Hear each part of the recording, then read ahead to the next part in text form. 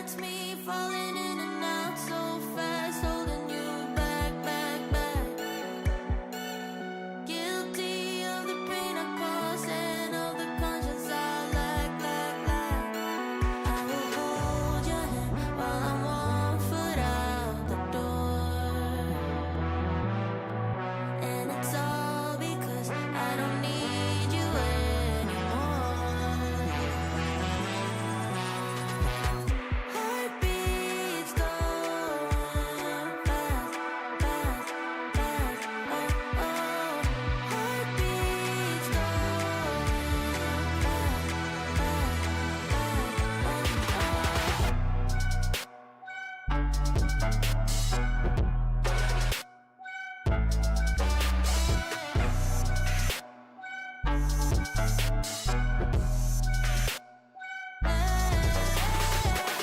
That's me falling in and out so fast when I feel trapped, trapped, trapped. Hungry for another one, anyone. I don't look back, back, back. I will hold your hand while I'm 1 foot out the door. And it's all because I don't need you anymore. Heartbeats going fast, fast, fast. Oh, oh. Heartbeats going fast,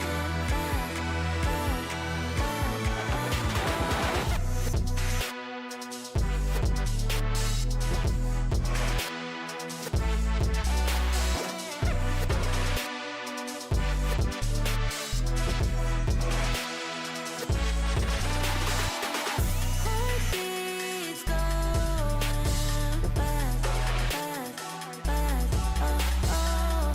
Heartbeats going fast, fast, fast. Oh, oh.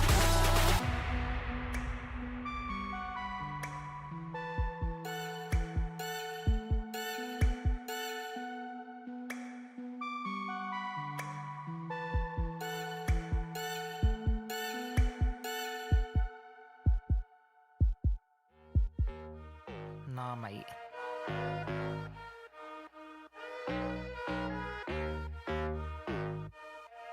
Oh, knock, knock.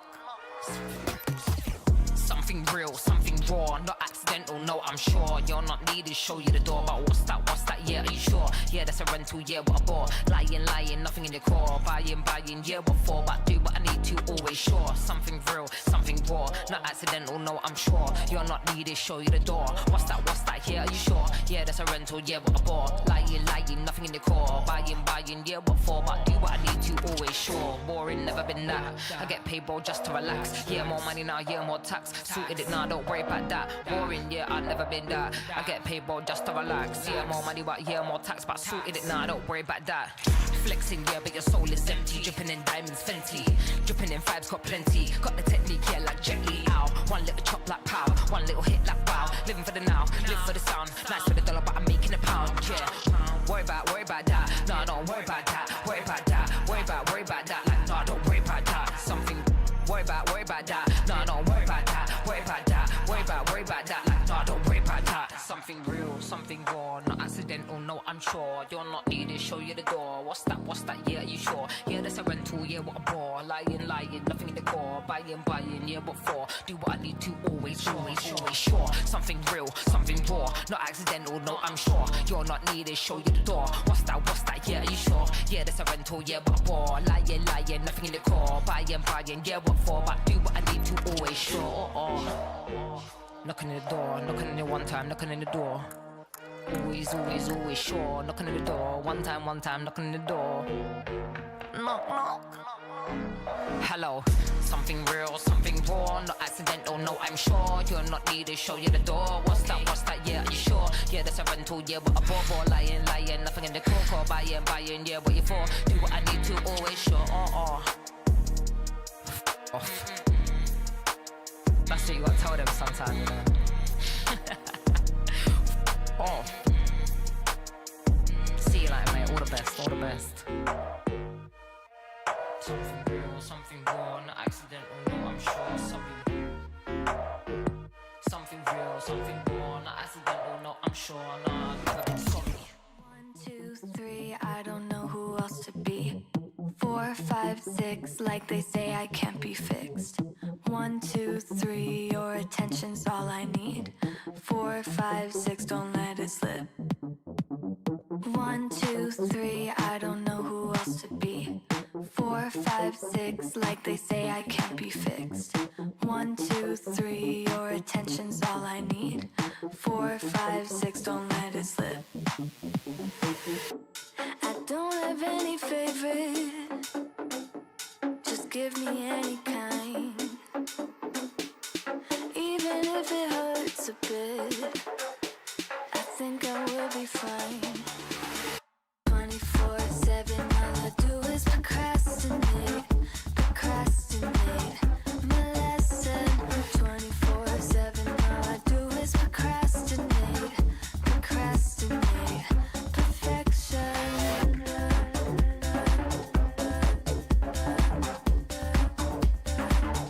Perfection.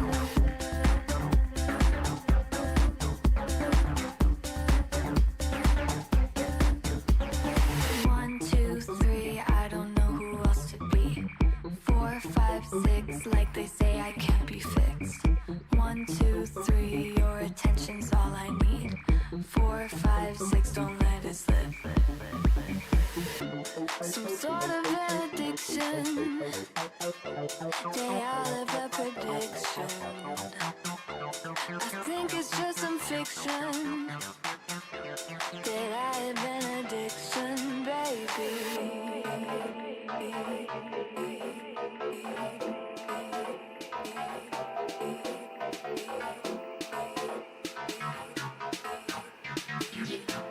That I have an addiction.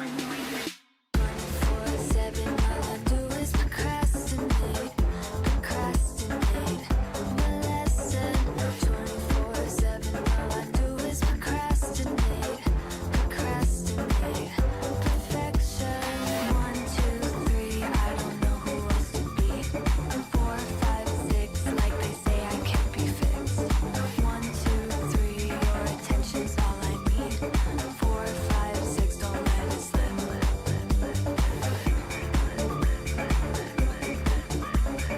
4, 5, 6, don't let it slip.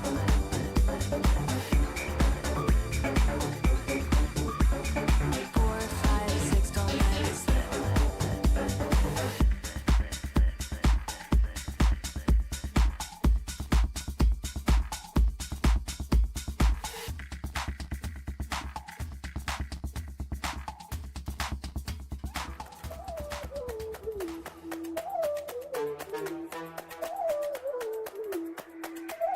Oh, this is major. It's like the next big thing. Come catch the wave, yeah. Yeah, watch what's happening. A force of nature. Hit 'em like lightning. Be the creator of the next big thing. We're the movers and shakers. We are the dreamers, the makers. We stand on top of equators. We are the limitless. We got the future, no papers. We are the innovators. We have the focus like lasers. You know we doing it big. Oh, this is major.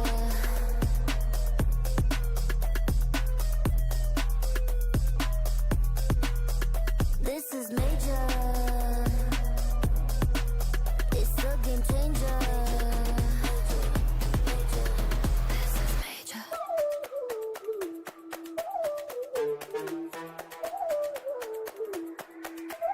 Oh, this is fire. It's like the boom, boom, pow. Let's take it higher. Like the no, no, now. We're the movers and shakers. We are the dreamers, the makers. We stand on top of equators. We are the limitless. Got the future, no papers. We are the innovators. We have the focus like lasers. You know we doing it big. 'Cause this is major.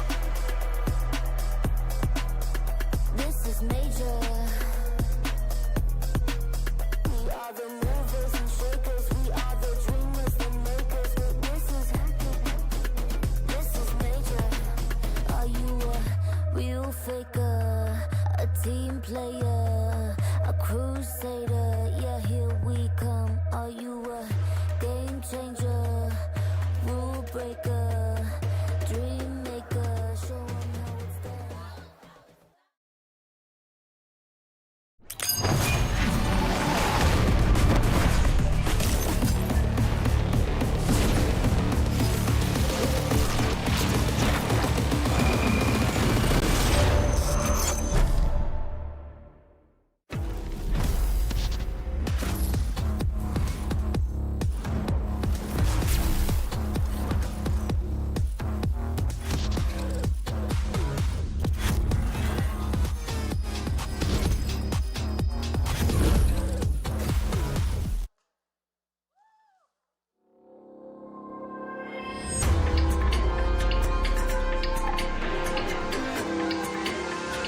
Don't get comfortable, cause any minute now.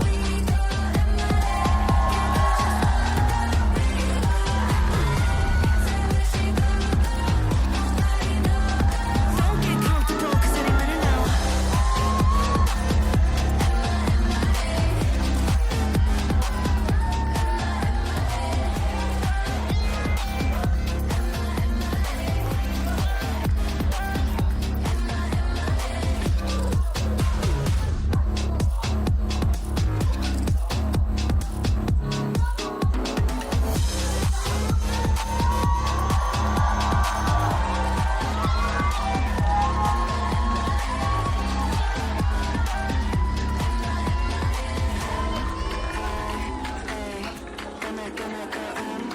cause any minute now. Don't get comfortable, cause any minute now.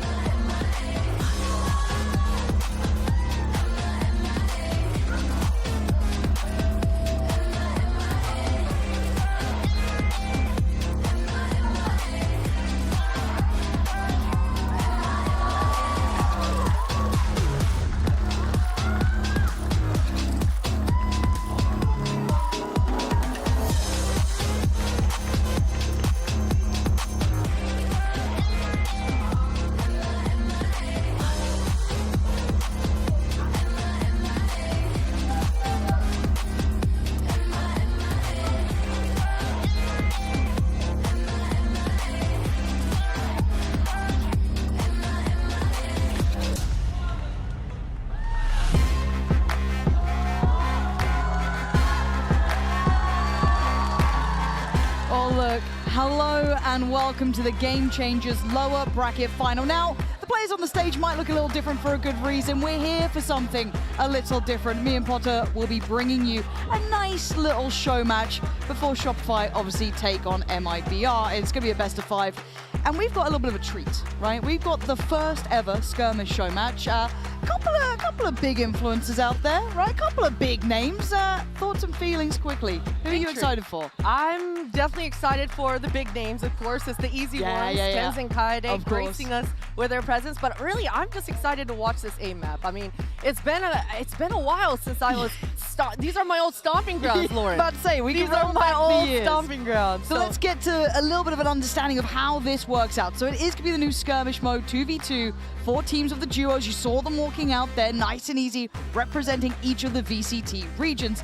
3 total matches, all kind of best of 1 brackets, right? So starting with that kind of NAEU, of course, classic, and on the other side, Pacific CN, and then it goes through to that almost final, right? So first to 10 wins the match. Easy. Quick prediction. Who you backing? Just eye test alone. Who you backing? Eye test alone. You know what? I know. It's tough. I'm going for Team China. Team China, KMD, iJump. You know what? The Chinese are always known for having that raw mechanics to the table, and there's nothing more raw and straight to the point than a name map. That's true. That is true. We can kind of get into the nitty-gritty of this as well, because we were chatting a little bit beforehand. But you know, I do think EMEA's got a little bit of a shout in this. Like, obviously, a lot of people are going to look at Tens. Kaide. But like Roxy on the screen right there, I mean, part of Guild, part of G2, part of KC. She's been insane in the scene, like mechanically pretty sharp. But to start off against Tens and Kaide, man, that's... Oh, that's going to be tough. Yeah, the aura on the stage right now. It's kind of big, right? It's kind of big, right? I wouldn't want to face them straight away, but there's no like easy way through. And of course, the people would always want to see that NA EU style head-to-head. So it is all aimers all day, I guess, right? In skirmish, have you played much yet? Because like I said, you've had a little history in these sort of environments, right? Yeah, I mean, definitely stomping grounds. I actually haven't been able to actually play it yet, but we were just scrimming right before I got here to Korea with my squad on those in those trials, and every day my players were just constantly challenging each other. That's sick. Yeah, so I mean, already right now it's definitely brought a different vibe because waiting around for your scrim to show up. You're like, why not? Yeah, just challenge each other, and it really, actually, it's really nice for the energy. Yeah, it is kind of nice, right? It's not too heavy, but I also wouldn't want to tilt before I go to game. Like, man, I just got diffed by my own teammate. I can't deal with this. I can't deal with it. Like, I've got too much pride on my side. No, but I like that competitiveness. I like it. I like it when there's a little bit of little something in there, little fight for the top. Beat each other, yes. Well, let's see how this goes. Okay, this is. Easy peasy. I'm seeing a little difference on the skin here. We're gonna see that one go through. The mist bloom coming out looks kind of nice there. That is a nice. Yeah. Ooh, the vandal as well. All right, let's see. Proofs in the pudding. Good. Oh! Wait, has Hitbox been putting in work? Oh, my bad. You know what? My bad, bro. Yeah, I thought Roxy was going to be the one. Oh, my. They don't even have a chance to react. Christine, I don't know what's happening. They're full HP once again. Christine, I don't know what's happening. I hate that you also highlighted that this is a region by region, NA versus EU. There's so much history there that goes deep. Ooh, I already don't like it. Okay, the operator's there out. we go. Now we're cooking. Now we're cooking. NA needed that, right? They needed Tens to lock in, and he has. Let's go, baby.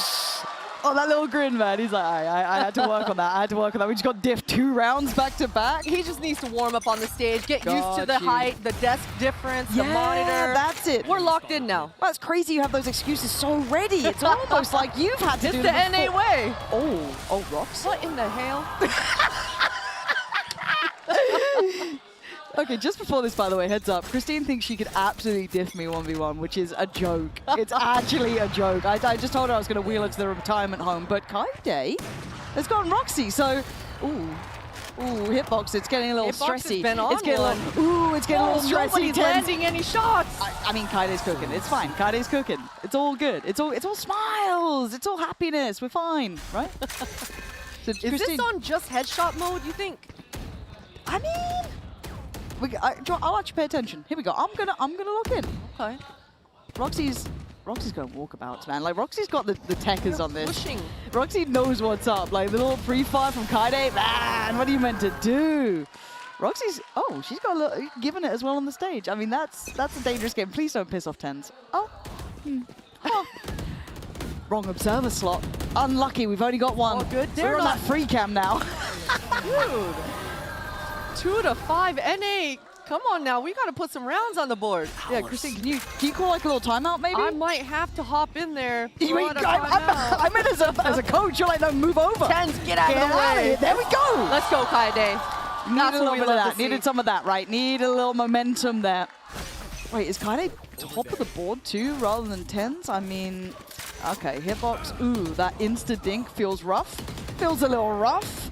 And you know what? Tens has he's got the plays. He's got the secret sauce. The Phantom on land. It hits different. I like to see it. Of course, they have to go to cheesy methods here. Kaide's doing it right, you know what I mean? Like, she's showing off this new skin. She's trying to do her best here. She's towing the company line. Oh, no. Tens not good. EU is just better. No, like, Roxy is actually good, though. Like, she's only been away from being, like, a top-end pro for, like, a very small amount of time. You can't even be that mad about it, but, I mean, let's see. Okay, Tens is locking in a bit. Taking out Hitbox. Can Roxy do it? A 1v2. I like the movement, but, that jiggle peek from Tens with the Phantom, of course. It was a long sleeve issue. That makes sense. Yup. Yeah. Now we're going to see this comeback. Here it is. You highlighted the desk height, getting used to it. Now look at the difference. I mean, a 1-1 trade. And it's hitbox again, though. He started off with a bang. I mean, he's carrying that on. Yeah, there's only 3 rounds left. and he's got to lock in. This is first to 10. Yep. Getting a little scary. Gets a little scary at this point. Come on, Tens. The movement, the sh-movement. Okay, there we go. That was clean. There That was we nice. go. There we go. That's what we were waiting for. A little bit of a lock-in. Love the little sidestep, Lauren. I love when you're trying to matrix the bullets in the server. And did you really figure that out when you were having to do booth stands for years in Katowice, in the depths of Poland, Yeah, you know, showing off? All those reps, all those years of concentration really got me dialed in on exactly what the win cons are on these aim maps. I mean, that's where you had the likes of Giuliano, obviously, earning that reputation back in the day to the detriment of Casper. Ooh, Roxy, 1v1. Kaide does get the spot and gets attacked. Kaide's got that little 1-2 step too. She got that little shuffle. The scoreline's getting closer now. Yeah, Kaide's got that Vandal 1 taps down, just moving in between the shots.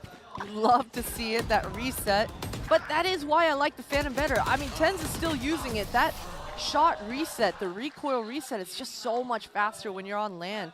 Hope we can see Tens, seeing how he gets to shoot it. Now, as I say that, switches over to the operator. Oh no, this is hitbox. It's hitbox, yeah. Gonna get the spot on both players. Doesn't mean you can deal with them though. As I said, that Phantom is being an issue to handle here. Yeah, Tens is starting to cook a little bit now. That's pretty tough. 9 rounds. He quite literally just crouched below that op shot. Yeah, it's those reps are there. They're certainly in place. So EMEA's got to kind of find their footing, and Roxy instantly gets them it. 9-9, down to that final round. Yeah, it's coming down to the wire. I mean, what are the OT rules here, Lauren? It's first to 10. That's it. That's first it? to 10. Okay. First to 10. I've said that with full faith and no real commitment. But Roxy, full faith in the shot. I mean, she is frying today. That was actually pretty nasty. Yeah, and it came down to the wire. I mean, Yeah. I'm glad to see actually EU coming out and finishing things off because they were controlling this entire map the whole time. I thought it was a warm-up issue. Hopefully, for the next one, Tens and Kaede come into it hot, but I think that's it, man. It's cutthroat out here, right? These are best of ones, man. You don't shot. close it out, you go home. Uh-oh. It's cutthroat. Little It fist bump. really is. There we go. Okay, it's all love out here. Don't worry, and don't go too far away, because Team CN will be taking on the Pacific side after this.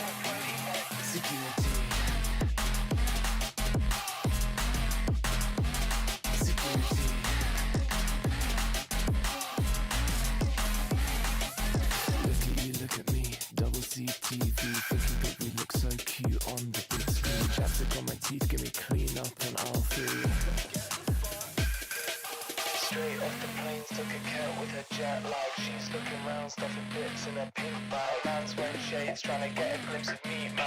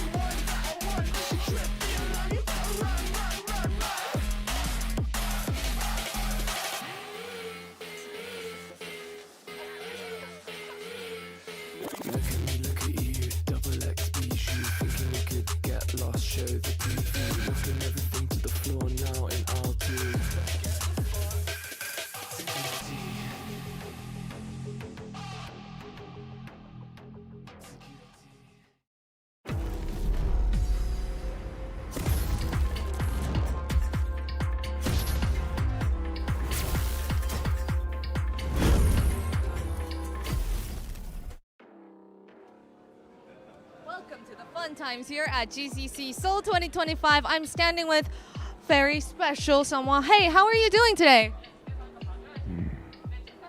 Okay, well, what are your predictions for today's match then? Okay, well, I hope you enjoyed today's games, and do you have any last words? Oh, that he got. All right. Thank you. Thank you for joining me. Want to say bye? Bye. Bye. This they're about to go to on the floor. Okay, we are back. So, jumping into match 2, Christine. Who are you backing? You said China at the start, right? Yeah. You saying by that? I have to go with China. I gotta go with China. You know, we've got Okay. KMD and KMD. KMD used to be a previous player. You know, he was just stomping it up in the tier 2 scene in China on 5FW. Okay, so that's why you're going for it. All right, you're going for like ex-player style. 100%. Right. I like that. I 100%. mean, maybe the right choice when Roxy just absolutely mopped the floor with Americas. But get themselves prepared here. We'll be jumping in just a second. And again, it's EMEA waiting now in the finals. Gonna have to maybe put in a little work on the ante, right? They can now VOD watch the upcoming game. Who from your team's the best at these sort of things, though? Like your new roster, who's got the source in this? It's easy answer. It's Superman. Really? Yes, Superman. Nah. Yes. He's actually. If I could, honestly, if I could redo it all again. Roll it back. Yep. I would just focus on him being duelist. Oh. I'd have the oldest duelist in all of VCT proven. Damn. But no, I'm no cap. When Like he's actually DMs, nuts? Yes, none of my other players want to queue up DMs with him because he's just owning it the whole time, and none of my other players can even warm up. That's actually kind of nuts to know. I love that little insight. And Some KMD, Superman lore. Hold on, the guy you were looking at has come out pretty hot already. Gonna get 1. And gonna get the follow-up. You got that. That's Coach Potter right there. Love it. That's the evil genius at work. KMD living up to his name. China #1 for sure. Yep. I mean, it doesn't feel as sweaty yet as that first game we had. It feels a little bit more. Look at the way he's using the map as well. This guy's definitely been warming up on this map before. 972 though, kind of getting a little slippery about this. Yeah, kind of rattying about the place. Playing very quiet. KMD was out for a fight. He was out for a fight. Not gonna get it. Patience pays off. 972 just using the sound cues to his advantage, and Ijon got some opening picks last time. Let's see what she can do. Oh, that was a flick. Yeah, that was kind of snappy. Now, if you had to, right, let's say names are off in a server. Okay. Do you think your players would know it was you they're up against other than their own teammates? You reckon you'd be caught quick? Oh, they would 100% know. let's not mess around here. I was giving you a chance to be like, no, I can keep up. They will definitely know that it's me. But I still got the aim, Lauren. You know, I still got the aim, but the movement. It's the They know movement? it's a boomer. They know it's a little bit slower.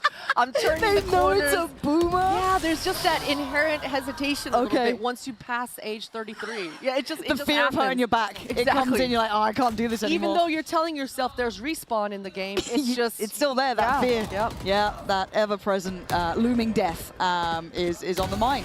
And ooh, Spicy's gonna get 2. All right. Okay. We gotta stabilize here, Lauren. What's going on? Pacific's kind of found their footing. They found a little form. They get into the rhythm of this. And it is a bit of that as well, right? It's kind of like finding which angles you like to work with, a little timing on when you get peaked and kind of like playing it out. Okay, there it is, right? You wanted a little bit of a lock-in, a little bit of an answer back, they got it. We just have to talk about him a little bit. True. Okay, next question. Yes. $1 trillion on the line. Which coach would you want to 1v1 out of Americas? Who is it? Who is it? Oh my. Current coach. Current coach. $1 million Current coach. on the line. Yep. Who are you picking? Who's the victim? That's a good question. Yeah, I've been working on that one. I'll focus on the round. You mull it over. Go down to the 1v1. I'm gonna think about that one. Because that's you've got to be certain. You know what I mean? You got to be. You don't want to be going for ex-pros or anyone around. You got to find someone who's like, oh, he's theoretically really good at the game. Don't worry, he's got great knowledge. Yeah. One of those. You know what? Who you calling out? Oh man, that's tough. You know what? I'm gonna go for the clout. It'll either be Kaplan or Josh RT. Yo, that's actually fire. Yeah. That I appreciate that. No, you know what? I'm gonna take it back. I have some lore with EMEA. I'm gonna go with EMEA from Cloud9. I gotta put him down. The banter would be absolutely It would be amazing. prime as well. No, I love that. And the height balance coming in too. Oof. Oh, we got to stand up in a wave. Oh, and they deserve it. Look at the score, Lauren. 8-3. They are just dominating right now. Yeah, 972 putting in some serious work, just tapping. Oh no, getting full free reign. KMD, please. The prediction might be wrong, Christine. I don't know how to break this. It's not looking good, is it? It's not looking good. It might be over. And maybe I'm calling it too soon. Maybe I haven't seen the potential yet, but I'm worried. And my worries might be right. Oh, they are. It's 10-3. Blink and you miss it. That was 2 questions worth. Yeah, that was a little too easy, I gotta say too. Look at 972, not even sweating a bullet at all. Yeah, I think it came down to the movement. 972, he had the schmooze in the server. Yeah, you're locked in on that movement thing, huh? Yeah. That's the difference. All right, That's the Christine's difference already maker. clocked it. We're gonna find out who can walk away in that #1 spot in the end. It was such a hard fought victory there. Clean work in the end. We'll be back in just a sec.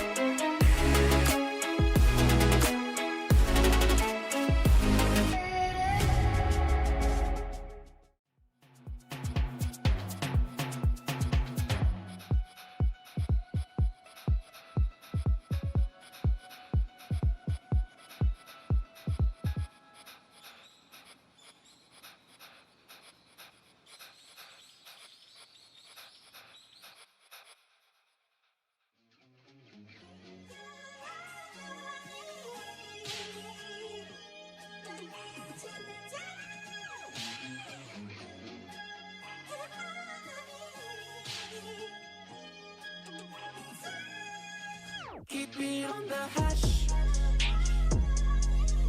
Keep it on the hush. Yeah. Shh. On the hush.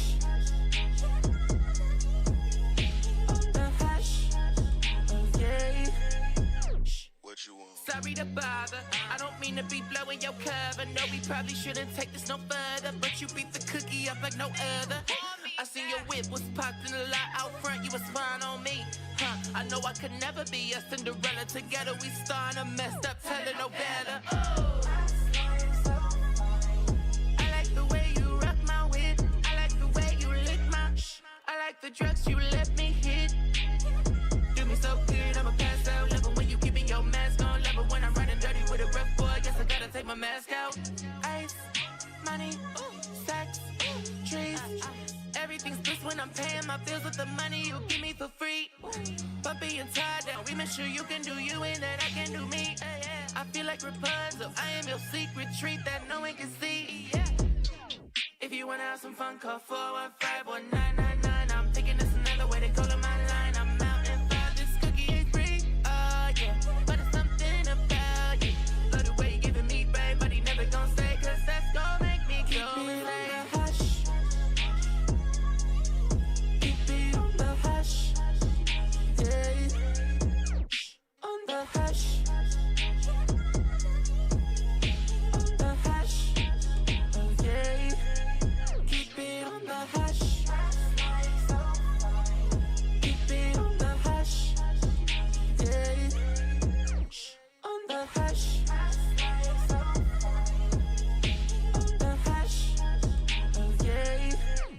my phone or like that. Hey, I see you stuck in my page. What you doing up so late? I be living the trade. I got this one on the way. Big headed, he'll eat it, he do it, I say. He like to hear it a crate. Staying for me, he gon' fight. He's catching a fake. Giving, but he never takes. Where you at? I can't take you when you sim. I think that he's an imposter. I'm thinking about jumping ship. Really call it a toss-up. I don't know if it's clipped. Got me thinking I lost ya. Eating strips at the whips. Tell me lobster with a monster. Keep it on the hush.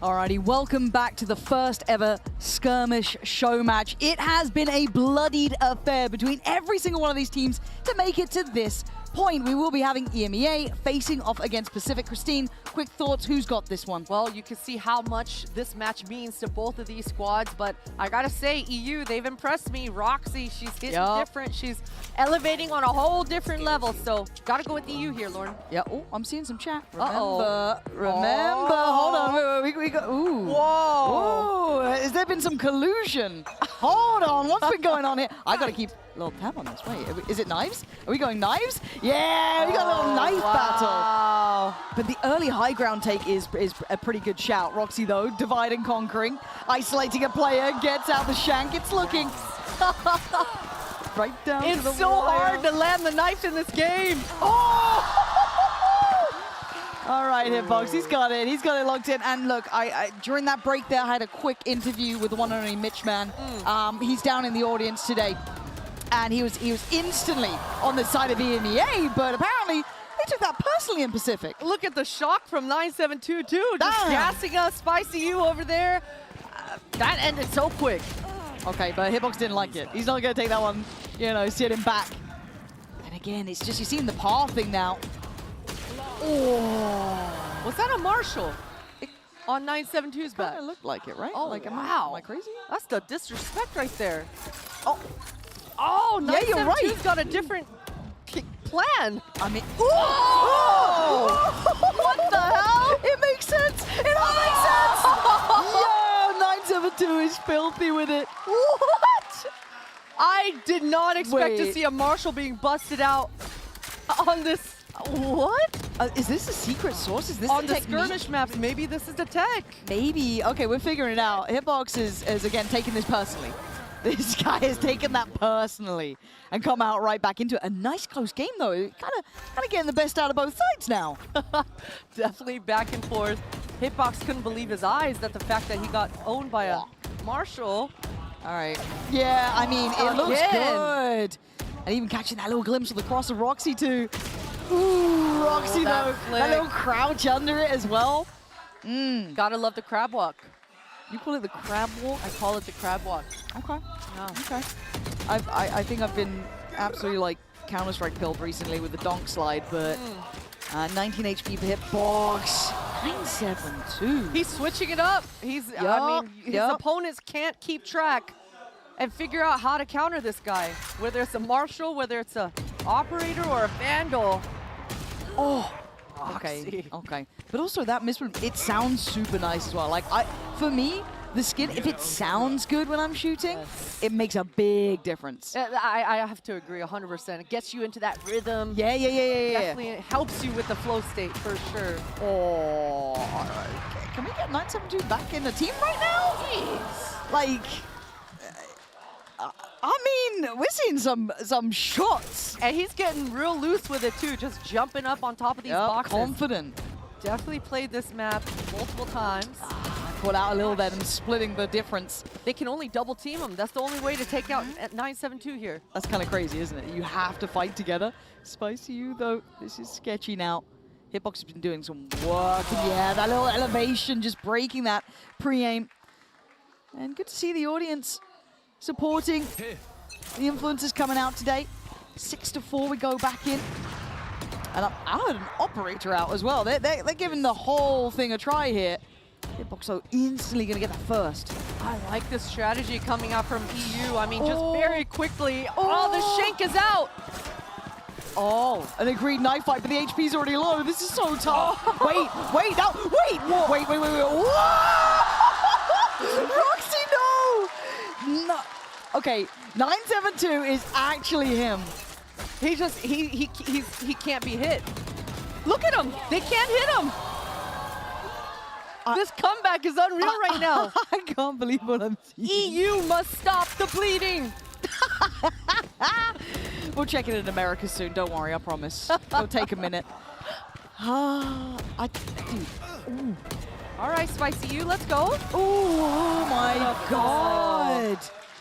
They're actually nuts. Yeah, this is going neck and neck right now. I gotta say, running straight forward to get to this high ground and jumping on the box, that feels like the strategy. I mean, but look at the angles that 972's finding to pick from. They know those lines so well, getting that timing just right. 8-6, they've taken the lead. Things are getting dicey here, Lauren. I guess that's a quick counter, right? It's just get that up out, expect that little jump up on the box. I love that little like evolution of learning who you're playing against. It's the worst thing when you're playing against your friend, you know what they're gonna do, and you still lose. I can't take it. I want to see 972 bust out the Marshall again. Yeah, that actually kind of looked good, right? I feel like he definitely won a couple rounds because of it. Good movement coming out here for Roxy. Some jiggles. The bait. Playing with his food. Okay. Oh. Okay, we got a game on our hands. 8-8. We're getting a little closer now. It's getting down to the wire. Spicy U just got a double kill. She's doing my strategy, Lauren. She's going in the middle. Yeah, she's been listening to Coach Potter. It's a good shout. It's a good play. The tech timeout not needed. It was a coach timeout coming in. Christine running down to the stage, having a chat. Yeah, look, there it is. There it is. That's what you get from a champion-winning coach right there. Yeah, love it when my players listen to me. Good job, Spicy U. 972, keep it up. Let's see that Marshall here in a couple rounds. I mean, we may not get a couple rounds. It's 9-8 now. 9-9. Of course, it comes down to basically one round. First to 10's got it. It's OT. And you... 972! He's listening. Let's this go! is crazy. Does it pay off? Does listening to Coach Potter actually pay off again? Oh, it does! It absolutely does! Pacific side looking so clean with it. 10-9, a nice close game in the end. Christine, that was sick. That was sick. And look how cool 972 looks with their duo. I mean, Spicy U carrying her own weight as well. Both of these guys were just having fun out there. No, they were actually so good. I mean, what a great game to have a little look at these influencers coming out, and everyone's getting back on the stage. So hopefully we get to hear from them all, because some of these games were kind of quick, Christine. I mean, they didn't get to stick around too long, but it was talking good about fun. NA, are you? No, I would never. No. Me? No, come on. I would never do that. And in just a moment's time, I do believe Bella will be down on stage for the Verizon post-match interview with the winners. But again, you can see it was a fantastic display from every single region coming out and putting on a great display to touch into some skirmish. If you guys at home fancy, go yourselves. Well, the region coming out on top is Pacific. Let's get a quick picture. 안녕하세요. Hello everyone with Pacific. 안녕하세요. 어머, 안녕하세요. 헬로우를 되게 잘하시네요. 예, 고맙습니다. Hi, Spicy. Hello, would you join me on my left? Yeah. Or actually, where were you looking at? I think it's right there. Okay. 네, 972와 스파이시유 만나보겠습니다. 승리 축하드립니다. 감사합니다. Congratulations. Well. Let's see. Let's talk to Spicy U first. I want to ask you, you got to play the show match today at GCC 2025 in skirmish mode. How was that for you? It was fun. Yeah? I thought I was gonna be cooked, but it was fun. 오늘 난투 모드를 GCC에서 쇼매치로 이렇게 한번 경기를 해봤는데 좀 되게 재밌었고 솔직히 조금 자신 없었는데 그래도 오늘 이겨서 기분이 좋다고 얘기했습니다. 972님은 좀 어떠셨어요? 너무 재밌는 경기였습니다. 참 빠르죠? 예, 엄청 빠르더라고요. Kuchiri enjoyed it too. It was very, very fast. It happened also fast for them. Well, Kuchiri, you have been with us for the GCC journey. You know, you were following up on the tournament with Ninetales. Well, now that you are watching the tournament from the sidelines, like, who do you think is going to win then? 이번에 이제 나인테일즈와 함께 GCC 여정을 계속해서 팔로우업을 해주셨는데 네. 이제는 조금 한 발짝 뒤에서 GCC 이번 대회 누가 우승할 것 같은지 감히 제가 한번 여쭤봐도 될까요? SR이 저번 계속 우승을 많이 했었어가지고 아마 이번에도 좀 우승을 하지 않을까 싶습니다. Oh, Kuchiri thinks that SRG is gonna go for their third trophy again. So well, that would be a. I feel like a lot of people might agree with that. What about you, Spicy? Spicy, what do you think? Who do you think is gonna win this tournament then? I think SR. SRG? SRG. Oh, okay, they agree. Well, I guess that is your prediction for today's match then too. 그럼 오늘 경기는 승부 예측은 SRG로 하시는 걸로. 아, 네.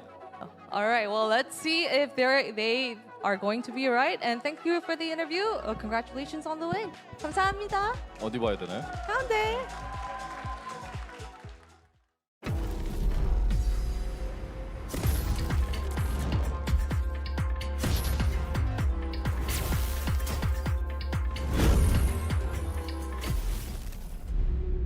Locking down the Drake is now Doran. Decent position. Double Break down my walls, but I won't rise again. Cause I stand tall in my environment. How could I ever close my eyes and stay silent since they try to take me down with their violence? Oh, they go back in. Bishop flashes in. And down goes Knight.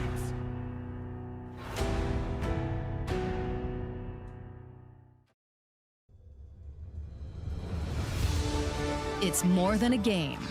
It's a world shaped by you, the fans. And our mission is to elevate that world by building technology that creates moments that last forever. That's why we're joining forces with Valorant Game Changers to transform how fans experience live events on the global stage.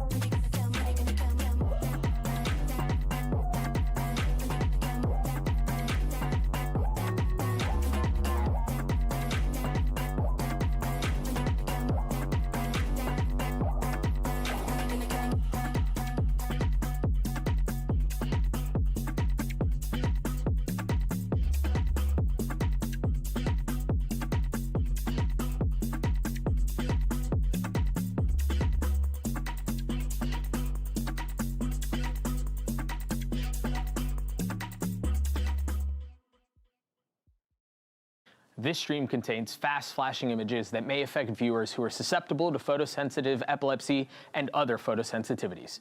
Viewer discretion is advised.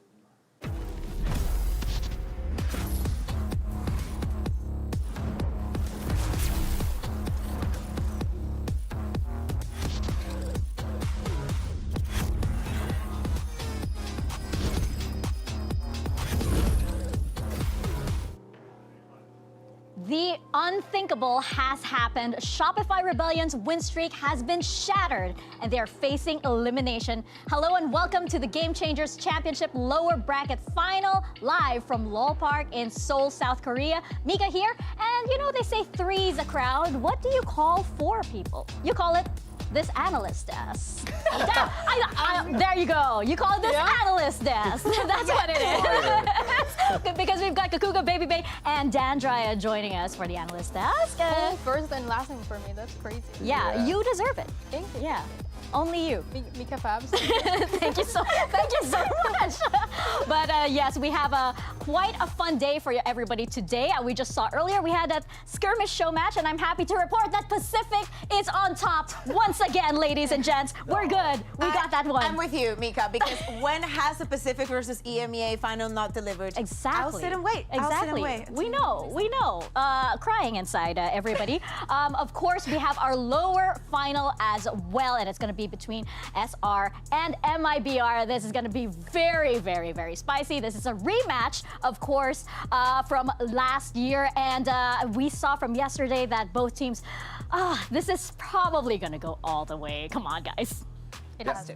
Yeah, and Shopify's the team that took MIBR to the lowers, right? So there's a lot at stake here, you know what I mean? And if I'm MIBR, I'm looking at this matchup like, Liquid just took you out. Maybe we can do the same. Stakes are insane. As you were saying, Shopify hasn't lost in forever. For the side of MIBR, they are getting that kind of momentum. We are potentially looking at a full Brazil final. And I think that there's always that kind of thing of like, MIBR hasn't even taken a map ever from Shopify Rebellion, so everything could be a change today. Yeah, for sure. And today's Best of 5 is the subject of our Mastercard fan poll. We want to know who you think is moving on to tomorrow's grand finals to face Liquid. Scan the QR code to cast your vote, just like these lovely fans who are here in LOL Park right now. We can feel the energy from all of these fans too, so I bet they've got their votes in. So please let us know who you're rooting for, because I feel like for the crowd, it's probably 50-50 with how intense these matches have been, how intense the crowd has been also here. Honestly, there's so many MIBR fans. Yeah. I feel like at the beginning of the event, we didn't know like, oh, how many MIBR fans are going to be here. But then you see a full group of people just cheering, feeling, especially shimmying. Especially that comeback that was happening, that 2-10. Yeah, for sure. I mean, that has to be insane as a fan. Absolutely. And I feel like that's also where they won over a lot of fans here. When you have a team that can come back that strongly, I mean, you got to be able to root for them. And I'll say, they haven't won me over as a fan, but the shimmy has won me over. Can you do it? Can you do it with me? Can we all do the shimmy? It's the shimmy. It's got a little bit of that shoulder thing. Wait, Dan, how come you're not doing it? I did it. I did it? Wait, when did you do it? I did it. Can we get a close-up of Dan doing the shimmy? Is this not what you guys want? Let's go. 5, 6, 7, 8. Come on, Dan, you've got moves. No, good enough. Good enough. We need to find something for Shopify Rebellion, though, because they were on their way to a three-peat, but then they lose their first Game Changers match in 448 days. That is a milestone, but a milestone that is not exactly quite favorable. I mean, they have to be kicking themselves for this. Yeah, and imagine what they feel like after not losing for so long. You don't even know what losing feels like anymore, especially in Game Changers. So you wouldn't know. I feel like, yeah, exactly. Yeah, I definitely wouldn't know. I only win. But seriously, like, sometimes that can kind of play a factor into your head, and you don't really have that much time to recover. It's only like, what, less than a day turnaround before you're playing your next match.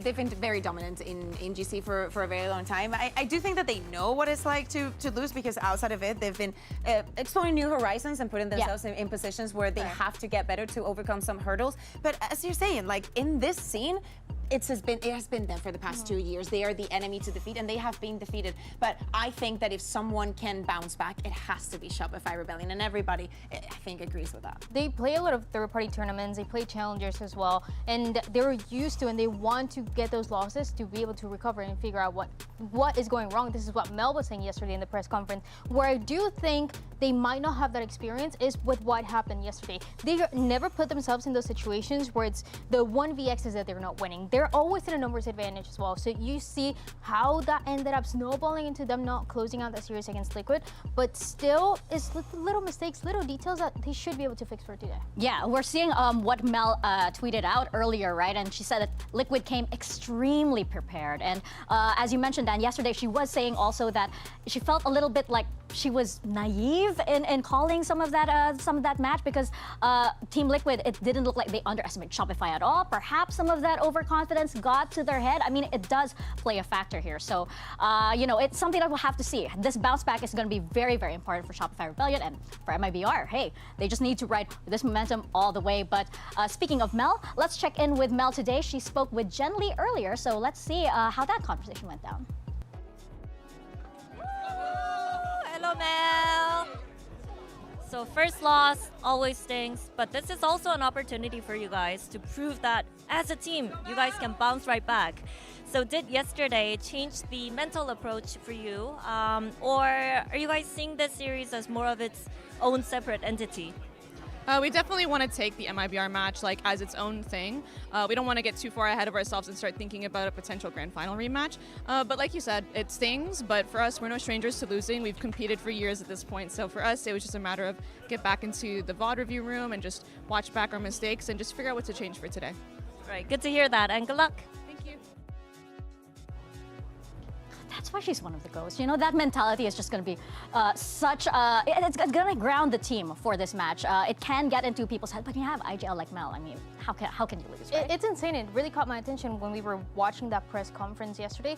And because they don't lose, you never get to see them look really defeated the way that some of them look. And Mel, like the leader that she is, she was talking, she was putting that face for the team saying, yeah, obviously we need to recover emotionally of what just went wrong, but we're really confident of that reset that can happen and focusing one step at a time, which is the same mentality that MIBR has of let's not get ahead, let's not talk grand final, let's talk about how we're going to win each one of the maps. Yeah, live in the present, even if it's like round by round. And I feel like yesterday we saw a lot of great performances wherein the players of SR were doing exactly that. We have to talk about Sarah though, because Sarah, it doesn't seem like she even needs a gun in so many. How many kills did you get with just the shock darts? Come on.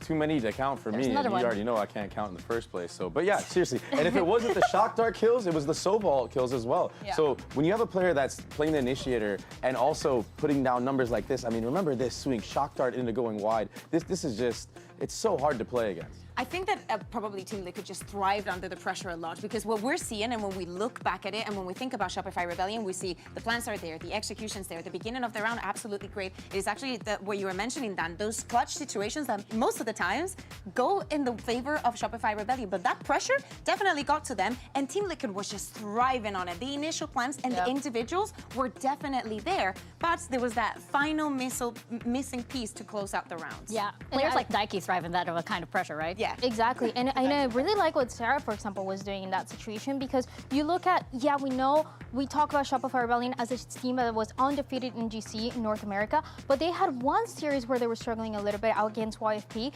and when you look at what Sarah was doing, she was the one trying to keep the team alive, trying to close it out, being able to close out those maps, whether it was the utility or those openings. You look at the openings that she got yesterday, for example, she had 10 openings. That doesn't happen in those series where the team feels like they have a little bit more control, but in that series against YFP that feel like they have been the most challenging, this is when Sarah's stepping up. She's one of those players that really comes alive when it's like, when all of her teammates are down, she will like lock in and become something else. So like, it's something to look forward to, because it's certainly a possibility against MIBR, right? Because Shopify, they're not gonna have it easy today. They have to take down a very, very strong MIBR who eliminated Crew Blaze yesterday. And you know, this squad would love to have an all Brazil Grand Finals. Yeah, and I think what impressed me the most was the demeanor on stage. I felt like MIBR looked so comfortable, so composed, even when Crew were doing this comeback on Bind. It's just like they had no doubt in their minds that they were going to win, and you could see it on all their faces. And it wasn't like this pop-off showboating style. It was so focused and collected. And when they closed it out, I mean, it's dangerous when a team gets in that mental state. It's also important to think about the fashion, also look at the maps. We started the tournament, well, MIBR started the tournament with a Pearl that was disastrous against none other than Shopify Rebellion with a 113, obviously not in their favor. So for us, seeing them play that map, the way that they do it, the way that the deco was working so absolutely well for them, it is so important to get that kind of redemption within the tournament if you want to go far, if you want to go into that final. This is the kind of results that you need to get in a good position. It had all really started after that 2-10 comeback that they had just that series before. They talked about it where they didn't even know how it was happening. It was just the team, without having to talk about it, they were confident. They talk a lot about their resilience, and after that you see them winning not only that matchup to keep them alive, but also look much more confident against Crew. They just believed. Yeah. They just believed it was going to happen, and it was so powerful that they actually did it. SRN was talking about that, and SRN was also talking about how they and Basarda, they have such a good partnership that they've become such a deadly duo for MIBR. We've seen it time and time again. We've seen it map after map. They just keep delivering every single time. we had two keys for the two teams, like Crew and MIBR, making a run through this lower final. For Crew, it was the play in the Haven and the split, and definitely for the side of MIBR was trying to go towards the map where they're playing that double duelist. And I think it doesn't have to do with not the role itself, but actually the kind of confidence that they inspire into each other. If Bastard is not having a round, SRN will have it, and that just snowballed time after time. SRN turned out to be one of the 3 players that we've had in GCC history that went over a 30 plus after a match, and that is a very scary prospect if you're going up against that, especially today as we're looking at a best of 5. You're only going to be able to fully dodge one map, so we shall see how that works out, and if this is something that MIBR also themselves want to lean into. Yeah, I mean, they have a 100% win rate on what Bind and Split for that double duelist. The only double duelist map that they don't have a win on is Corrode, and that was a map that Shopify took them out on in the beginning of the tournament, but they're so much better now. Yeah, it's going to be a different story, indeed. Especially, I don't think either of these teams are the type to let the same mistake happen twice. You know, I especially MIBR, they've been on this lower bracket run, and they're really feeling the momentum that they have, that strong belief that they belong to be here. And I believe that we have Jen Lee standing by with SRN to hear more about that kind of belief and this match. SRN, hello. So, another rematch against Shopify, but this time they're coming off of their first season loss, whereas you guys been gaining incredible momentum, that unstoppable traction. How far is this momentum going to take you guys? Not too far, just for tomorrow. Yeah, to the grand finals, and that's it. Sounds great. Well, good luck. Keep up the momentum. Thank you. So you're really just living in that present moment, just really taking it one round, one map at a time, not even thinking about what might lag tomorrow. It's just, for now, the team needs to focus on this moment. Yeah, I think as a player, like, when you look too far ahead and things start slipping away from you, that's where things get a lot like shaky in your brain, and you just get cooked. So I think it's a good mindset to have as a player. It's something that I incorporate into my teams and definitely in G2. So it's definitely nice to hear. But you know what, Dre? It's not about you. It's not about you at all. Not in his world. Not in his world. It is about MIBR though, and it is about Melissa. We spoke with her earlier and about this run and this rematch against Shopify in this OMEN player moment. Sinceramente, não tivemos nenhuma surpresa contra a Cru. Elas são um time que a gente sempre treinou contra no Brasil, então a gente já estava bem acostumado com o estilo de jogo delas. Acredito que entramos no servidor com muita mais confiança e isso ajudou a gente mostrar o verdadeiro jogo que a gente tem para mostrar. Ano passado foi ano de estreia no Mundial, era um time novo, então acho que a gente teve muito mais tempo para vivenciar coisas novas, ser um time mais sólido. Okay, come on. And I'm surprised we're starting to stuck on this angle, but you talk about confidence. When you have that sort of aim, why not? Line them up, knock them down. É uma sensação de dever cumprido. Acredito que eu já esperava esse pódio, então claro que a gente busca mais, mas eu tô muito orgulhosa do que o Brasil tá conquistando, junto com a Shopify também, que é do Américas, e é isso. Estamos muito confiantes pro próximo jogo contra a Shopify. Eu acredito que a gente precisava desse primeiro confronto para meio que tomar um choque de realidade. Agora eu sinto que a gente tá bem mais preparado, bem mais confiante e prontos para dar uma final brasileira aí. Se a gente continuar seguindo confiantes e propondo o que a gente tem para fazer dentro do server, a gente vai amassar.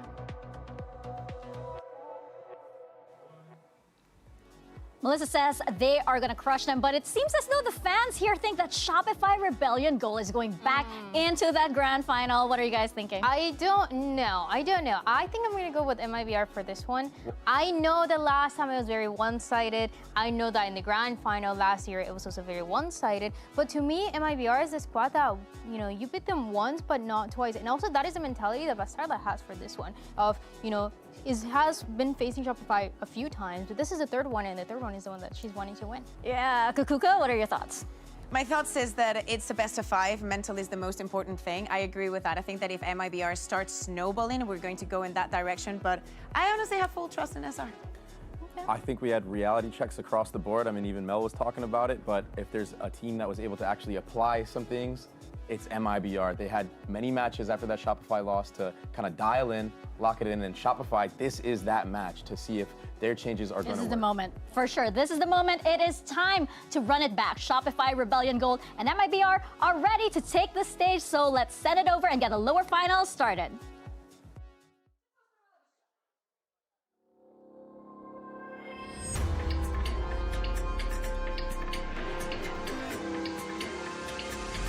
Comfortable, cause any minute now.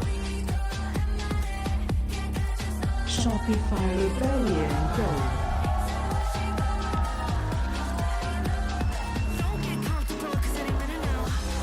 We've come to our lower final between SRG and MIBR. With SRG's tumble into the lower final, MIBR has a chance to put a stopper to the once undefeated squad to deny SR a three-peat championship. Can Shopify Rebellion pull through this match to take the crown that was already theirs? Or will MIBR finally take down the defending champions to give us the first Brazil versus Brazil grand final? With the Game Changers, history is always in the making. It would be the first time in history that we would not see Shopify Rebellion going up to that grand final. But the hunger that we are seeing coming in from the Brazilian region, from these teams coming here to compete, is something that has been honestly on a rise for the past 3 years. And the mentality for MIBR has changed so much since we saw them in stage 3 to now stage 3. LC2 as well, they were talking about we're focusing on winning the GCC grand final, but the more matches that they played, the more they decided to focus a little bit more on what they have just ahead of themselves, and that today is going to be the champions of last year's Shopify Rebellion. Yeah, that's so powerful. And look at this energy that you have on stage right now. You saw both teams really feeling it. I feel like that's so dangerous on both sides. You know, it's this kind of energy that you need when you step into such an important matchup like this. Yeah, 100%. And a player that I want to really focus on for this matchup specifically is Dodo Nut, right? The new member to Shopify this year. I think that there is a little bit lack of experience in these high pressure moments, in these high pressure games. And when your duelist player kind of succumbs to that energy, you need everybody else to be able to bring it up. We're not going into Bind and we're not going into Haven, but we are seeing Pearl, Split, Growth, Abyss, and potentially Sunset. And I think that starting on Pearl, that's quite a full circle moment. Yeah, absolutely. I think MIBR has a lot to prove in this map. We do not see surprises in the videos, as you're saying, Mika, something that we saw earlier in the tournament. But it was actually MIBR that had decided to play on that Pearl the first time around. This time, I think the SR came to the same conclusion as we did, and is that double duelist is very scary. So probably starting on that, also having the show-in from yesterday, there's something that they can learn from that. Yeah, and the cool thing for MIBR in this first map is they get to start on that attacking side. They won 8 out of their 10 post plants, right? They won 8 rounds on that attacking side. Last time they played Shopify, it was what, 11-1? So I think starting this attack, they're going to have a way better entry into a series. It should be so much better for sure. I feel like MIBR also started to get a read on how Mel likes to call this map. We saw a little bit of the voice comms as well for one specific round where they were just running circles around the map. And now Sayuri, I feel like we'll have a better understanding of how they want to approach it early on, how Bastarda needs to be strongholding these sides on that killjoy. Yeah, we're going into our agent select right now, and we're seeing what these teams have prepared for this matchup. We're seeing Melissa on the Tejo once again. We saw how powerful that was the other day. Yeah, and I think we saw the way that she was using it, especially on the execute, to segment the players on the defense, to force on those duels, especially on the right side of the map. So that is something that definitely Shopify Rebellion needs to prevent. We also know we've been highlighting Noya for this entire tournament, and this is her map. So of course, she will shine.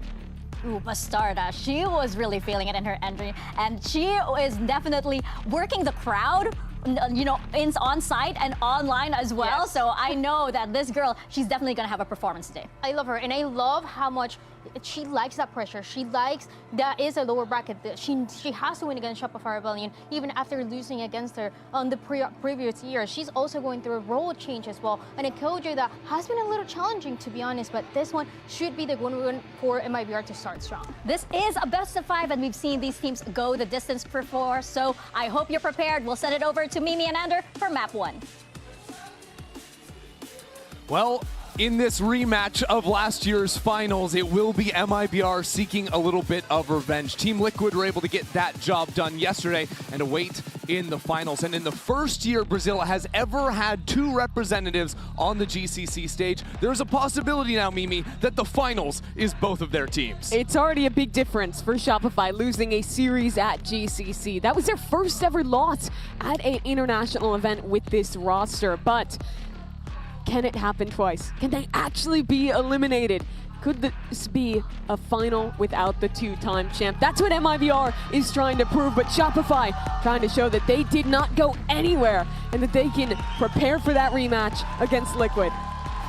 Yeah, Mel was actually on Twitter, retweeted a video that was Faker saying that, you know, he felt like it was peak right now and he treats every loss like it's just a little success.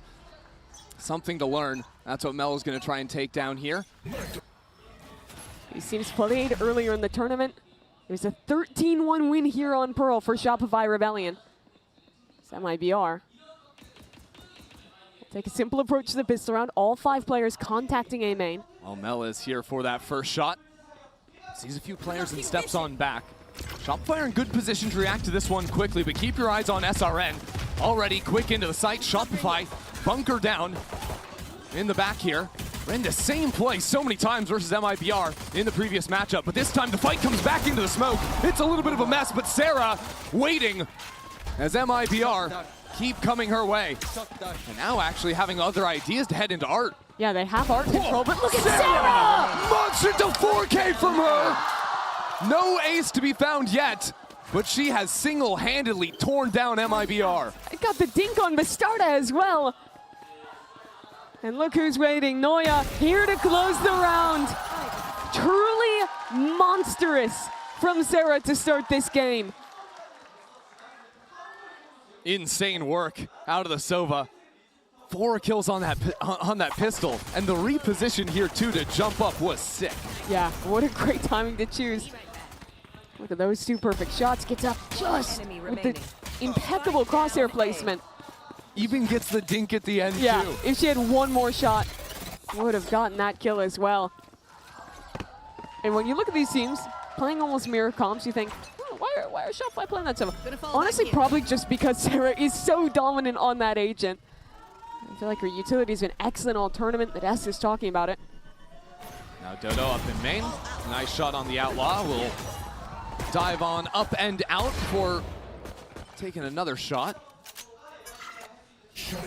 There's going to be a lot of rounds where players like Sarah or Noya on the other side are under a lot of pressure. The way MIBR love to play Pearl is very often just 4-1 with the strong side contacting into main, while on the other, it's just Lisa containing space elsewhere. So when it's a team that goes through so many hard hits, it really puts pressure on those anchor players to step up and get there too, to buy time for the Flood retake to come in. And Shopify were so good at it last time they played this map. Well, now with the judge, Noya again for a couple of kills. No issues so far in this anti-eco. That's a spike down, so not even too much hope of getting some extra money out of the eco. Yeah, Dodo's just still holding down the line, so good luck here. Nice idea to jump across, help Lisa on in, but this round is officially cooked, and now it is officially over. So Shopify Rebellion up 2, and if you remember the last time these teams faced off, it got off to a similar story. That it did, and Shopify ran away with that first half. They went up 11-1. That was on their attack side. We didn't really get to see their defense at all because of how dominant that game was. But looking at this eco round, I think it's great to see Dodo getting some of those kills. With MIBR playing that contacty style they do, I think opping into them is really good. Even in the loss, Dodds on crew got a ton of value using that weapon. Yep, the op and the Outlaw. And MIBR are a team that goes for some buys in round 2, so recognizing the Outlaw have 2 Guardians in this 3rd round just to make sure heavy armor is achieved. Now that pullback star to break the angle, and SRN jumps up, but SRN shut down. And if you remember the last time these teams faced off on this map, SRN had her worst performance in a map ever. Already, Shopify shutting her down early. And looking at MIBR, she is the win condition. The other players on this team are great, but they put so much reliance on SRN in their game plans, in how they enter into the sites. She cannot be shut out the way she was last time. That was going to be a big focal point for MIBR as a little flash swing combo. Another thing to watch on this map is Alexis's utility. Absolutely stellar. You're going to see cross-map knife lineups and a whole lot of these left-click pop flashes, also at long range. These are the rounds where I get worried about MIBR because they started 4-1 towards B. They didn't really have a forward embed. So with 40 seconds left on the clock, as they look to pivot, they'll have to go either into this turret in street, which will quickly pull rotates back into B. And that's exactly what's going to happen. 2 players here from Shopify to hold. Alexis and Dodonut. And the rotates coming in as well. This is going to be real tough for MIBR. Alexis falls down early though. And now a path into the site opens up. Dodonut swings into the crosshair. So now with the judge, Noya tries to play spoiler, but even with 10 seconds left on the clock, Spike will still go down. Mel very late to this one, only a Guardian for her in the 1-on-4. This is a huge round to win for MIBR too. When you consider that Shopify's attack was so strong last time, you need every round you can get on your own attack side. And you look at the players coming online, sure, SRN got shut down, doubled up with the Outlaw to start this round, but it's Bastarda who's stepping up instead. That player who, okay, Mel does get shut down. Bastarda, of course, who got dropped by Liquid in the mid-season after being with that roster, finding so much success with them for years, and had to come over to this team and share that duelist duty that had always been hers, playing the Sentinel, this Killjoy for really the first time you can think of in her career. But also being able to switch over and play the duelist when necessary. You think about that series versus G2. The only reason MIBR have a chance to be playing here today in a best of 5 is because what she was able to do in crunch time. Seeing so many different aggressive looks, often on her own as well. She put so much pressure on herself, took so much risk, but it paid off, and now MIBR are here. Tail missiles are so good to win this A main fight. MIBR will take it without too much contact the other way, and they're setting up for an A split. Again, it's the 2 Shopify anchors, Mel and Sarah, in the hot seat. But these players are really tough to dislodge. Last time on the pistol, MIBR tried to fight past the anchor smoke. You see center sight. This time, what's the idea going to be? Because again, Sarah and Mel can look for infinite spam. This time, some missiles.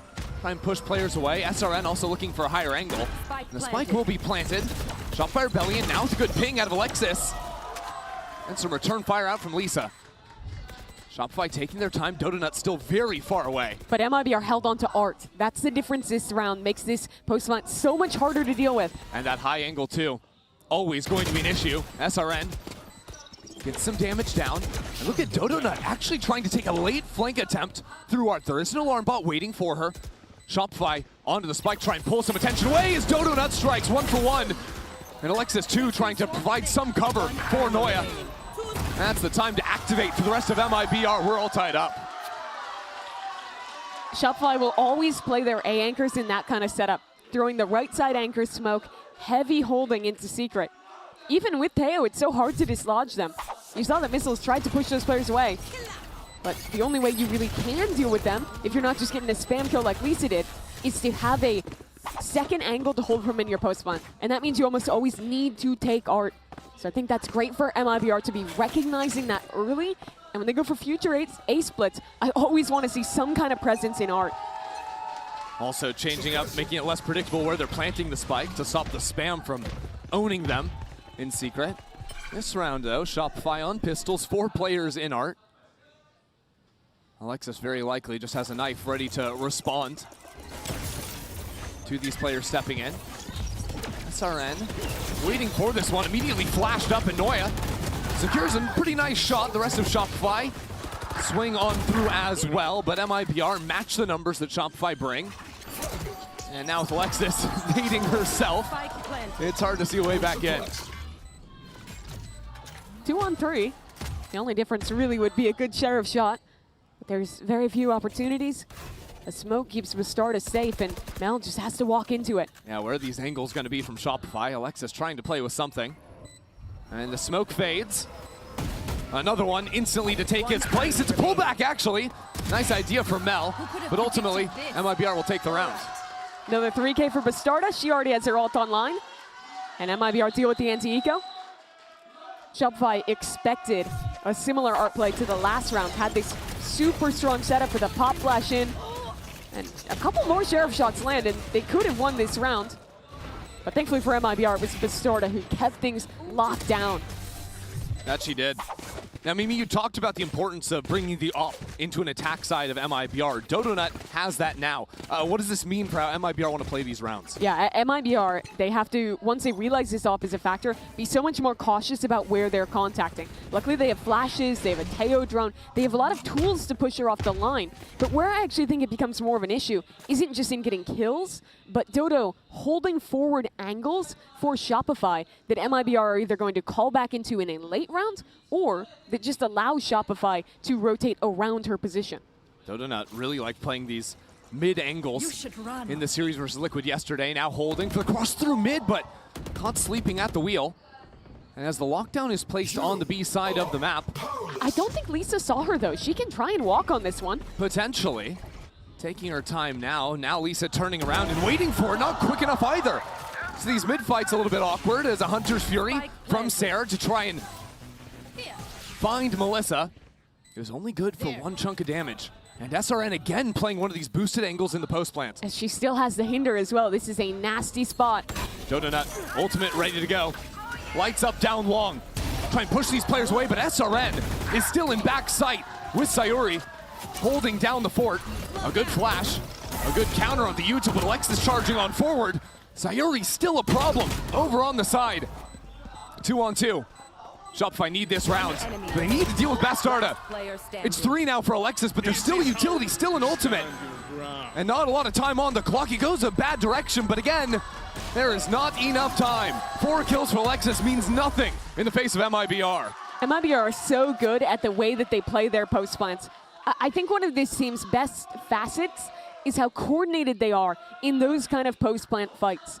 And what it all goes back to, their success there, to me, is Sayuri, and how great her utility is.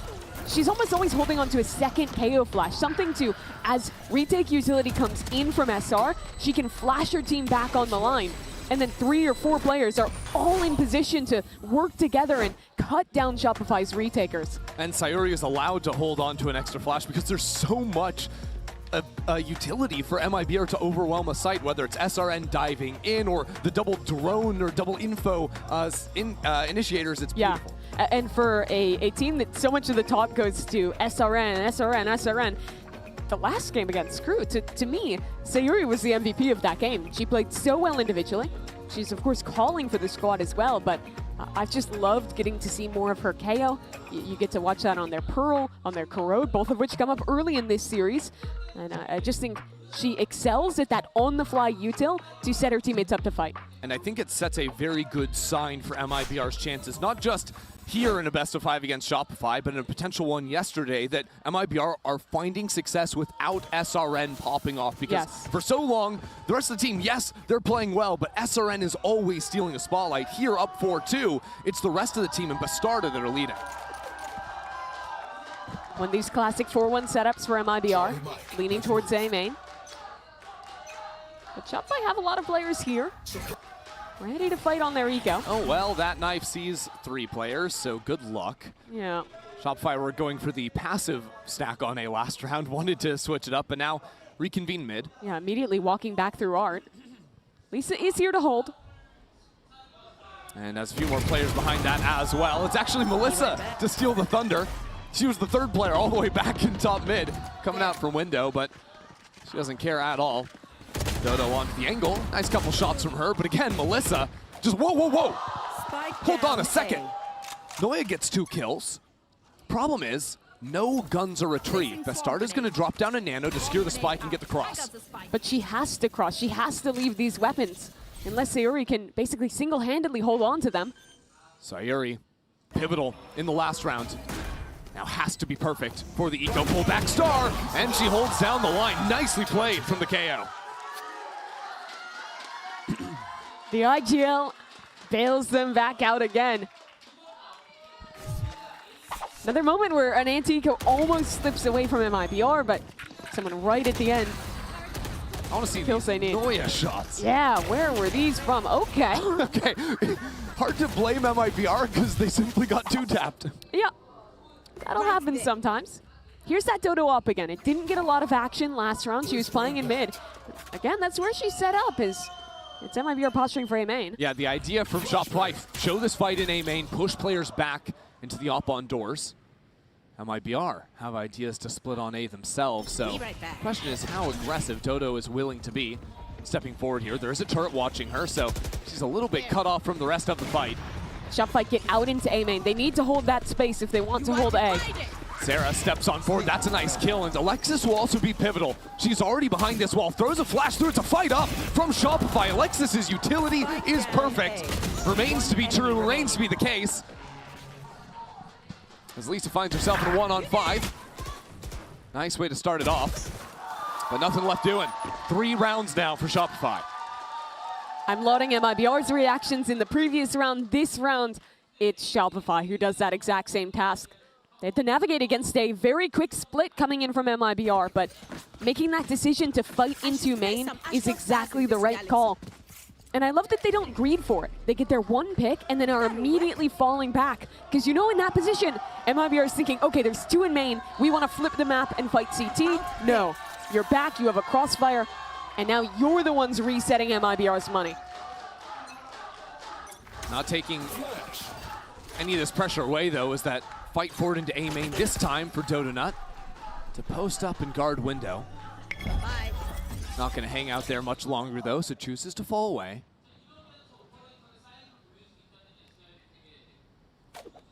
Sticks around in Art, just on a much more passive line now. Interesting that Shopify are leaning 3 players over to B, but they're allowed to do it because Sarah's all the way up in A main. MIBR just hang out in mid. And Shopify, these are the kind of rounds that they love when they have these forward postings, when they can play around a little bit and save that initiator utility for later in the round. Nice shot from Dodo, and Mel has fully read this hit coming into the A side. Dodo's getting all the kills, but Mel and Alexis had already started shifting over even before the information was picked up for the players in main. So what do MIBR do? Melissa takes an orb, goes for those little wins. But someone has to deal with Dodo before this round is winnable on MIBR. I don't know if anyone will be able to. She's in the right spot again. There are 2 players close here, ready to swarm. At the very least, a trade seems possible. And now a jump on over the side. SRN, nice little entry pathing, but unfortunately the rest of it, Shopify is not far behind. Yeah, unfortunately Dodo's dying act is to throw the hinder that perfectly hits both those players. There you go. Yeah, she's got both of them. I'm really curious to see if Dodo will keep up with this read of starting her rounds opping mid. She's done it every time she's had the operator thus far, and I think that's because MIBR very rarely start early mid. They're very often contacting back into that space with a lurk, so she thinks creating that threat will force them to use a lot more utility to re-clear that space. But I think now that that's conditioned, she can afford to change up her positioning. Exactly. Dodo actually goes for the Phantom, chucks the operator over to Noya, who's playing B long. Is now this time that A fight has a little bit of teeth behind it. Little do Shopify know that MIBR have ideas on the B side of the map instead. Noya can't be too risky with how she plays. She is the VIP with the lockdown this round. Exactly, and MIBR throw down this attack Astra Smoke. Looks like it can sort of benefit the defense, but really it just allows all of MIBR to creep up behind this and get ready to pop into the site.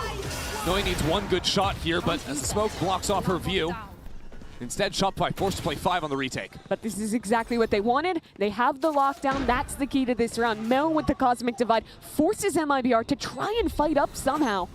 Yeah, Shopify just have to waste so much time because that knife comes out after the null command.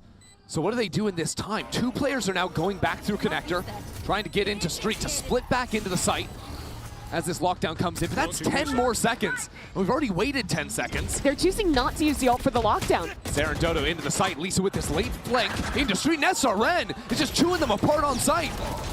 Don't know how she got around the lockdown. Bastarda's even getting a kill with the molly. You highlighted the ultimates. Oh my word, the flashes, and Bastarda still gets the kill through it all. So down to the wire again. There's no time left on the clock. A beautiful post plant on B for MIBR. I don't think she even got a kill, but Sayuri won that round for MIBR. They invested so much to get into that site with no one home. But the timing of when she pops the null command and then hitting that knife heaven to delay when that lockdown will come in is pivotal to, so by the time Shopify's retaken, there's only like 20 seconds left on the spike and a bit of utility and extra ult, and that wins the round. So Shopify now without answers on the B post plants. Looking for a honest fight around mid again. Dodo with the op on doors. Holding, but MIBR have not really done too much aggressive here. Without utility, that step forward collateral! Brilliant from Dodo. You saw MIBR was cautious of the operator, playing back, waiting to flash in and clear it. No, Dodo comes to them. It's just the hard read, right? Because MIBR were waiting for the early utility, then they throw down a drone usually if they want to step into mid. And Dodo reads that lack of confidence. She can step up for here a timing. she goes again. Nearly gets the shot on Melissa. Why not?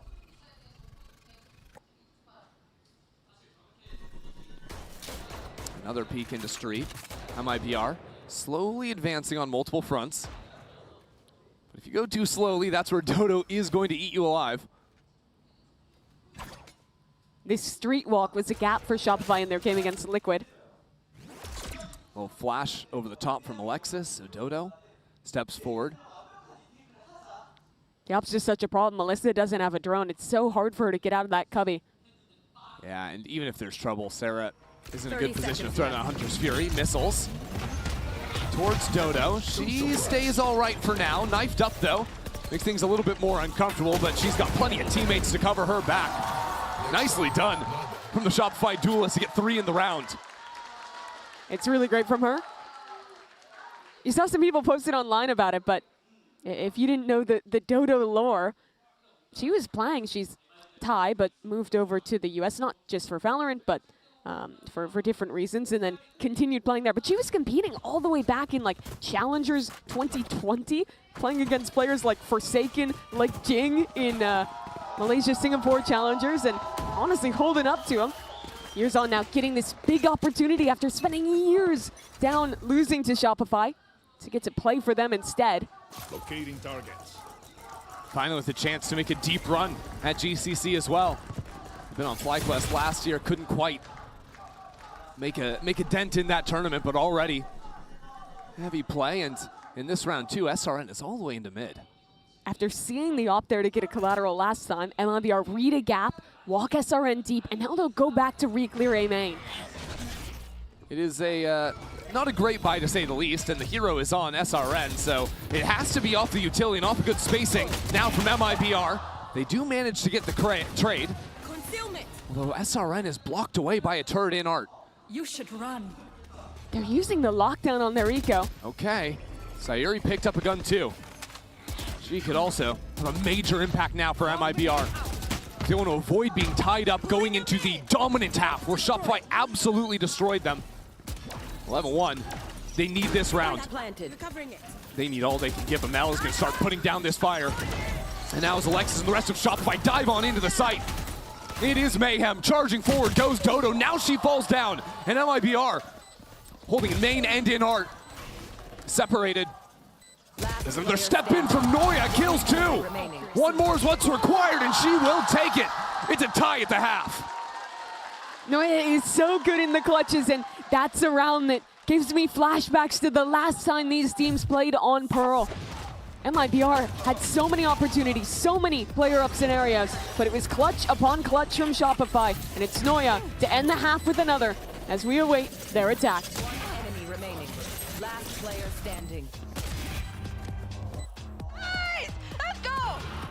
Can I help you, sir? Here's the bill from the dealership where I got my car, and I'd like you to beat it with a better deal on one of these fine cars. Not how it works. Guess you're not as cool as Verizon. Bring in your AT&T or T-Mobile bill for a better deal today.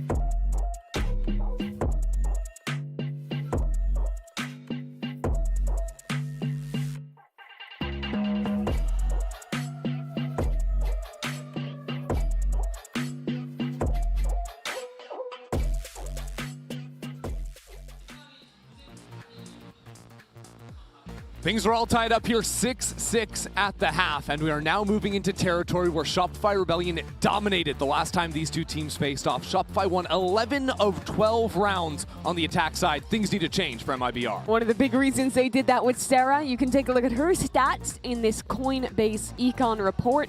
Started round 1 of this game with a 4K, nearly the ace, a bullet away from finding it. And, well, if Shopify wants to start like they did last time, just ask for another round like that from Sarah. She's been having a hell of a tournament. Yeah, I'm not sure it's so simple, but then again, Sarah seemingly makes these things look just so easy. All the dang time, whether it's her utility or her marksmanship, absolutely one of the top players in the Game Changer scene. But MIBR are going to need to start things off on the right foot. The only round they won was actually the 3rd round of the game on their defense side, and that was when they had the gun advantage. They're going to need to show a little bit more here, have a stronger hold, and just more clutch factor all around if they want to see this game through. Yeah, the clutches are what really killed them in that last game. But despite SRN not having the greatest start to this match, MIBR are here to hang. They're even, and Basarda, who will be very important anchoring here, is again playing an excellent match. Absolutely. And, you know, to get SRN online, I think a big thing about that is trying to get an operator in her hand early on this side. If you can win the pistol, definitely sets you up for that. Shopify immediately throw utility to make this feel like a B split. A knife into Street, an early drone towards B. But that hasn't dissuaded MIBR. A little high-low here. Sayuri caught with a knife pulling out. So MIBR fall on back. That knife tagging a few players is definitely going to slow down this hit, and already the rotation coming in from SRN. Shopify are stalled out for a bit, have to wait for the smokes to fade, and now we'll look to rework back towards mid. Do they go mid? Do they start sending long? Because they've left Noya in A main, they do want to go 4 players up into Art. But there's still an alarm bot in Street. Usually when Mel calls into mid, the first mission is to break utility. He's now stepping on in. It's fairly predictable. Alarm bot now broken. They might just send off this. No follow-up on the alarm bot. They're barreling towards B, so Melissa alone and under pressure. What can Melissa give us backside now? 30 seconds left. Only a classic in hand and 1 missile to slow things down. Now she's been revealed by the dart. Shopify already into the site, but it might not matter. Few kills from MIBR. They are chewing through Shopify. They needed this pistol. Set themselves up for a strong half, and it should be there. Shopify might not even have time to plant the spike, let alone get the kills they need. Mel gets a few nice shots, but MIBR cruise through this round.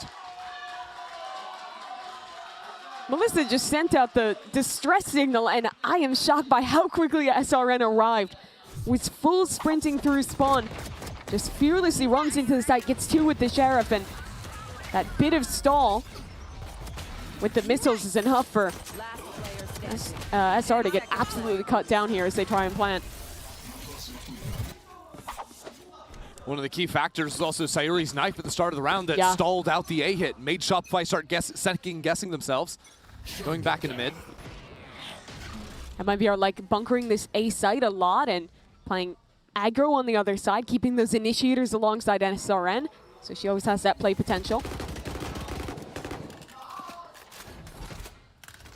Shopify have 5 classics, and they are going to all step into a smoke and see what exactly they can accomplish. A turret kill to start.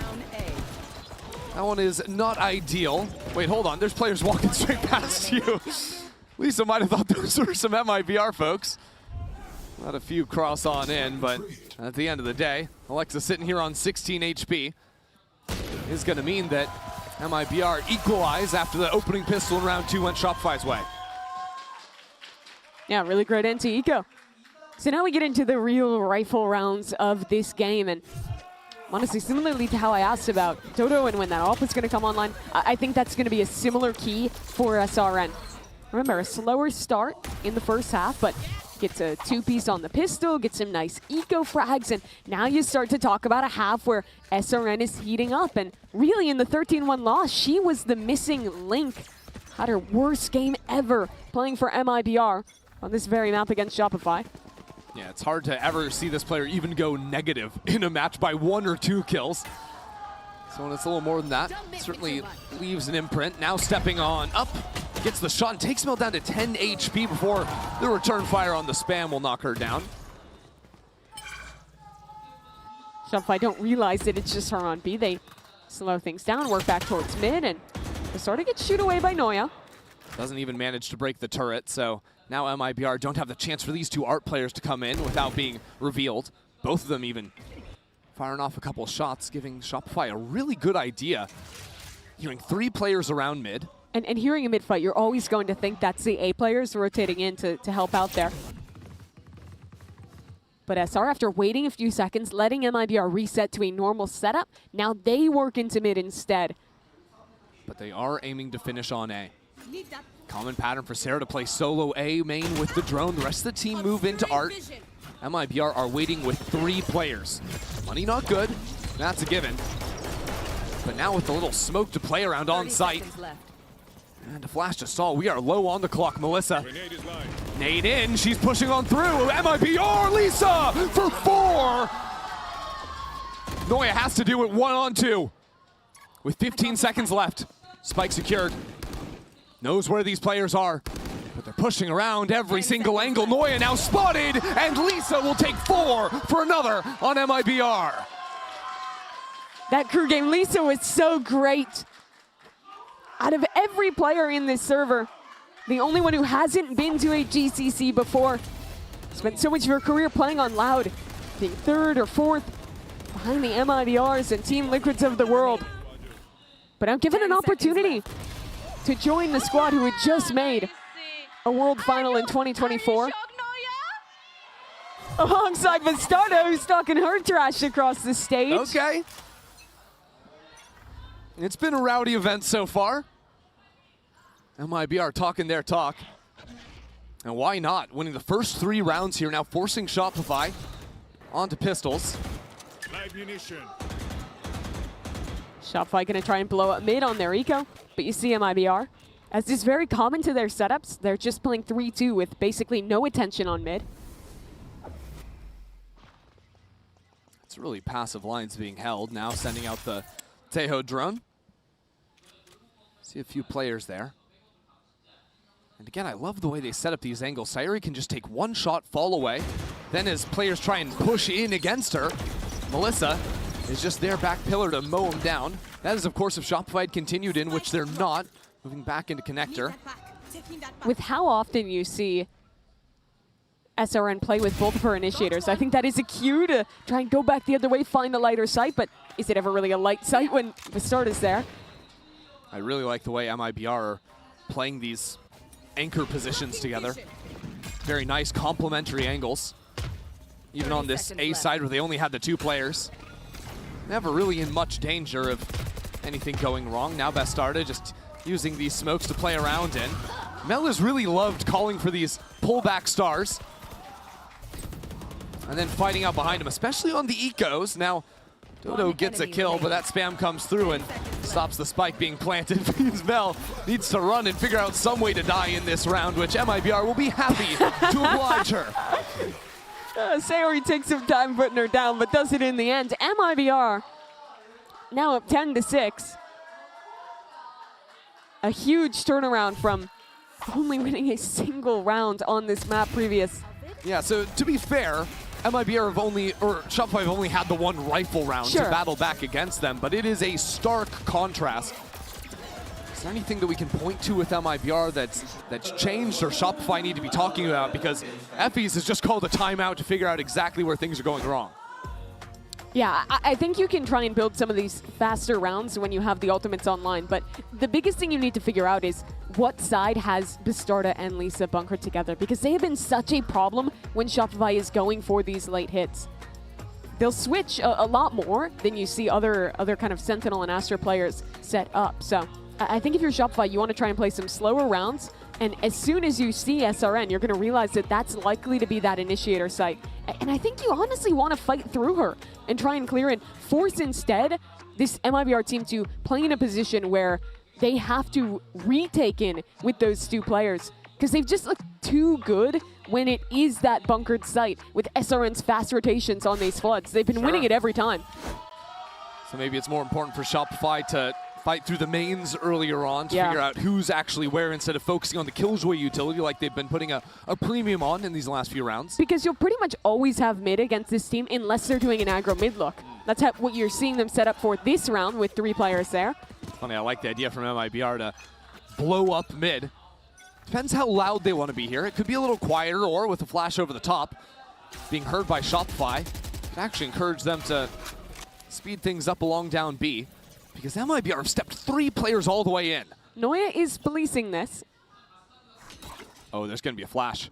MIBR want this. Cooked up something in the timeout, but Noya has already left, and she does hear the flash behind her, choosing to come on back. Puts a turret forward for a little bit of bait. I love this position she is sitting in. Right now, that lockdown being canceled out by Hunter's Fury on Sarah. But keep your eye on Noya. Noya in a beautiful spot, but only worth 1 kill. With multiple players on the flank, MIBR now pressuring on both sides of the map. But Shopify picked this fight towards spawn. I like this, now stepping in from Dodonut, only leaving Alexis to guard their backs. And Bastarda up above them. Here's players ratting around behind her. She's all the way out on the ledge. Alexis is beautiful. And the rest of Shopify cruise on through. I thought they were going to sacrifice Alexis to pick the spawn fight. Instead, no. She just owns him 1v2 on the flank. This position could have gotten so much more. But some good decision making from Shopify to take that spawn fight. And these 2 beautiful shots win it for them. That was a round that was very abnormal for MIBR, though. They've been playing these very passive 3-2s almost the whole time. And now, as Shopify head back towards B, it's at one of these aggro looks with SRN. Yep, MIBR make this adjustment out of the timeout. Play forward, play fast. Now stepping up back pillar. SRN creeps into the corner. MIBR with tons of utility coming on through, and SRN assassinates Mel. Now without their in-game leader, Shopify Rebellion have to find some way to win this round. And it's not going to come right now because all these smokes are making it impossible for Shopify to find any solutions. And a great knife from Sayori as well to protect her teammates as they fall away. Now, I mean, Shopify have lost their leader, lost an ult, and they don't even have too much to show for it. MIBR's mid setup is wild, though. Look where that alarm bot is, all the way deep on Con. Second or third time they've shown this setup. They're very willing to play passive mid and just use those 2 mollies to help support the Astra side. Interesting that Bastarda is still playing in front of that, though, for the time being. Wants to take a shot before falling away. And Shopify are fully spreading out now. They know without smokes, they can't really exec into a site, so it's now up to the team to break utility, create some pockets of darkness around the map, and seed some doubt in the minds of MIBR. Little bit of pressure towards A, but now Bastarda chooses to fall away. Exactly, just that 1 shot is enough. Shopify work back through connector. Now reveal another position. And Melissa doesn't need to play up here. Instead, she can just wait up. 3 players ready on B. It's such a good stack from MIBR. SRN primed on this line and holds it on down. Now fighting on in goes Melissa. Another one for her. Lights out from MIBR. Such a great round for MIBR. They call the aggro mid look out of the timeout and then call an aggro down B long. The round to follow. Shopify was looking to try and figure out this B setup, try and shoo SRN away. You see them using a KO knife, having missiles ready to deal with her. None of those tools work. SRN still gets the kill. And at that point, that round is pretty much already cooked with your smokes dead. A brilliant second half so far from MIBR, and it is now do or die, it feels like, for Shopify. Forcing 4 rifles and a Sheriff now, knowing how much rests on the result of this round.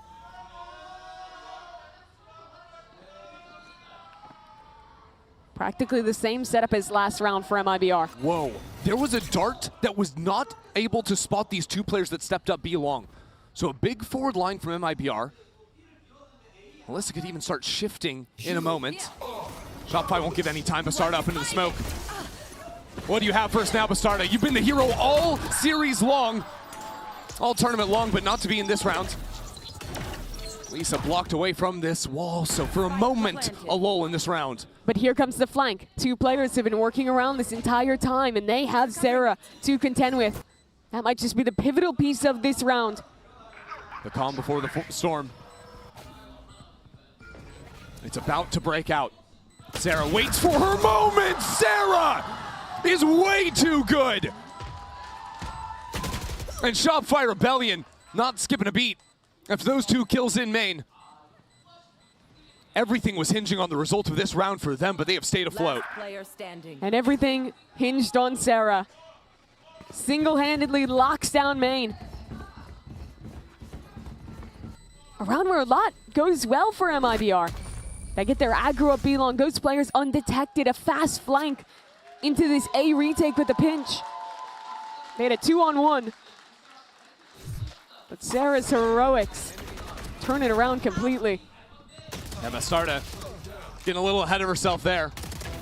One of the big differences in her play when that comeback happened versus G2 was just disrespecting the opponents, right? Taking every timing she could. And when there it benefited her, won that series for the team. This time she's punished for it. So after seeing the aggro looks on B, 2 rounds in a row, Shopify now go back to that space. Try and early take long. MIBR have 4 over on the A site, and the drone up into A. We'll see nothing for them. Noya will get this orb. That'll give her the lockdown. Makes taking B all the easier. I mean, it should be a simple round setup from Shopify. They're leaving Mel for a late lurk, has a startup play in the post plant. Assuming this lockdown just guarantees them a spike hitting the floor. I started trying to put some pot shots down before leaving, but there's not enough time left, so she falls away, and the plant goes through. It'll be a straight-up 5-on-5 retake. But Shopify have a tough choice. There's a cosmic divide, so you want to play close, but a convergent pass from SRN makes it tough to play any of these close angles. They have to find the right balance. It'll come down to holding this choke, and it'll come down to Mel on that lurk. Cosmic divide, and it is time for MIBR to hit that go button. First kill for Sayuri, and MIBR continue on forward. 2 beautiful openers, now responded in 2 in kind by Shopify. Noya is untouchable, and the rest is Shopify too. Full house for Dodo and Noya. The util on that retake, it cut up so many different angles on that site, was so close to pretty much single-handedly shutting it down. But instead you see them finding those angles, finding those opportunities to just jiggle out, and the mechanics just look beautiful from Noya.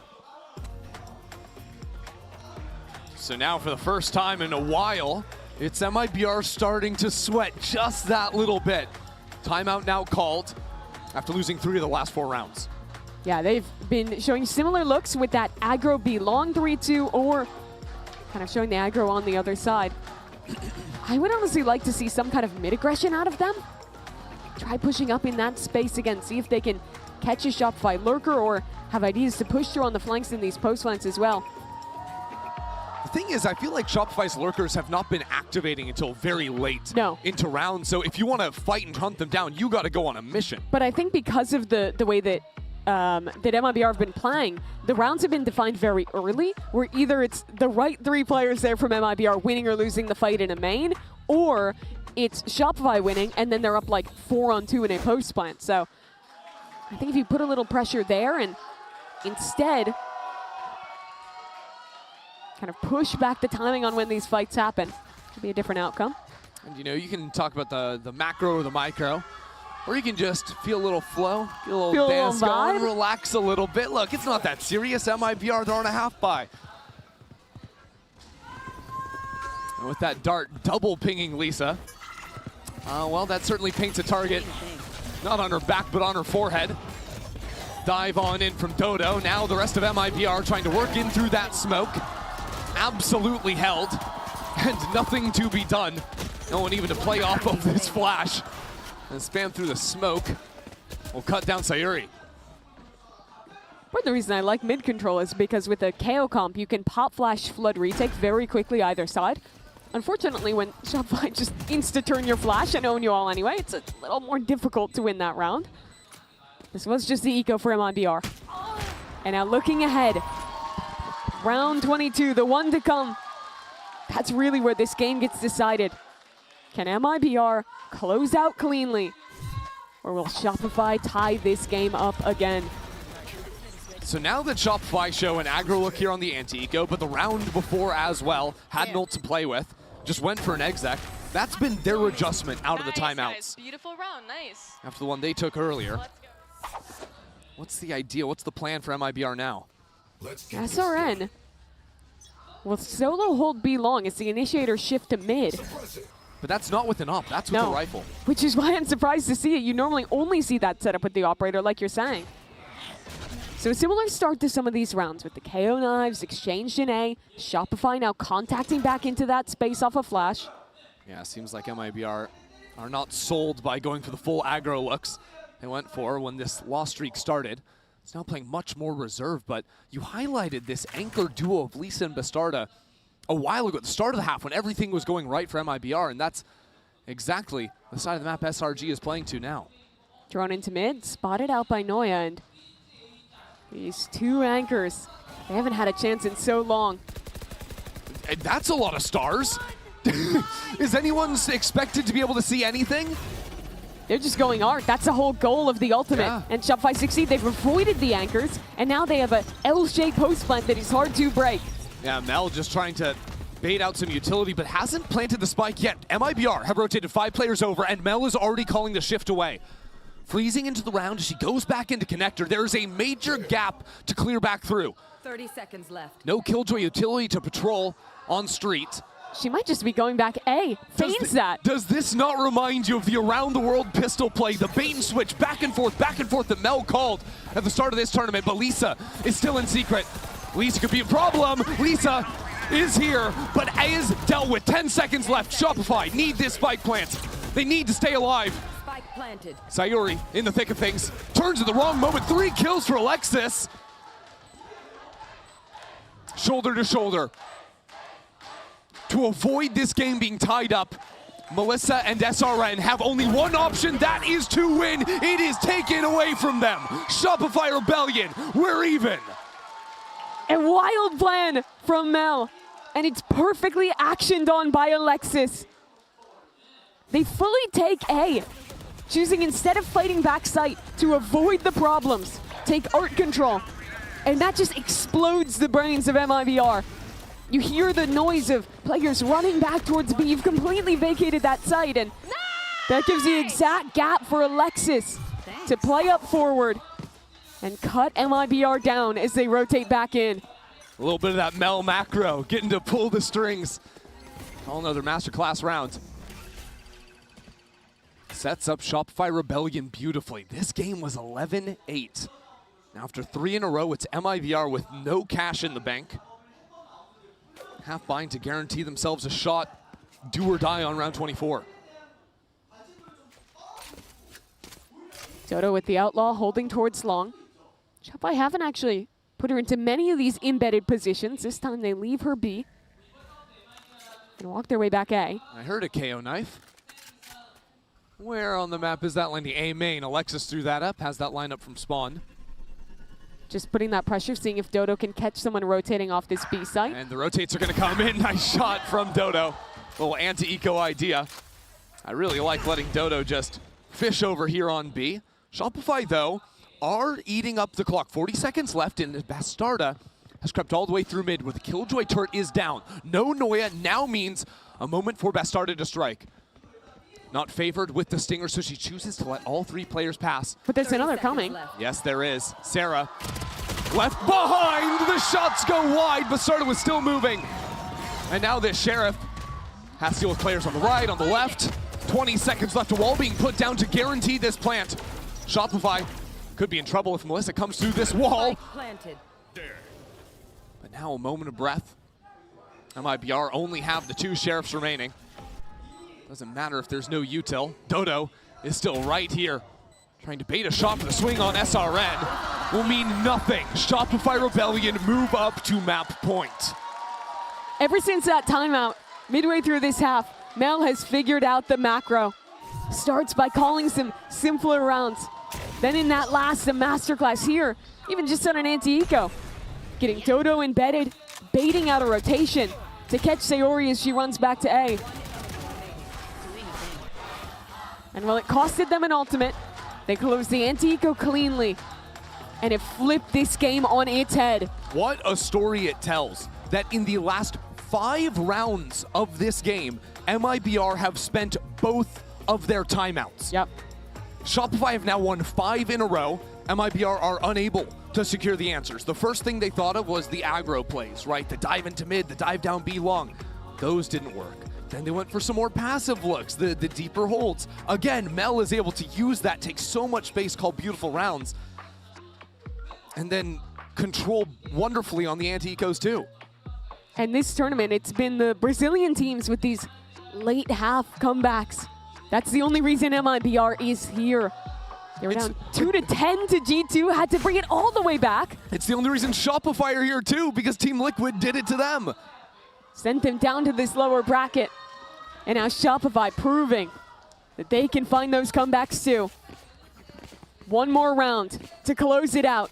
One more round for MIBR to make up for their mistakes and send this to overtime. And they're going to fight in A main. They see Alexis's ult, Sarah's ult. They don't want to let Shopify play their round. They're back to the aggro. Flash up, SRN chooses to retreat as a knife catches so many players. The start is in this fight too. No command ripped. Hunter's Fury behind it. Shopify and MIBR square off. It's Mel for 2. MIBR not dismayed though. They've realized that spike is in the open. Shopify want to pick Alexis up. Want to take the spike too. But the time is ticking. Alexis is no more. And now the trade on in. Dive up from Sarah. Melissa is gone. It will just be Lisa in this round, and she has slowly crept back in. But Shopify are patient. They walk back, clear their flank, limit the positions where Lisa could be hiding. Think about the stakes of this round in the context of the series. Not just one map here in a best of 5, but also letting it slip away. If Lisa can't win this 1v2, already a difficult ask, MIBR will be broken right out of the gate. 30 seconds The one player to not have played on a GCC stage before. And yet, she has that sixth sense of even the most dedicated veterans. A turret placed in her path will take away any element of surprise. Dodo to the right side of fake plant. Melissa is down. Shopify Rebellion make good on the comeback and will take Pearl. A masterful start to this BO5 for Mel and for Shopify Rebellion. One timeout, that's what it takes for Mel to figure out Shopify. An excellent game from Dodo, a start to this series, but it's a BO5 and there's a hell of a lot more to play. Matchup, but this time the fight comes back into the smoke. It's a little bit of a mess, but Sarah waiting. Yeah, they have art control, but look at Sarah! Monster to 4K from her!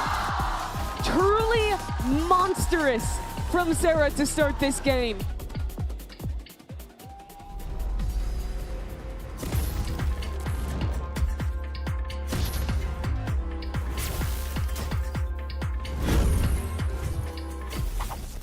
An update is required. Financial system updating.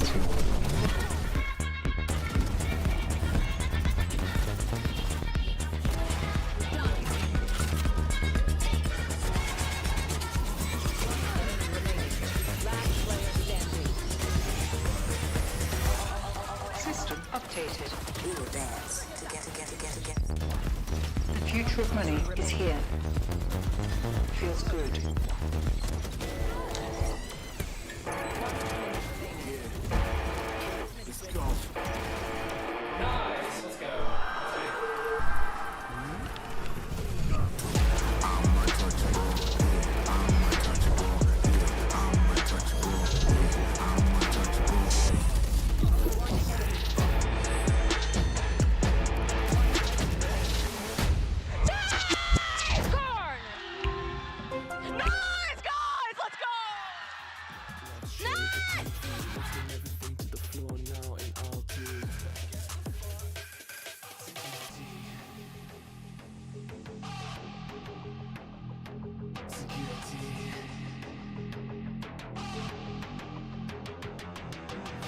Bumming 6 from my goal with the beach ball. 6'4", but he doesn't like to go down. Lives for the chase, but we shook him off somehow.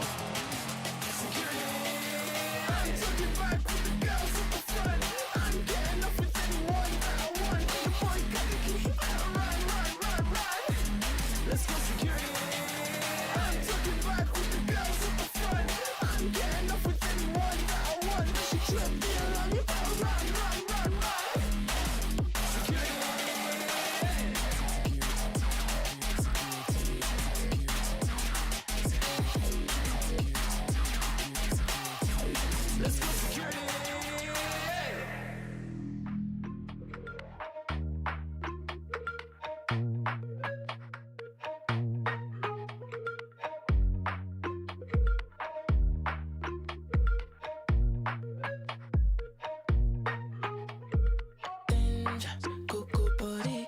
I'ma say love that shorty. When for me, I will say come buddy. Benja, cuckoo body. I'ma say love that shorty. I'ma say I want that on me. That body makes it all go insane. You want me to say it? We don't need a man. Your body makes it all go insane. When you tell me to say it, I will say million names. Cocoa body, I'ma say love that shorty. When for me, I will say come buddy. Benja, cocoa body, I'ma say love that shorty. I'ma say I want that on me.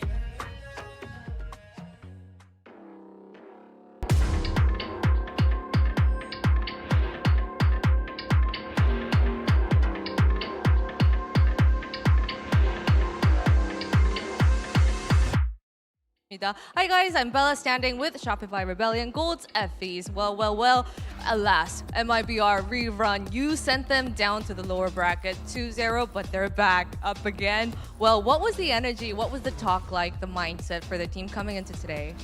I mean, honestly, we didn't change that much. Like, we kind of felt good because the first time we played them, it was a 2-0, and the first map was really dominant. So, I mean, we did see that they fixed a lot of their mistakes, though their Pearl was, like, really much better, so kudos to them, honestly. But we didn't really change the speech that much, you know? Like, we beat them before, we believe we're the better team, so we can do it again. 우선 전에도 승리를 해봤던 적이 있기 때문에 오늘 특별하게 다른 접근법이나 이런 거를 실행하진 않았고요. 하지만 오늘 첫 번째 맵을 경기를 해보면서 상대들이 되게 보완을 많이 해와서 그 부분에 대한 박수를 보내고 싶다라고 이야기를 해줬습니다. 하지만 SRG 팀 자신감도 되게 좋고 우리가 더 나은 팀이기 때문에 딱히 걱정하는 것은 없다고 이야기를 해줬습니다. 쇼피파이 리벨리언 골드의 에피스 코치님 인터뷰 만나봤습니다. Thank you, Effies, for that interview and best of luck. Effie says that there wasn't much to change going into Pearl, especially with the dominant win that SRG had the previous time. But come on, this time around, it was pretty close. And we were actually like thinking that MIBR, hey, they're probably going to win this map. SRG managed to make a comeback. Yeah, I thought Shopify were going to lose this map at some point. I was kind of like, what is happening? Are they like collapsing right now after the loss against Liquid, you know?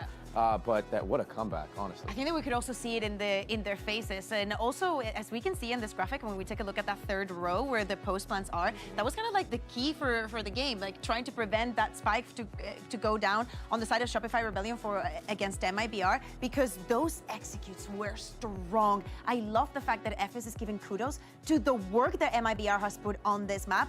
I am going to say it. I am enjoying Pearl. Like, if this is the level that we are going to be getting from Pearl, honestly, give me more, because it's really, I'm really enjoying the mind games that they're playing, how they're executing onto the sides, how important all the utility game is being. This is not just having one or two duelists just absolutely popping off. It's using every single tool that is available for them to make it work, and I like that. Yeah, but we do enjoy the duelists popping off indeed. That brings us to this HyperX reflex moment of the day from SRG, and she had a map. This was a brilliant map to start on. She had really a good performance. Honestly, if it wasn't for Donut, I think MIBR take this map with ease. Donut was the start of this comeback with operator plays like this, getting 6 operator kills on that defensive side, going 5-1 in first kills, first deaths, plus 12. I mean, a monstrous performance from Donut, who has really just stepped it up on this Pearl map. Definitely warming up, you know, exponentially. I think that probably one of the things that was discussed in the first time out that we saw coming in from Shopify Rebellion is how to deal with what was happening in mid, and maybe actually implementing that operator onto them worked wonders. I think it gave her a lot of confidence, especially going into the second half, and that's what we saw, the level that we saw. Yeah, I also love that she's conserving energy. She's not exhausting herself too much because she knows that this is a best of 5, right? Yeah, smile. It really does something. And of course, MIBR, they're probably smiling from those improvements, but not too much because they took that map. They didn't manage to take that map. So I want to hear what Coach Pleat has to say ahead of map 2. Hi guys, it's Bella. I'm standing with MIBR's Plets. Good to see you again. And Arthur. Well, another SRG versus MIBR rerun. It is your revenge time. They put you through that lower bracket run. Well, what was the revenge mindset coming into today? Então, mais momento em que vocês estão tendo a possibilidade de revanche contra essa SRG que mandou vocês para lower. Com relação a essa possibilidade de revanche, qual é o mindset que vocês trouxeram para o jogo? Literalmente, eu acho que o primeiro jogo contra elas, a gente não conseguiu mostrar nosso jogo. Então a gente veio com a principal mentalidade de mostrar o nosso jogo contra elas, jogar sem medo, porque a gente foi muito apático. E eu acho que já deu pra ver nesse primeiro jogo, primeiro mapa, foi detalhes, e eu acho que poderia ter ido pra qualquer lado já. If compared to the first map, we decided to come into this one in a position where we want to showcase our game. I believe in the last opportunity we had with them, we could not show it. We were a little bit pathetic, but like now, if you see by the map and the results that we brought in the last map, we are very different. It was just details that we need to fix there, here and there, but we're gonna go stronger. All right, thank you for that. Bora MIBR. Bora, MIBR. Thank you. Bella, they're looking at a trilingual host. Can do in it the all, making. can do it all. Yep. And of course, we are now going into map number 2. It is going to be split. And this was a statement map from MIBR. This was where they made that comeback and managed to take out G2 Gozen. So they have to be feeling good about this map, kind of claiming that same energy. Yeah, absolutely. I think also something that the coach was saying is that there were many rounds where it was just the details, just those small things. It was just one. So I think that this is a very good prospect for the rest of the best of 5. But I agree with you. This was such a staple from them. What crazy splits that we've been having all tournament around. I expect this one to be the same. Players that we have to look out, definitely SRN. I don't think that Pearl is their map. I think that probably when we are going to look now into the double duelist, we're going to be seeing something else. For Bastarda, we also saw the performance that she had and how elemental she was to that comeback, to that win, to actually keeping something going for MIBR in that situation. And here's where we're going to be seeing that double duelist. My question is, on the other side, what is Shopify Rebellion going to be doing? We have not seen them play this map in quite a while. So do we expect changes? Dre, what would you like to see? Exactly. You took the words out of my mouth. We haven't seen Shopify play this, so they have an opportunity to like ante the double duelist. I don't know in what ways that's possible. Maybe you'll run a breach, maybe something of that sort, but I definitely don't think we're going to be seeing a double duelist. Would you be down to some Noya Chamber? Noya Chamber would be sick on split. I would be so hyped if we saw that. I mean, that is kind of a pseudo duelist in a way, right? It was a possibility, but it looks like not today. Breach. Oh, There's but no way you did. I called the breach. You did call the breach. So we actually run this comp, we're really familiar with it, and yeah, I mean the breach utility can be really good to kind of like deny some of that early aggression that the double duelist can give you, especially with the Raze and Yoru. If you're able to bait out that Yoru's TP early on, especially when Yoru's taking those fights on the defensive side to hold like a line, then you can get closer to that site and your execs become better, your post plants become stronger. Yeah, I really want to see this Fade Breach kind of combo and how it's going to combo as well with Dodonat. She was, I mean, almost everything's different besides Mel staying on that Omen. So a lot of preparation. We were speaking about Breach not really being present in this tournament, bar the one showing from Daiki that we keep seeing onto Haven. Not a popular agent, but Alexis, I think, is going to change our minds. I think that she's completely given it everything today. Yeah, and I will say, in order to run this comp and pull it off, you have to have really, really good coordination. Because if your Breach utility is a little bit off with that Waylay, and that's not in sync, all of a sudden Dodonut is just going to be dashing in and feeding. Yeah, well, we hope that she is feeling it indeed. That she wasn't the first map, but this best of 5 is far from over. Let's send it back to Mimi and Ender to take us into split. Well, it's been a hot minute since we've seen Shopify Rebellion play on this map.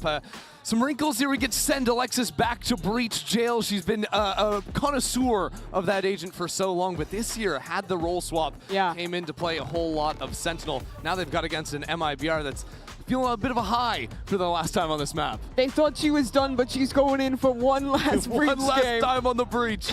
That's what we want to see. And with a comp that has such great synergy, I think, well, Breach had huge nerfs, yes. He is still so synergistic with the Waylay. You have such great ideas for fast plays on this attacking side, for using Dodo as a drone and setting tons of util up off of that. Mel often teleporting behind. I'm honestly just really excited to watch this comp in action, especially Chrissy, against a map where MIBR have been so good this tournament, where they pulled off some crazy things this tournament. That they have. And the player to do it versus G2, and the comeback was Bastarda on this very agent Yoru. That was also on defense, playing so aggressively. This round, she has a teleport ready to come over to this A side of the map and support against Shopify's hit. Dash on up. And Melissa was holding for it. Now with the rest of the team coming on in, it's just Melissa doing it all herself. Alexis never even popped the stun. Instead, the rest of the team waiting as they come towards heaven. But Lisa very passive on a jingle. Oh. Oh, that's a great dink. Good damage, but ultimately Shopify going to try and bail out of this one.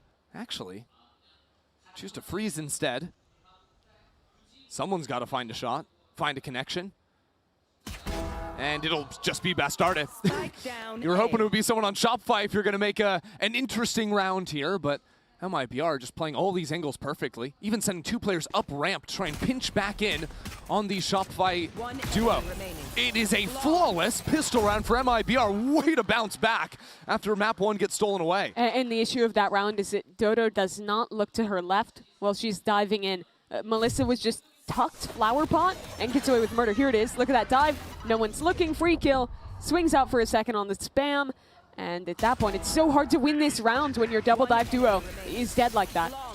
MIBR also play very quick rotates. A lot of the time you'll see SRN playing deep screens on A with a teleport from Bastarde ready to come over and respond. So Shopify might need to do some earlier scouting before the full commits.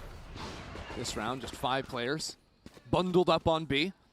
As Sayuri steps in, we'll see the first and sees a few more. Great work out of her, and the follow-through from Melissa is excellent as well. So the hunt is on once more. MIBR just swarming all over this map.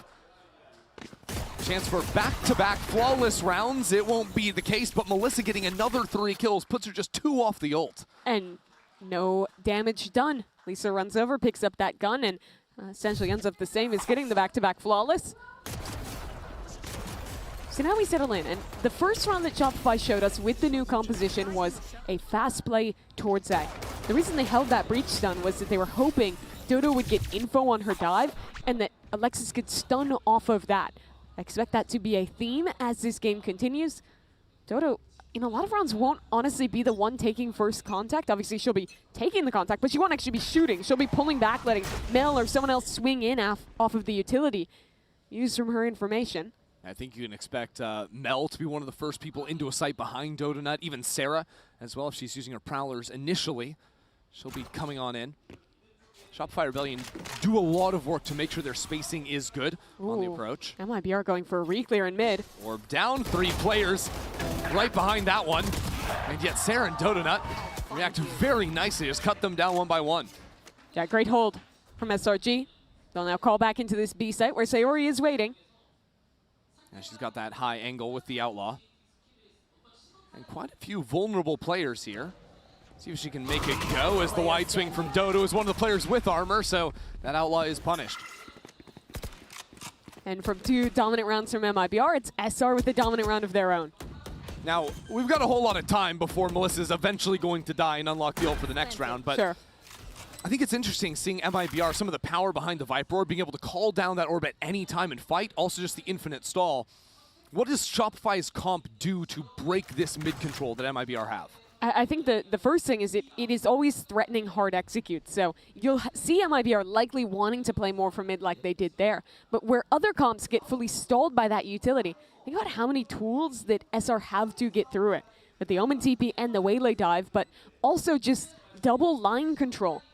With the changes to this map, with some teams even picking up the Astra, you've seen a lot of teams lack a paranoia, lack a stun, but those tools are so good at pushing that Viper away, forcing them to either drop into vent or play further back in heaven and make those smokes way less effective. So I expect in their slower rounds, Shopify to always want to at least spend some time pressuring that mid space. Exactly, right? Because the Viper Orb, you're not throwing that from anywhere else on the map. You're either playing in vents to throw that at the round start or you're playing in mail.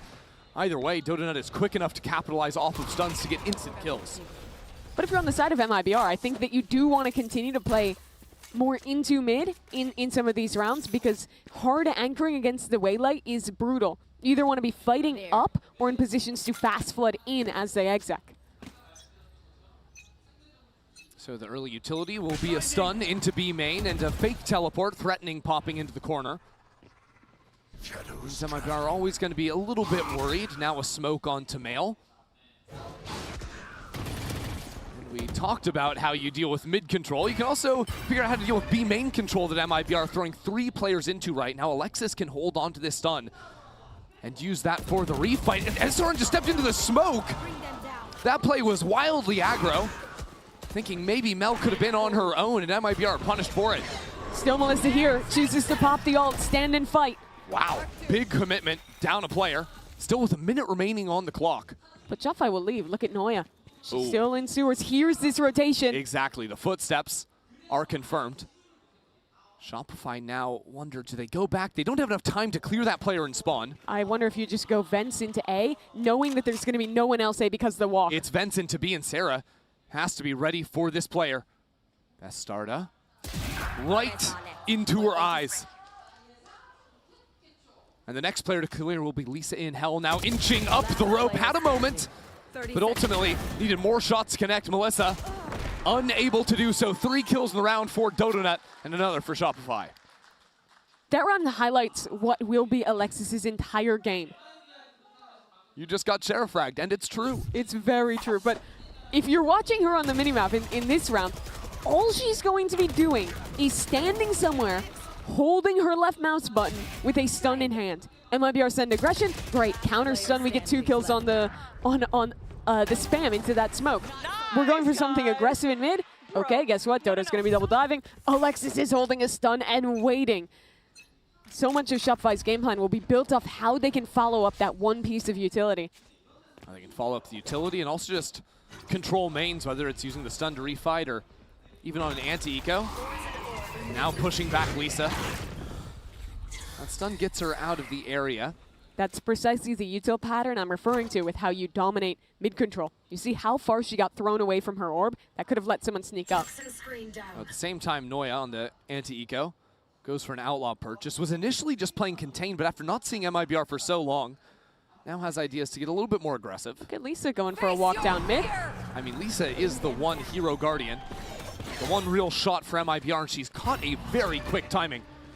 This is brisk into B main, especially with Alexis slowing down to secure the orb there too. Now Sarah comes back to deal with this player. Unsuccessful this time guarding the flank. With Mel inside of the smoke too, that's a little aggro.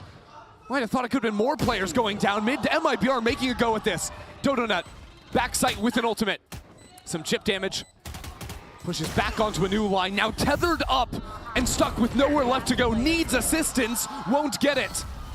MIBR have stolen this round from nowhere. Shopify put their early presence into containing mid-control, forcing Lisa back into B heaven. But the second Lisa's gone, she just walks right back up. Finds a great timing here into main. Furthers that for another kill. That's the thing, right? MIBR, or Shopify thought they had A main controlled. They thought they had mid controlled after the early aggro. No one's expecting the walk down. And it's an impeccable Mastercard thrifty for MIBR. Even keeping 3 players alive, that means 3 guns stolen from Shopify. Really padding out the piggy bank for MIBR. And if you're MIBR, you're keeping mid control, having fast rotations and quick floods into the site to avoid having to anchor against Breach Waylay is going to feel real good for your defense. Shopify have let Noya play up in A main while the other sides are just holding for the walk down, because even on rounds MIBR lost, they were still looking to stay very aggressive. Contact walks into B main, down into mid as well. Sarah's been jiggling B main since the beginning of this round. And now gonna catch a few players. Sees Shwaylay's shoulder, so can throw down this slight pixel on the one-way. She's allowed to stay on site because she has TPs to get away should she be stunned. Also has some support from her teammates. Dodo to light things up. The paranoia just makes her a sitting duck. The rest of Shopify can't go anywhere. Now this lurk has been shut out. Shopify Rebellion have no other options in this round. That was the only cancel option they had. Now they have to scamper and try and make something happen from scratch. Mel and main. Her 2 teammates working back through mid, but MIBR have a vice grip on this round. Mel continuing to step forward, trying to catch that jump peak. Here's 2 players spamming, so now her teammates a little bit more comfortable. Walking into heaven. Here the reload out on Raptor, but it's a bait. Melissa and the rest of MIBR turn around to deal with Shopify. Sarah, the last of live, down in hell. Actually has some kills, but the spike is in heaven. All MIBR need to do is survive. Best artist says she'll get the kill regardless. Shopify Rebellion sort of botched the exec there to a good counter paranoia from Sayuri, and it all falls apart. Yeah, I love how willing Sayuri is to anchor forward even under the threat of all this utility. There you can see that paranoia. Right after she throws it, she's TPing out of danger, and Bastarda with that TP waiting in spawn was very quick to rotate in and help Sayuri as soon as she had contact. That's going to be the crux of these rounds, how quickly Sayuri and SRN can get into these sites and support their anchors. Now Shopify Rebellion, I'm wondering, is this... Looks to me actually not like a tactical timeout. Well, can you read the Korean up there? Instead of tech timeout. I know when the whole arena lights up red, that means tech. So I don't need to read any of the words on the screen. We've got an in-ear issue. That's why Noya's fumbling around with the electronics right now, trying to sort things out. This comes at a very interesting time because what I wanted to ask, if this was a tech timeout or a tactical timeout and they were trying to solve some issues, it seems to me like Shopify have been playing with very little information these last few rounds. They've been stacking with 4 players and then trying to exec into sites that MIBR have perfect stacks on. Yeah, I want to see them go into the mid control more. I think the big problem right now is that MIBR are getting very fast rotations because Lisa is locking down mid alone in most of these rounds. I think that if you can push her away and get an embed mid, it opens Mel up to be able to call into either side, and also you still get a lot of the advantages with the breach Wayla. You can use that early with the stun to fast take mid control, and if you play a slow mid round, then you'll have the stun after, yes, a minute, but eventually back again. I was going to say, that's the tough thing about playing for the faster mid control, is that it is a little bit all or nothing in that sense if you need to capitalize on the stun with the nerf. But in my opinion, with the utility they have, I think most of the time you expect Shopify to win that fight in mid if they're committing the right resources, like the stun, like the hinder. It's costly, sure, but I think right now not having that space has been probably the biggest problem in them hitting into stacks repeatedly. And it has been. So as we said, we have a tech pause at the moment for the in-ears. Looks like Noya just swapped those on through. Now she has to test to make sure she can actually hear anything with the new things in before we can get things back underway. She looks very calm right now. I feel like she always does. She has a very chill demeanor. Unflusterable. Is that a word? I don't know. I'm gonna call it there. I like it if it is. Yeah. It's got a good ring to it. Oh, that looked like a nod of affirmation. She's affirming that the audio works. Yeah, I mean, that is the job. Tech checks are done for a reason. And as I see, oh wow, I've just been told we're also going to have a tactical timeout after that as well. Okay, so now you can ask me what they're talking about. Well, I'm not going to do that. I'm just going to say that that is the most joyous thing ever for Effie's back there, because he's like, the whole tech timeout, he's like, okay, how exactly am I going to lay in this tack timeout? Like, you can, because you only have 60 seconds. That's not a lot of time as a coach to say all the things you want to say. But when you have a little bit of an extra moment, now we can lay it out very clearly and get Shopify on the same page. When you were coaching, did you rehearse in your head what you were going to say always? Sometimes, yeah, because I would write down notes of like 3 or 4 main things, and then I'd be like, how do I say these as quickly as possible, but also not be overwhelming at the same time? Because that can also very easily happen when there's a lot of adjustments you need to make. But I think that you're onto something with simplifying a little bit, focusing on a big macro idea of the mid take. You can come in with timeout with an idea like that and then focus on a few micro points of, if MIBR do this, A, B, or C, this is how we react. And you don't always have to snap an instant mid fight, because MIBR do like these aggressive rounds. I think it was a good read early on to play the slow starts, holding out the stun, waiting for the aggression and shooing it away. That's fine. It's just that second piece of taking mid control has to come at some point, or you're always gambling on the execute. Shopify might do a little bit of an extra risky gamble on a round like this, considering they are on 2 Guardians and 3 Sheriffs. But mid control is the name of the game as Noya breaks the haunt. Alexa still holding the stun. Lisa is a little bit in front of things here, but with a nice kill and backing away, caught Alexis without the stun ready, so now that follow through isn't going to be there. Well, they had mid control. And the stun even came in at 1:15 seconds left on the clock, so Alexis won't have that till a post plant. The breach nerfs really hurt. Beyond just the timing on the stun as well, with when it activates being a little slower. pretty challenging to find the right moment to play around it. Yeah, I remember talking to Alexis after the Breach nerfs, and I think she told me she was never going to play the Agent again until some buffs came in. She's like, yeah, the nerfs are really brutal. Hard to capitalize on, and yet here she is, locking that one in. Here Sarah is with 2 kills, bringing things into a 3-on-3. Well, they want to go back A, but look who's here. The monster of the A site, Bastarda, stuck in towards Sign. 30 seconds left. She's got a real good angle to deal with Noya when she comes out of main. Noya choosing to move into Heaven instead. Shopify might be waiting for the stun. 5 seconds left before that should be up. But Melissa is here, causing distraction. Now that stun is online, pushes Melissa away, but Bastarda with a rare whiff. Now could be trouble for MIBR. She gets swarmed on the other side, throws out the clone, trying to dance on both ends, but she can't secure the kill. Shopify Melian might have done this. Alexis just earned the Rolling Thunder as well. That is major. Sarah with 3 kills already. A Rolling Thunder in response to this dive. Here it comes. Player standing. One more kill. SRN has to do it all, but Sarah with another 4-piece will steal away this round. They've been Sarah fragged again. She hit some beautiful shots with the Guardian. Started off in mid, with Lisa getting this opener. And MIBR was saying a little bit on this reswing. It's punished by Sarah. She flicks around for the second. And then that's really the key piece around for me. Bastarda whiffs out on her opportunity, buys time for Sarah to make that wraparound happen. And so the Mastercard Thrifty for Shopify Rebellion, trailing by 1. Bastarda goes for an operator on this round. There's a whole lot of ults for MIBR. The first one planted firmly in mid will be the Viper's Pit. And that's to funnel Shopify into the operator. Exactly. Noya's been getting free lurks here the last few rounds.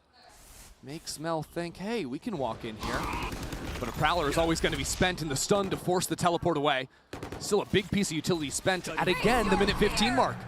Fade all in, sees only 1 player on that site, but the op's still a factor. Does Mel want to ult in? It's a little bit delayed, and Bastarda's in front of the fight. It's so slow, but Mel deletes 1 player, cancels another teleport. A rocket out from Heaven makes this round an absolute mess. And Shopify will fight in towards screen. Mel! With that teleport. Only a 1-on-1. This position is so hard to deal with. Hard to clear, though, from Bastarda. She does not spot the player wrapping Heaven. Sarah with 1 kill. Buys time for Dodonut to filter in. The spike plant is good for her. And that satchel doesn't do it. No, it's on the other side of the wall. I tell a lie, she has to sprint forward. There's no time. And the full stick from Bastarda takes the round right back. Round comes down to an absolute inch. The pressure that MIBR have out from Heaven early means it's a safe plant. And while Dodo's play was excellent, finds the perfect timing to circumvent that Yoru ult. It's just not enough. Last player standing. So many little kills that if it just went the other way, that round could have completely flipped. So, failing to deal with the op after failing to deal with Bastarda. More attention put on A main. There. Lisa behind this orb. Threatens the cross, but chooses to go on back. She is in a very exploitable position, but so is Mel.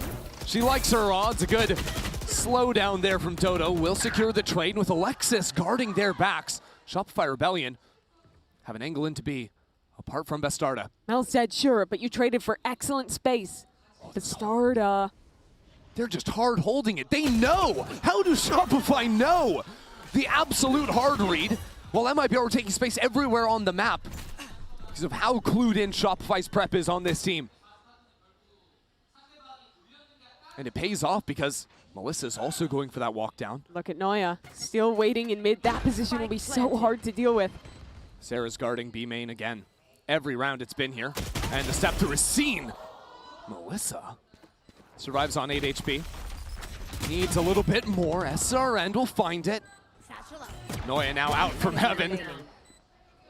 Deals with the satcheling SRN as a spam gives Melissa a chance with 8 HP. She wants the Nightfall for the blood trail.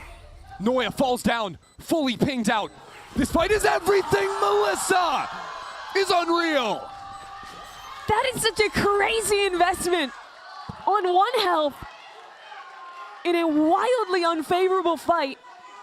Chooses to invest the ultimate and destroys Noya in the Red Bull clutch. What a round, because Shopify seemed like they played everything perfectly, holding for every piece of aggression. They were numbers up, but Melissa didn't care. The last time these teams played, it was a matter of clutches, of player advantage scenarios that Shopify stole away. Here it's MIBR to flip the script. This buy is all over the place for both teams. 3 Bulldogs on a team that just won the round and an Outlaw versus 4 Stingers. B main control from Shopify. It's just 5 players ready to hit the site. Sari has help from Heaven. Lisa here to aid. Already the smoke's in. Dodonut full blinded again. This time doesn't fall, but with the snake bite on B main, Shopify can't get in yet.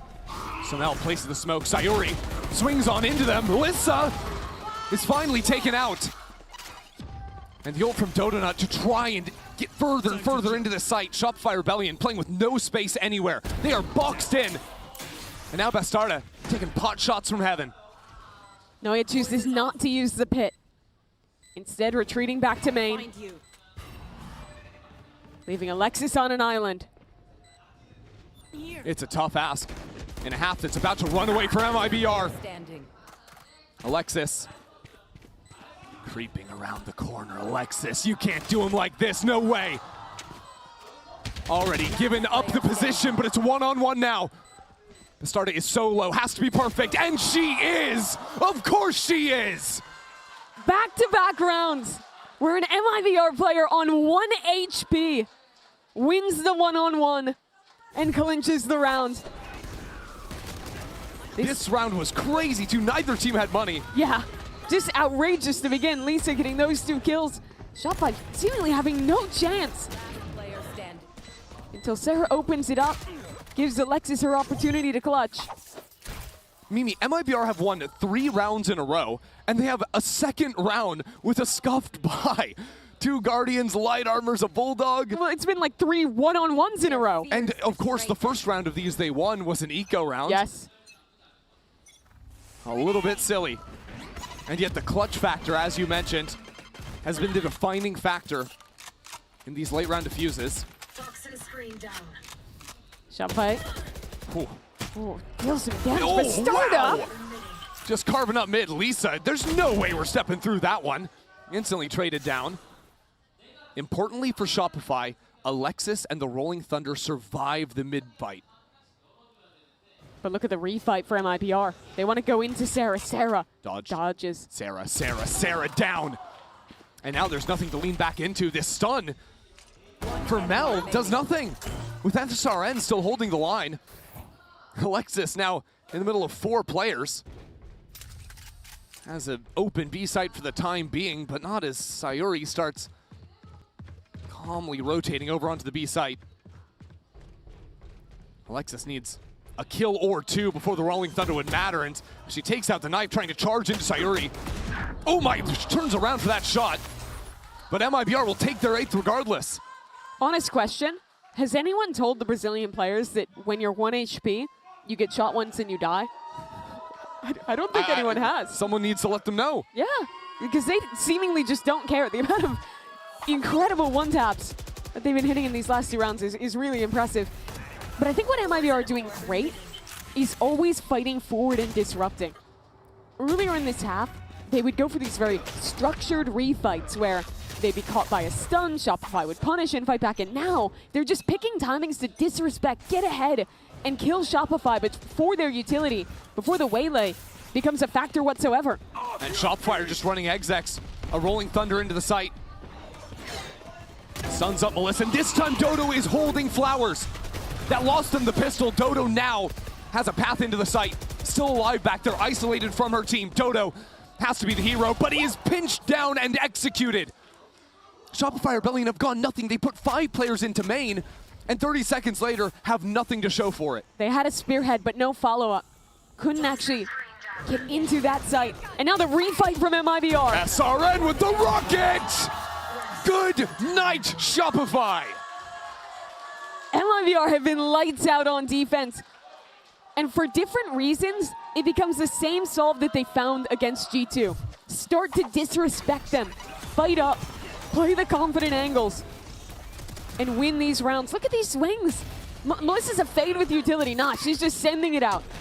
It's a 4-on-3, don't slow down. Pop the rocket, keep it going.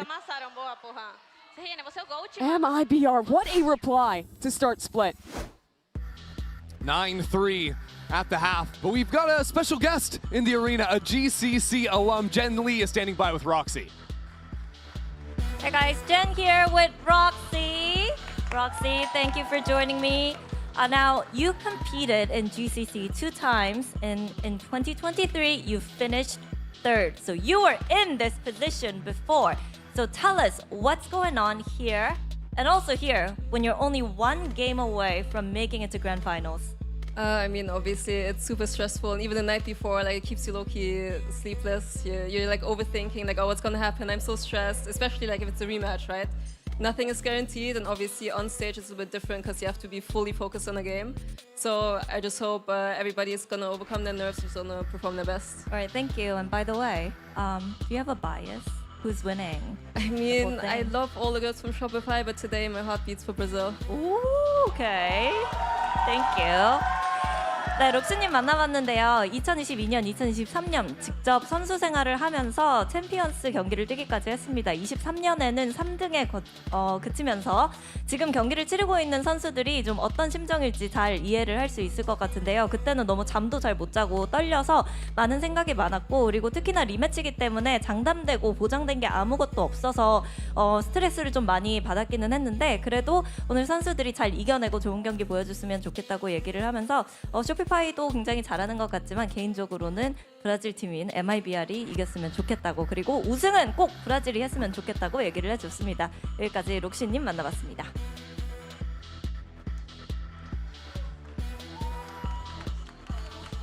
Bars. Yeah, so true. Christy, does your heart beat for Brazil? I don't know, but I got chills when I heard that. It did a little something. Certainly my heart is beating when I've been watching the Brazilian teams play, because my God, if they've been playing some bangers. And always on split too. MIBR continue to find success. We got the Coinbase econ report on your screen right here, and I love that we're highlighting SRN because I think it is a very different player to the one we just saw on split, or saw on Pearl. On split, SRN taking over right next door to Bastarda. Yeah, those double duelists have led the way for MIBR. They took the last 5 rounds of the first half, and now big questions asked of Shopify. They made a comeback happen map 1 to take Pro 13-11. Now have to do the same thing again. And Mimi, I have a quick yes or no question for you. Yes. Do you believe in the triple sheriff buy from MIBR? Hell yeah. That's crazy. Who cares about any utility? You're the Rays and the Viper. That was 2 words, sorry. Absolutely insane. Bastarda is in B main alone right now to teleport to rotate back to her team. As the rest of MIBR play right behind this Viper wall. I'm not gonna lie, Yoru Sheriff is aura. It's pretty sick. I mean, you don't need a flash if you just shoot them better. Yeah, true. Not a lot of time before that teleport runs out, so Bastarda might end up taking that one. At the same time, Shopify, as they often do, stepping down into mid, playing for this retake. How did MIBR play the post spawn? Seeing no resistance, so they want to fight up. That's good spam damage. But SRN is pushing this. I like the idea from Sarah to play for the spam. But now the hold, look at this, back on these sewer players. Bastarda with a perfect crossfire. Oh, turns away, just the wrong moment. And that gives the gap for Lisa. Doesn't matter though, because Bastarda will take 2 kills to the back of the head. And MIBR still have 3 players locked in on site. A paranoia now guides Sarah on forward. A drill out into the open, Alexis to take another. With Bastarda wrapping back around into heaven, Shopify Rebellion are wrapping circles around MIBR. Bastarda though, for 3 in the round. And the spike out in the open. Sarah doesn't stand a chance. MIBR are dismantling Shopify on split. I give you my initial impression, and upon reflection, I stand by it. I like the triple sheriff buy. They were taking heads that round, and this timing ended up being so weird with the flank through, but started looking the wrong way. only to then fight back in completely unexpected and get 2. Something MIBR always do well, I think, is picking the right timings in their post lane to be reactive, right? Fighting forward there after seeing that flank to kill the players coming out from screen. They're very good at that quick decision making in their team fighting.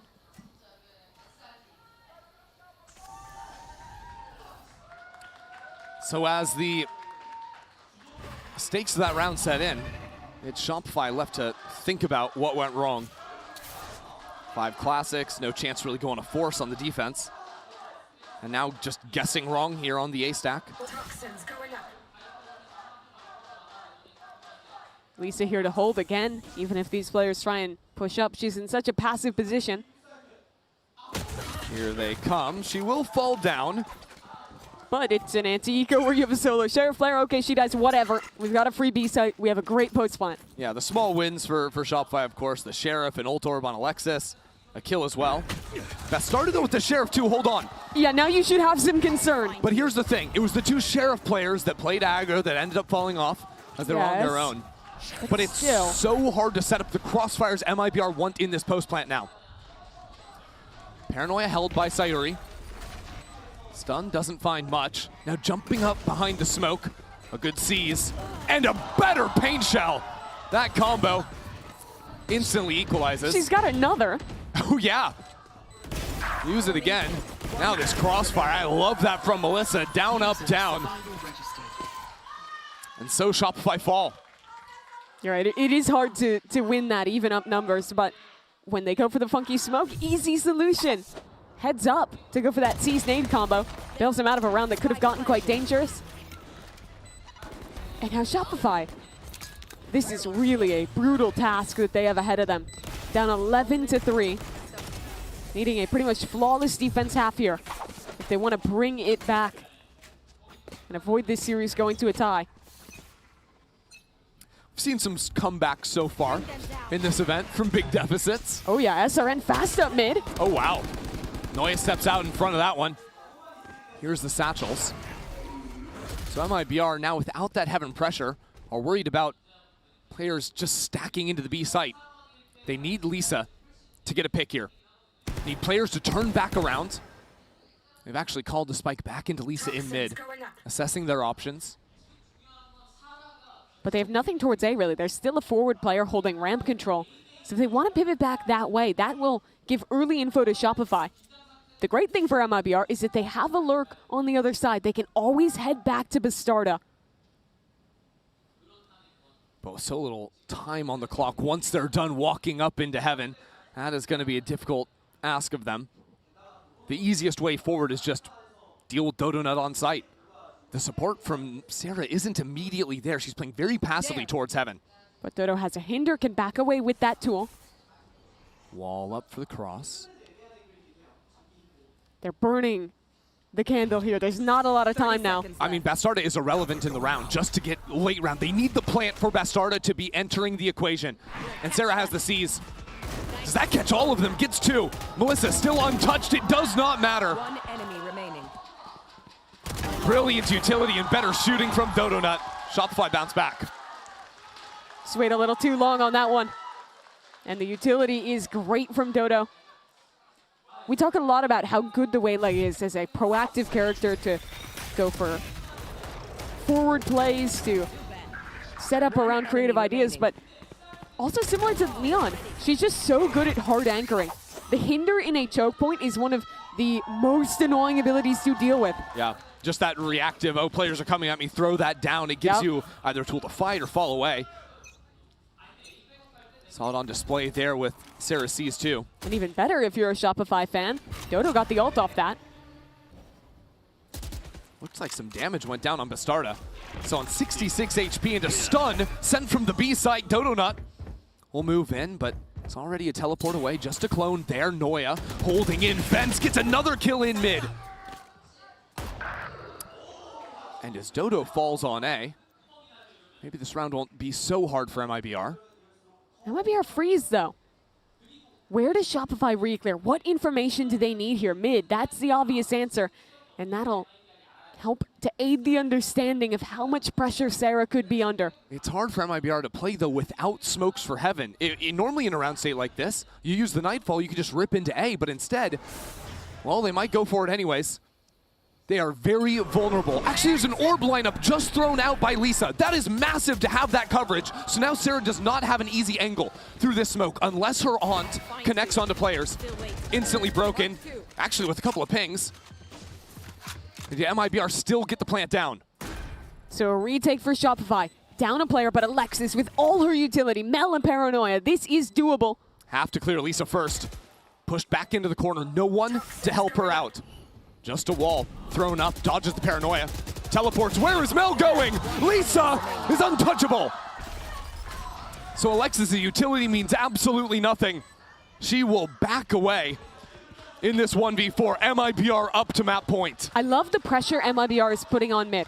SRN has died there both, or at least in that first round, and almost did here as well, but what has been so good is constantly shooing that Viper player away, not letting Noya dominate that space, means that in these late rounds, they always have options on where to pivot. And equally as important in this round is Lisa still having the orb and finding the solution to the Omen dying. Having the orb lineup from A main gives them the ability to hit that site, takes any chance out of Sarah's hand to swing the round back. There's that fight. Sayori sacrifice, they swing up, and then MIBR hold for this re-aggression.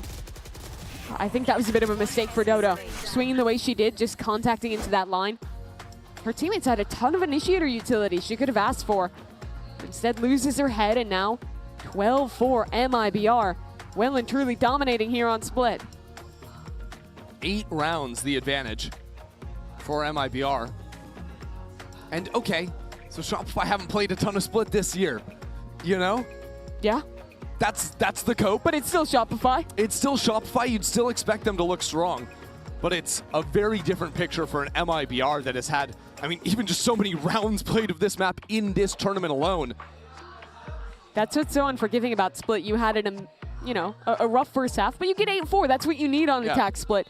No, you lose the pistol, you lose one rifle round after that, and suddenly you are in really some big trouble. Now MIBR full chillin'. Even have a showstopper in SRN's kit. Look at, I mean, SRN, Bastarda, and Melissa, so many people on MIBR just absolutely storming down Shopify this game. Yeah, the change in the first half was to just start fighting everything. You can tell how confident this team is. They got the name tags turned off. They don't care that this team 3-0'd them in the final last year. They don't care that Shopify just came back and stole Plural away from them. Firing back in a major way. They 4-1 this round. Bastarda puts some pressure on A, while the rest of her team contacts into B. But look at Mel, a high angle, and Dodo to bait for her. Classic round from MIBR, now teleporting back for 5 players. But Dodo doesn't break it, now Mel has to leave. The thing is, MIBR don't pull the trigger just yet. Snakebite even. Try and push Mel away there. Actually, that was a missed snakebite from Noya, thrown out from Heaven. So MIBR pump the brakes a moment. There's still an orb on B Heaven, so likely they want to come back into B regardless. But by leaving SRN in B main, it lets you have a showstopper to come out as 4 players can fight into mid. And that makes it feel like the strong side. That makes your mid players all the more impactful. Shopify Rebellion aren't trying to re-clear B main either, so they don't have a chance of picking off the showstopper early into the round. The only issue for MIBR will be a little bit of time if they don't act quickly. But already into Heaven, now a Paranoia. Noya out there and the showstopper in. Mel unable to find her. SRN cleanly into the site. The rest of MIBR has not made it through Heaven though. It's a great stun! Sayuri caught jumping. Noya holds the spike, 20 seconds left. Noya holds it down! She is just that good. And with the spike stuck in Heaven, MIBR have nowhere left to go. A beautiful hold from Noya and 4 kills on the top of it. It's just all Noya. So excellent in these anchor positions. Always a treat when she gets to play this Viper. But it's the utility that I think shines there. A stun, a seize, all going into that pocket. She knows that MIBR is stuck there, isolates the fights and cuts it down, and that has good implications. MIBR will be reset onto an eco. They use one of their big ults as showstopper in that last round as well. But how much can Shopify build? How far can they take this? MIBR much quicker into mid this time with C's nade. And a teleport following behind it. Trying to catch these players. Stuck in the tether with the Bucky. As soon as Dodo hears the Bucky shot, instantly slips up the rope. Run away, run away. Do not engage. That's the name of the game. Alexis in hell. I like that we're switching over to her. Yeah, a great stun line here. I mean, it's a beautiful line off of Noya's contact in B Heaven. Noya has a angle to swing here as well, SRN. Will get stunned. And there's that stun again. Alexis choosing not to pull the blast yet. Instead, a flash to refight in, sets up Noya, SRN dodges it. And now instead of committing back into B, MIBR have ideas to stick around mid. It's because they have a lurk in main. Lisa was waiting here, but she doesn't have very forward information. Instead, it's Shopify re-clearing into B main. Exactly, and now with Mel up here, Shopify can think about leaning back to A. And that's because of Dodo, tucked into the corner on this site, playing an off angle. 30 seconds Dodo and Sarah have played very nicely back and forth on A-holes. And Dodo again has the hinder, and MIBR, they don't have time. And Sarah again has the C's, this time in heaven. Sarah raining down bullets on MIBR. That combo piece tandem play on full display. Alexis once into the party. Great hold. Late round, the A anchors have been good, the 2 chances they've gotten. But the crux of that round is holding on to mid. MIBR every round are putting focus on taking mid control. And sure, eventually SRN gets into B Heaven. But think about how much time it took. A stun to push them away, Noya refighting. By the time they're actually pivoting to hit a site, there's no more choice to cancel. And the stall utility wins the round, even without those kills.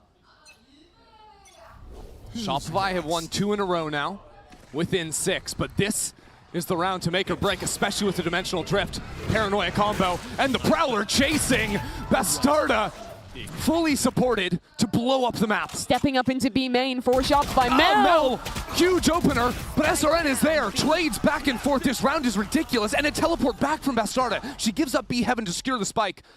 Alexis worried about her flank. Dodo not falls. A Nightfall out from heaven. We are going nuts on this round. Sarah seizes the reins back while MIBR pivot back into their lurk. It was pinch on pinch, but now the door is open. MIBR have found their side and Shopify theirs. This round is nuts. That was just 40 seconds to see all those ults and all those kills. But now the plant will go down. MIBR will get to post up with the spike on the floor. MIBR could have given the plant to Lisa, could have gotten the ult instead. Prefer her position in heaven. And it's such a commanding spot. This open plant, they can be playing from pretty much anywhere. There's so much that Shopify has to clear. Now that it's been so long, Lisa fell back into hell, but she's not guarding the right angle. Footsteps being made that will allow her to turn. And now MIBR can set up full control over the choke. The solution is heaven for Sarah. MIBR falling backwards. Bastarda dominating split versus G2. Now seeing it through in the last moment for MIBR. This series is 1-1. MIBR, they got 3-0 dominated when they played in a final against Shopify. But here it's different. A close map 1, a win on split. And what a way to win it. SRN and Bastarda. So good. Lights out on the double duelists. Absolutely fantastic, but it's time for a quick break. When we return, the analysts get us ready for map number 3. And now the refight from MIBR. SRN with the rocket! Good night, Shopify!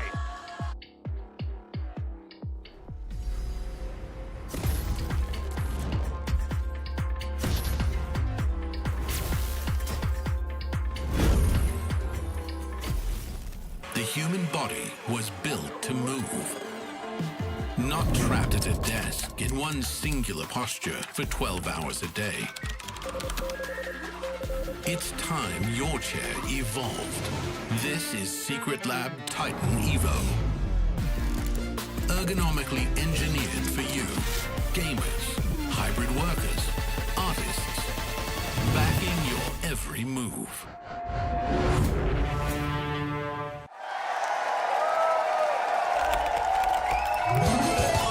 Red Bull gives you wings.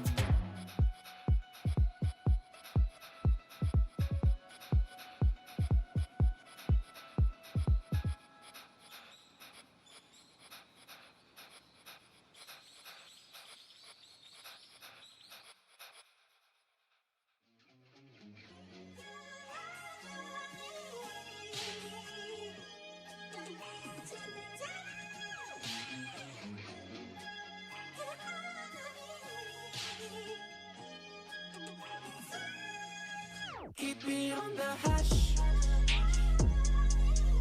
Keep it on the hush. Yeah. On the hush. On the hush. Oh yeah. What you want? Sorry to bother. I don't mean to be blowing your cover. No, we probably shouldn't take this no further. But you beat the cookie up like no other. I seen your whip was parked in the lot out front. You was fine on me. I know I could never be a Cinderella. Together we starting a messed up telenovela. Oh. I like the way you rock my wit. I like the way you lick my I like the drugs you let me hit. Do me so good, I'ma pass out. Love it when you keeping your mask on. Love it when I'm running dirty with a rough boy. Guess I gotta take my mask out. Ice, money, sex, trees. Everything's bliss when I'm paying my bills with the money you give me for free.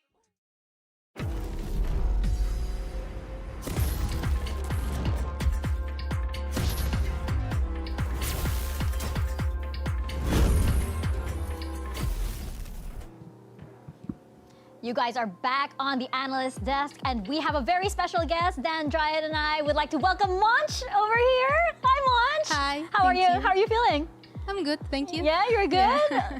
Awesome, because that was a very close map. We have 13-6. This time, MIBR takes it. It was very, very close. We were watching over here, and we weren't exactly sure who was going to take it because you can't count SR out, but MIBR, they were just a powerhouse on split. It came down to such tiny, tiny micro battles, and especially all of the clutches that we had, all of those 1v2s, 1v1 scenarios that they were able to win over SR. Absolutely, and this was, mind you, the win condition yesterday for Liquid to win against SR. So the fact that we saw 3 1v1 situations that Bastarda was closing out, 4 of those very close 1vx situations for MIBR to win it, these are all just good indications of this Brazilian squad looking better and better the more that we go into these series. And this is exactly what I wanted to see, kind of pushing a little bit of SRG, getting them a little bit uncomfortable, and knowing how difficult it is for you to get just enough rounds on the attack side and denying every single one of those opportunities. Yeah, it felt as though Shopify Rebellion, by the second half, it feels like they slowed down quite a lot. It felt like they were kind of letting MIBR almost take so many of those rounds. One thing as well is, it's something that we saw last year as well, and we continue to see today, is on this map of Split, the team is so confident, but because it's coming down to the slow scenarios, I feel like it's also a mental thing. I mean, Monch, you've been in so many of those scenarios. You have an iconic one as well with the knife that I'm never gonna forget. When you're winning those clutches, how much does that help the team as well to come back and know that you can win the series? Yeah, I think it helps a lot. I think winning, anyone on the team can win that, and I think all the energy and all the hope you get back. So, I don't know, winning clutches is very important. I like that. You get a lot of hope back. You kind of, it renews the team also. And it doesn't even matter like how far down you are, right? It still does get the energy up for the team. I remember you hyping your team up quite a lot in so many of those scenarios, and you were amazing in those scenarios. But of course, you know, we go back to this match, and we would be remiss not to talk about the double duelists on MIBR. We've been talking about it the entirety of this tournament because it's just so powerful. We have SRN and Bastard, this dynamic duo on the side of MIBR, once again doing their thing here on Split. They are insane in this duo with the Raze and the Euro specifically for this double duelist. They continue to be undefeated with the composition. It's just something that clicks. Not only are both of them amazing at opening up a few of these rounds, but Bastarda specifically, as we just talked about, closing these rounds as well. I mean, Munch, you had to face these two. What do you think it makes them so good at this comp? Yeah, I think Bastarda like closing some part of the map with an ult or with an outlaw. I think that makes strong to the other side too. And I don't know, you have on one side Bastarda and the other side SRN. So I think the double duelist comp makes them stronger for that. And I don't know, I think this map Mel played really well. I think she won some very important clutches, and the info she gave to the team, it was a very key of the team, and that's it. Do you think that because of the double duelist that MIBR have, that gives them like so much, that gives the other members like so much confidence to just do their own thing? Is that how you felt like when you were playing against them? Yeah, I think they have so much aggression on the map. I think they play really aggressive, so that gives them like that confidence they need.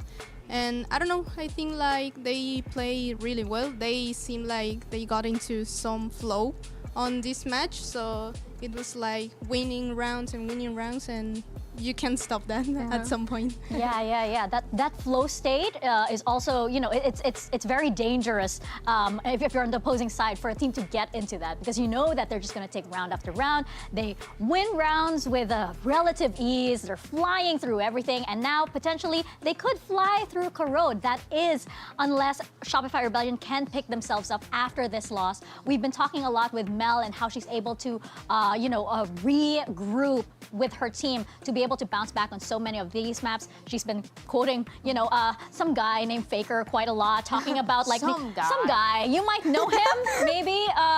Who knows? He might have stepped foot in this arena, once or twice. But yes, like about how even losses can be small victories in their own way.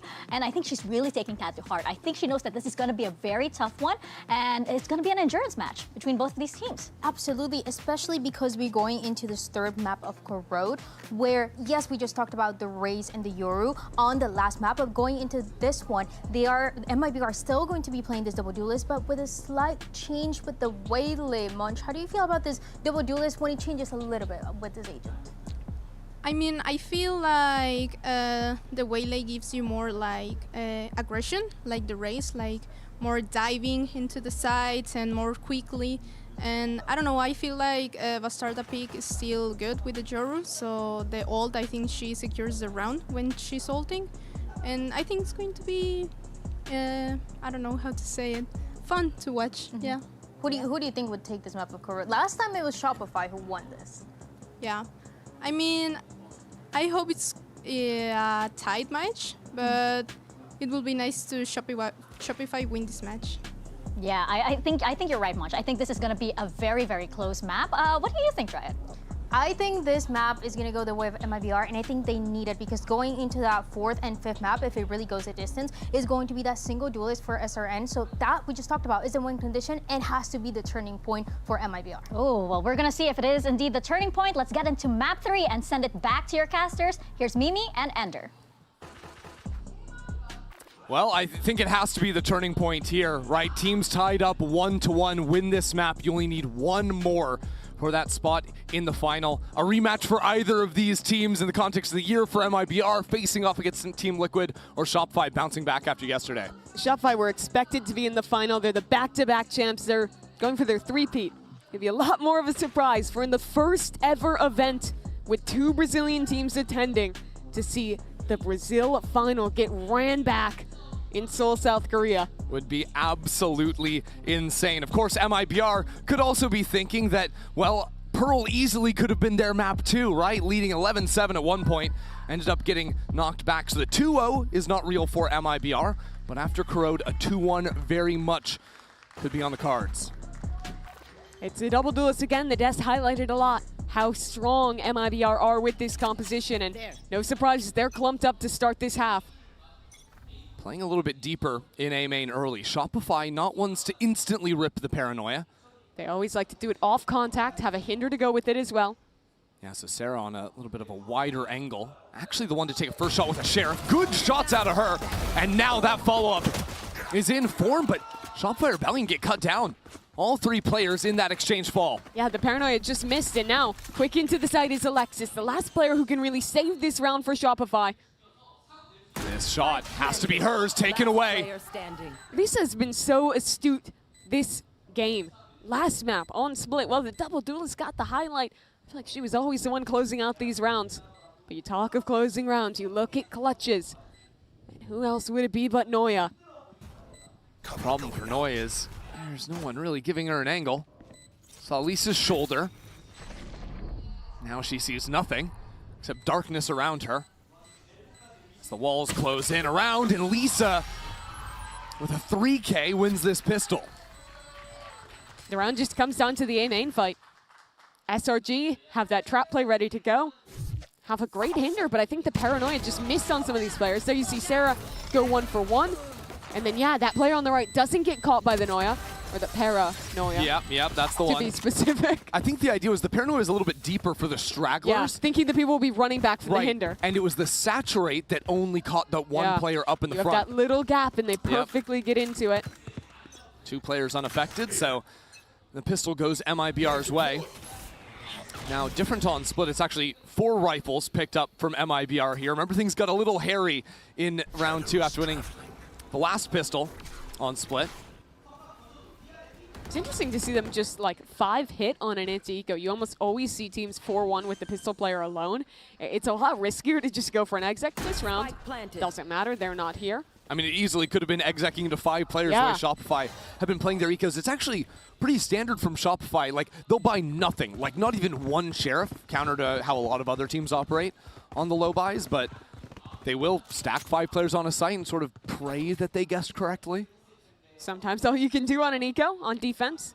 It's a lot harder to craft something truly special on that side of the map. But what it does mean for Shopify is that even after losing the first 2 rounds, they have a buy in round 3, should have a buy in round 4, even if things go poorly, at least with light armor.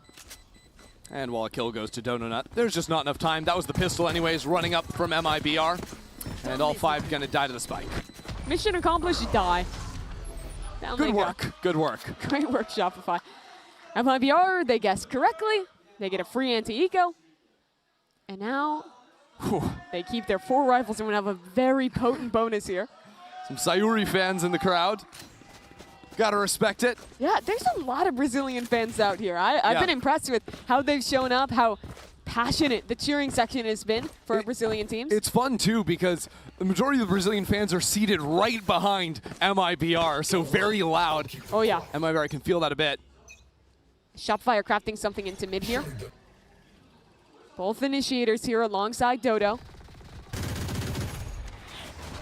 Just laying down some fire is Sarah. Actually, early knife from Sayuri. Trapped Alexis. Up in mid, and MIBR are up here. They're going for a fight through the smoke, absolutely catching these players. Bastarda working off a brilliant flash, but the counter fight on B is there. Even playing field, Noya swings straight into Bastarda's Odin. Of all things, she picked that up for 4 kills. Are you kidding? On for the ace with a stolen weapon. And now those Brazilian fans seated right behind MIBR egg her on for that final kill. Shopify wanted to go for a re-clear play in mid, but they waited a second too long on the timing, and it's MIBR instead, the tip of the spear. Final target acquired.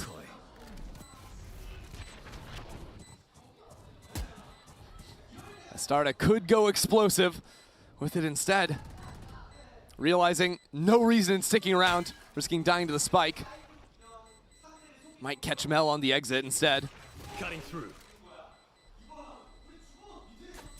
Mel's now going to run towards her. Is the ace still on? Bastarda not chasing for it, so ace denied, robbed away, but still a ridiculous round from Bastarda. Yeah, let's just watch that again. Bastarda into mid. MIBR had been contacting his space the whole time, and you see it's the exact same timing that Shopify wanted to go for a reclear, but the Utah's just a little ahead. And with that picked up gun, she's so aware of the right angles to be looking at. You know what a beast the Odin is when someone is swinging into you. Such a good round. Also just playing off her own utility. Didn't even need the support. Yep. Her 2 flashes were good for 3 kills, all things considered. That's where the knife landed in the last round. The roof Alexis was looking at. This time, Sayuri's knife up for B main to spot any early stack, early aggression. MIBR stick to the theme of a bit simpler rounds on their anti-ecos with that Odin now in the hands of Melissa.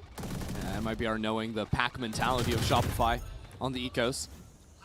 This wall catches Dodo on a brutal timing. Might have been a slight miscommunication there between Noya and Dodonut. With no Viper themselves, MIBR will always struggle at these like slow taking mid rounds because they don't have that early utility. And now as the double face comes in, Sarah, quick on the fire, catches Bastarda before the teleport. Now MIBR can move on. They had 4 players in mid, ready for this exact situation. And it's all fine as long as Mel doesn't get a kill with the Sheriff. She does. She opens the door for her team. Well, Mel has the classic. Noya might have a shot with the Sheriff. Timing into this smoke with classic. Some good damage, but now Noya is absolutely bullied. Every single piece of utility under the sun has caught her. Spike planted. Alexis did manage to secure a rifle, but has to survive past SRN. Easy enough task for her, but still whittled down to 20 HP. And the harder task is moving past Melissa's Odin.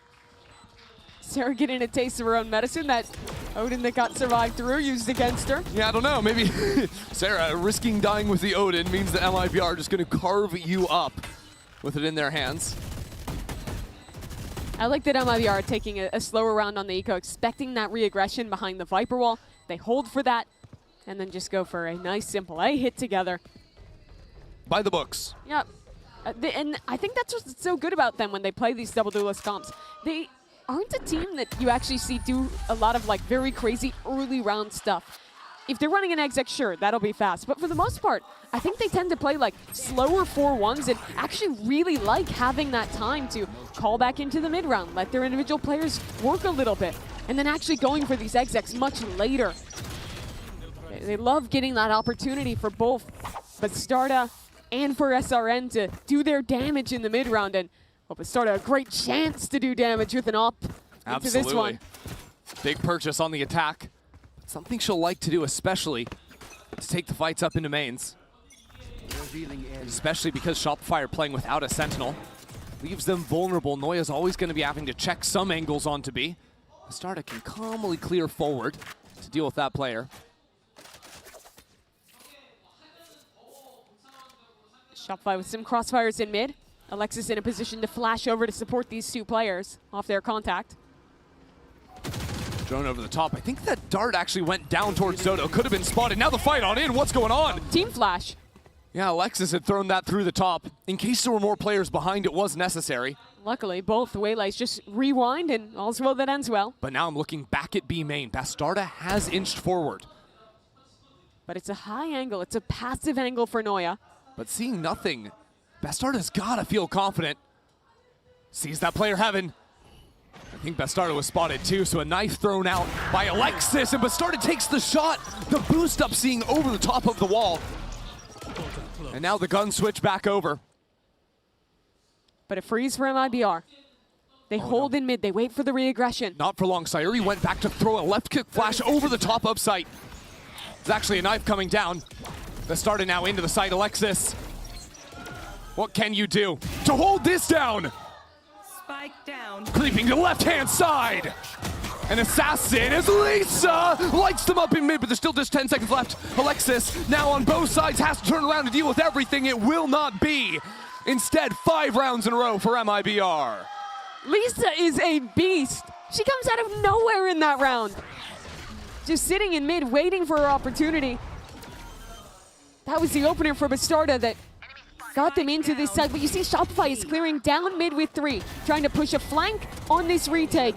And Lisa decimates them.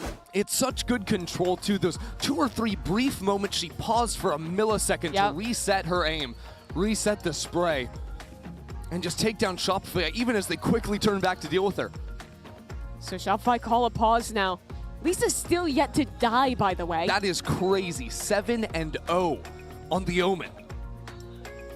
I don't know if I've ever seen an Omen not die after 5 rounds of play. That is wild. I mean, certainly not versus Shopify. No. Like, this is a team that it was a shocker to see them even lose a series. Even in a map. GCC. Remember, 2024, the last time these teams played in a final, in a BO5 at all, was flawless. They didn't drop a map to lift that trophy. And now to lose their first series in a Game Changers Champs ever? This Shopify Rebellion team, with this roster, getting knocked down by the Brazilian #1 team now, in a tied series, mind you, trailing 5-0 against the Brazil #2 squad. A team that they sent down here, that they 13-1'd to then 2-0 to start on this whole lower bracket run. I mean, Brazilian teams have done that lower bracket run before. In 2023, it was Team Liquid. Had to do the same exact thing. Now MIBR primed to cut down Shopify on this anti-eco. That would be 6 rounds in a row. And they're doing it by the books as well, investing the ultimate on Bastarda. Now thinking about fighting forward too. This has to be a retake for Shopify, and they're losing space. Already this fight into elbow for SRN. The only chance here really is Noya. And she's good for the first. Hold on a moment. Paranoia. Retake some space. Teleport under. Hell, there's 3 players waiting underneath Noya. And now with the op swinging back in Sayuri's hands of all things. It's a little bit silly. And there's not enough. That is 10-0 now on Lisa. 3 kills there secured again in back-to-back rounds. Is someone gonna kill her? I'm not so sure. Can someone please kill Lisa? She's been alive for 6 rounds. I'm not sure what the mission should be for Shopify. Is it win a round or kill Lisa? You might have to do both. I think one has to follow another. I don't know if you're getting around on the board until she is dealt with. Look at that. Snappy. It's so similar to the previous one, though. Quickly adjusting her aim, flicking around. Just looks so confident right now. But this is the round Effie's was talking to them about. An op for Dodo. And the op is still for Sayuri. Because MIBR are looking for the 5-hit. Off of the ping. That's the Hunter's Fury Mel teleporting around. As the reaction comes in from Shopify. And Orb to buy some cover for Shopify. They've rotated in. MIBR have gone virtually nowhere. Alexis through the smoke sees nothing. Knife suppresses 4. So they're stalled out. And with no cancel option, MIBR might just have to walk back in to the Lion's Den. Because Shopify Rebellion have space gained in B main. And look in mid, an operator holding the line there as well. Great line. So they know MIBR have nowhere left to go. But there's still the matter of executing on it. Sayuri just picked up an orb. Switches guns because now she has the ultimate. A null command. But there's still Sarah's Odin. Forget the utility. She is absolutely carving alongside the rest of Shopify. They need this round. Shopify can't let it slip now. Back through the smoke goes Mel for 3. And 1 on the board now for the reigning champs. Finally Lisa killed. Finally a round for SR. And the stole utility, all of it for Shopify was very good in that round. It started off with, I think, the ult getting popped a little too early for Dodo. She threw it into Yard before anyone had even made it out. But Alexis, that knife that tags onto 4 is pivotal. Exactly. Full stalls the hit, and while that's happening, it's the players on the other side cutting MIBR out of any rotate. You forget it for a while when Alexis plays so much of the Sentinel throughout the year. But her initiator utility is elite. Interesting start. SRN popped quick into B main and goes again to challenge Dodo. That is bold, but look back behind A main. That is where Lisa finds herself. 15 seconds into the round. And Noya's trapped between 2 sides, has to fight her way out. Is she trapped? Is she trapped, or is this exactly where she wants to be? They have no idea, but the first shots are whiffy. So a 1-for-1 is all she finds. And now a plant for backside. Lisa, who'd been in spawn this whole round, waiting for her moment. Wanted to equalize. Still down a player is MIBR.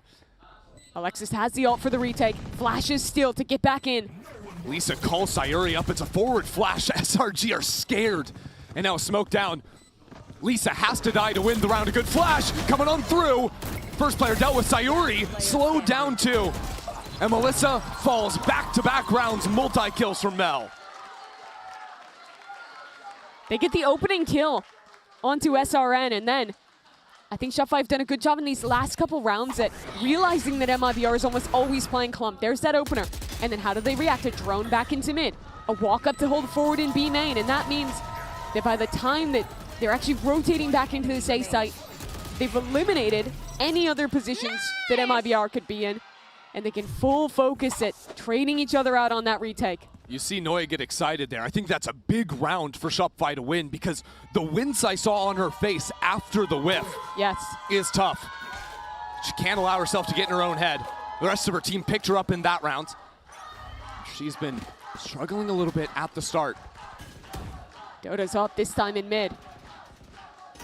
Got the opener last round. Flash and a swing. Only blinds a drone. But I don't believe Dodo was spotted with the op. Maybe just on the fate of the drone. A dart, a smoke to push her away.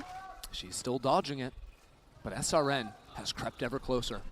Alexis with a flash to swing back in. Let this op get a forward line. Drone spotted. SRN in trouble. Shot doesn't connect, and SRN is still moving. MIBR do not want to let Dodo nut out. Another flash, this time coming around the other side. Alexis to equalize, and Dodo holds it down, trying to escape by the skin of her teeth. She's a clone in main. Means Alexis now has no support behind her. Alexis has to fight her way out, gets 3 onto the round. And now Lisa, who has been perfection in this map, has 35 seconds left in a 1-on-3. She finally died, but there's still 30 seconds a left. huge challenge to this round. The op holding her angle. But 30 HP makes Lisa's Vandal an op too. Oh, a leg shot of all things. 20 seconds left. And now the switch to the shorty. Double shorties. They know how low Lisa is. Getting wild with it to string together 3. That mid fight is very well executed, really by Alexis. The timing she's choosing to re-flash her teammate back onto the line. Here you can see it. Flash up, they swing forward for the first. Now they tuck back in another flash to get Dodo forward. And finally, when she's out of utility, when she's done her job for her team, she holds strong herself. That's down 3 in mid. Nice, let's go. Thank you. Alexis feeling good after a round like that. So it'll be MIBR to call a timeout now. And it seemed like they could do no wrong for 6 rounds, whether they were playing slower for mid control, whether it was catching Shopify's refights. But I think a few rounds in a row now, the combination of teamwork and utility out of Alexis has been tough for MIBR to break. Seeing this Waylay pick into the operator instead, I would almost like to see them call an A-hit round. Normally the Waylay is playing the close crossfire with the Omen, using the Hinder and the Paranoia to hold that space. Yes. When they're opping, Dodo almost always is playing in towards mid or early fighting in extremity. If you can push off that extremity, make sure she's not opping there, I think a hard hit on A can cook. Yeah, because you'd look to other agents on the team to offer that similar level of stall with KO having a molly, but KO is also always escorting Dodo Nut around. Alexis is always in those fights. I think you might be onto something. But they read the opposite side. They want a B hit, and guess who's here? Wow. Dodo with the operator, and Alexis too. MIBR have a Waylay ult to play on. But it's hard to capitalize and punish the op when there's the knife ready to go. Early drone right off the riff and a flash too. Sends Dodo Nut away, 4 players tagged up. And a Hunter's Fury from Sarah has a great line from mid. Nice shots. Take out one of those 2 duelists. So MIBR stunted. They're getting pushed through from mid. Yes, Mel has gone all the way forward. They have to exec into B. That's their only way to win. So SRN asked for a major task. Find the entry pathing, find the entry kills. Alexis in the corner. Hasn't been pushed away, trying to find the spam into the smoke. MIBR finally into the site, but still that flank coming in quickly. Mel is about to activate. Onto the planter, Mel for 2 again. And Sayuri has no HP. The blind from Mel secures yet another. This train will not stop. MIBR are going for uncomplicated rounds, trying to slam their executes, and Shopify have got it figured out. Their stall utility has been very effective at cutting down these plays in main. Look at that Hunter's Fury from Sarah, untested in mid. Then even though Alexis dies here, gets that molly up, that further buys time for Mel. And with a stall utility to the fight, that's all good. The crux of it is that Shopify are always pushing through on the other side and enveloping MIBR, not giving them a cancel option. Exactly. Whenever they get the information, instantly playing the macro off of what they learned. But MIBR have another buy. Sayuri has another ult on the KO. This time dodging away if there was going to be an early knife, but this time it finds nothing. MIBR's doesn't either. So they send the drone mid. I think this is in part to try and pressure an op away. The initiators have traded utility in B main, now drones kissing each other in mid. But the thing is, Shopify held mid through that exchange. So again, they're in a position where if a B hit comes, they can fast push around. The difference is, with that null command, no utility to stop the flood. Only Sarah's Odin for some chip damage.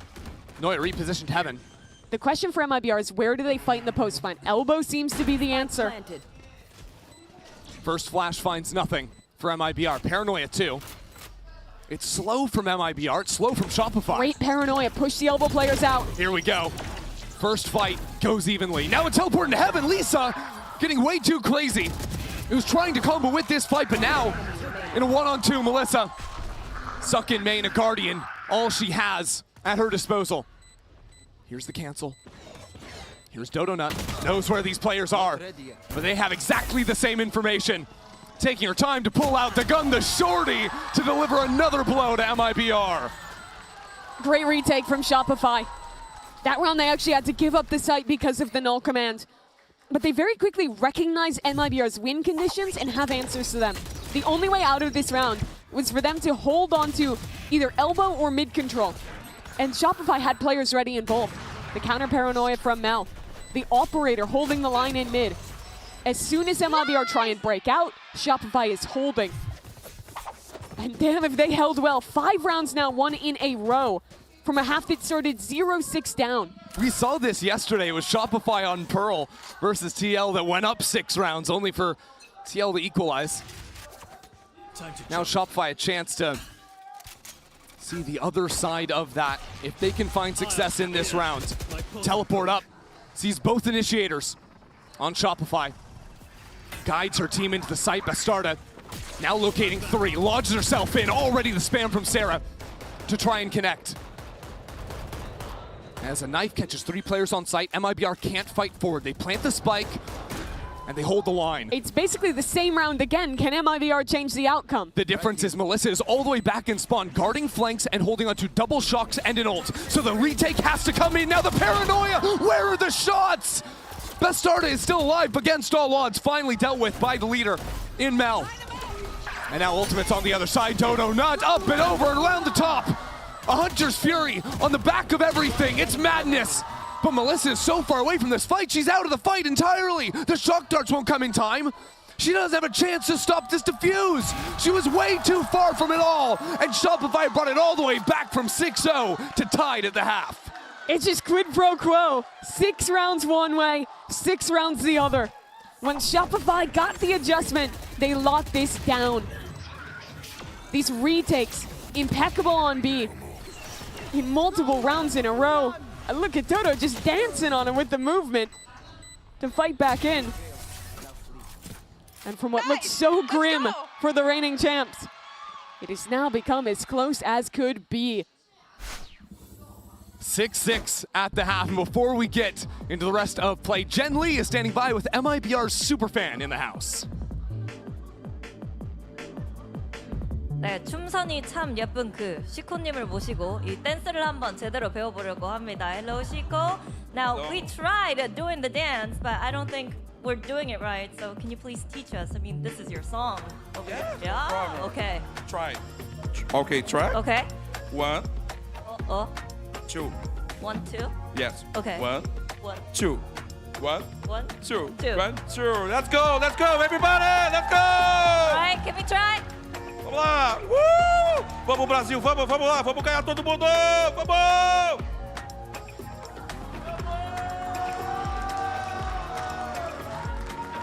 Okay. What makes you a great dancer? Practice? No. What is your secret? Just hungry. 아, 왜 어떻게 이렇게 춤을 잘 추냐고 했는데 You're hungry? Yeah. 아, 그 배고프면 춤이 이렇게 나온대요. 같이 추면서 하프타임 보내시죠. Let's go. 1, 2. 1, 2. 1, 2. Everybody, let's go! Woo!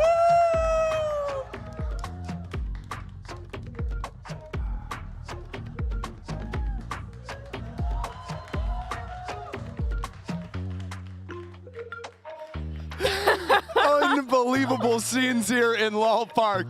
I thought the halftime interview with Shopify Superfan yesterday couldn't be beaten after the infinite answer and the hyper rap god translation from Jen Lee. This one, she keeps simple. Less translation and more dance moves. Jen Lee is a treat. Thank you for that. She truly can do it all. Here's the Coinbase econ report to take a look at. We're 6-6 at the half. Oh, right. We're playing a really close 1-1 tied series. It's actually map 3 of a BO5. Right. Tied at the half 6-6. And if you win this, you go to the finals. So, yeah. Oh, and by the way, Melange, IGL for Shopify Rebellion, not only called them into a great comeback, but is kind of fragging herself. Oh, the Shopify Superfan getting in on it, too. Wait a second. Wait, is that just a turncoat right there? Should the Shopify fans be doing the MIBR dance? Okay. Okay, we got a fight Still back. repping Shopify while doing it, though. Maybe it's like trying to steal it and make it Shopify's own thing. They're finding the common ground. Right. That's so beautiful. Okay, you know what? I hope they can be friends after this match because ultimately, at the end of the day, one of them is going to be elated and the other one is going to be really sad. Yeah. At least if you're the Brazilian fan, there's another Brazilian team. Oh, that's true. Yeah, well, we don't know that they love Team Liquid, though. So Maybe they hate Liquid, but they love MIBR. I mean, that would make sense considering these two teams have been fighting each other forever. We're playing again. Let's get back into the game. It's defense for MIBR. It's Shopify group towards B. But it's MIBR working 3 down mid early, getting an embed for Bastarda. Ooh. Deep wall to fight up into elbow. Split up this site from Shopify. And this snake bite stops Elise's intention. She wanted to be inside of the smoke. Shopify are actually letting MIBR into the site to try and attack back up into heaven. And with Noya getting the kill on site, Melissa now taken down as well. Shopify just eliminate MIBR out of nowhere. I love that pistol look. MIBR likes doing a lot of combined fights with the double duelists on their pistol rounds, on their eco rounds. And just contacting into B circumvents that. Now Sayuri dinged with a little up-down action from Dodonut. So pistol round secured from Shopify. That play was really cool, and I swear I've seen a version of it somewhere. I can't remember if it was Shopify that have run this before. NRG does that play too. NRG, there we go. I mean, I think a lot of what every good team is doing on this map is stealing from NRG because That of makes how sense. dominant they've been here. Look at Shopify's comp. I've never seen that before. Curious. I'm sure they didn't steal anything. But yeah, the wall is really good for those kind of gimmick plays. When you get a post line on B, you always either need like mid or elbow, and that makes it so easy to take elbow. Early knife out of Alexis this time. Going for that as an anti-eco idea to see if there's a stack behind B main. And there is a stack on B, but not forward. Yeah, that's the thing. MIBR are ready for that, so they play behind the knife initially, can then move back into the space because Shopify aren't speeding up behind it.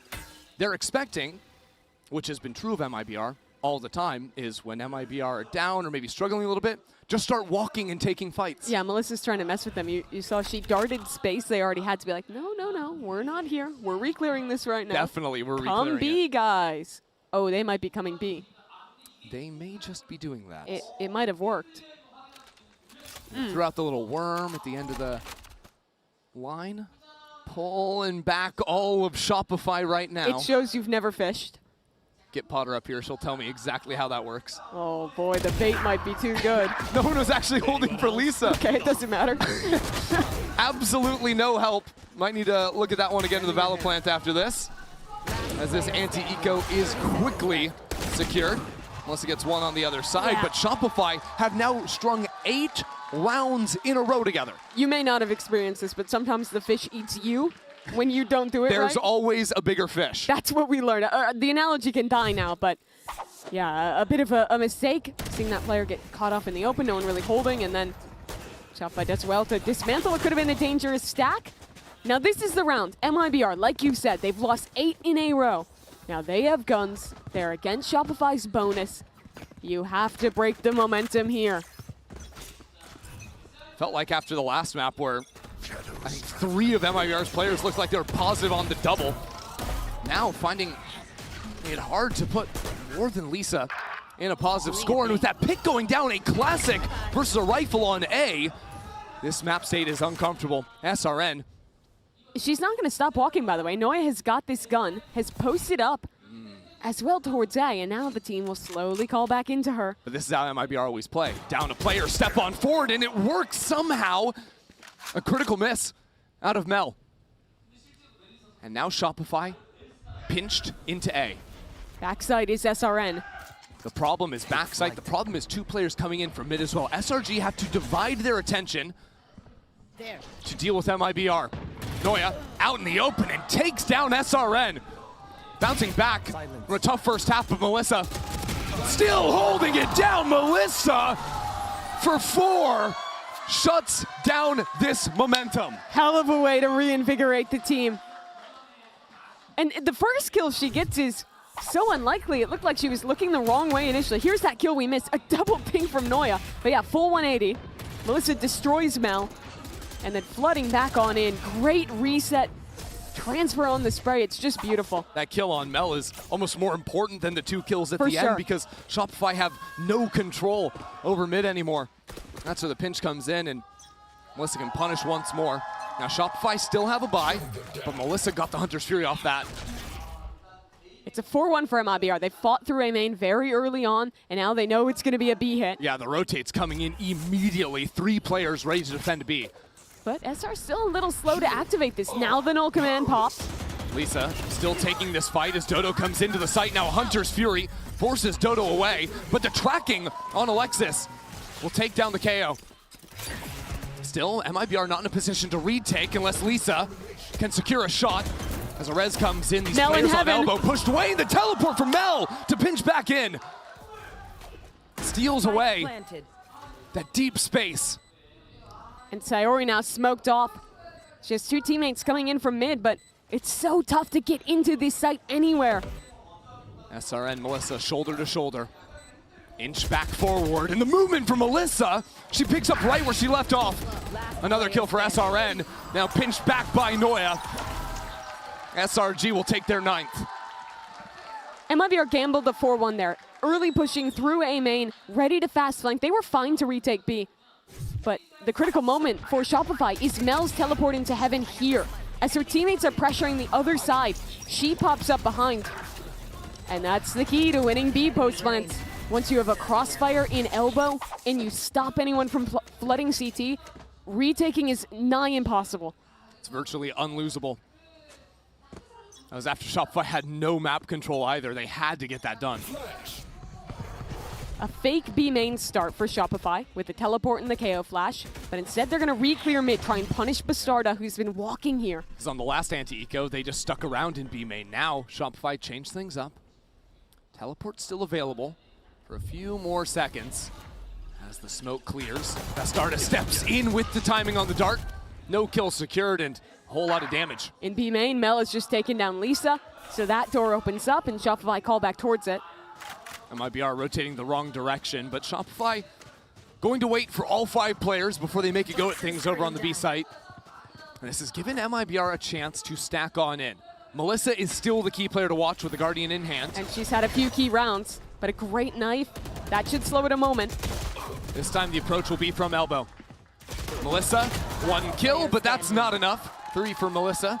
Cleans things up here on the half buy from MIBR. Yeah, it's just the anti-half buy, but Mel has been having a couple rounds. You know, we talk a lot about how long-standing this duo is, but this tournament, Mel and Alexis. yeah, really marks a milestone for those 2. First matches they played together all the way back on Magical in the first precursor tournament to Game Changers, the For the Woman Summer Showdown. That was during the Ignition series. It's been 5 years since then. 5 years of excellence in North America. And Mel, she's the one to close out. Ever since that tournament, they have never not played together, Mel and Alexis. Every single team, from Magical to Cloud9 White, attending their first GCC and failing there, to Version 1 and Shopify, now winning back-to-back Game Changers championships and trying to do it again here in Seoul. Yeah, the shocking thing for them is, even though they are the reigning back-to-back, this tournament, by falling down into the lower bracket, feels a little bit more like that Cloud9 year where the hype was there, but they have an early loss, ended up bowing out earlier than they ever had before, ever did after that. Yeah. Of course. That was the big disappointment. That team disintegrated after. Only Mel and Alexis stayed together, picked up new players to form what became Version 1. Yeah, ironically, that was the year that Shopify, not these Shopify players, the old Shopify, was in the final.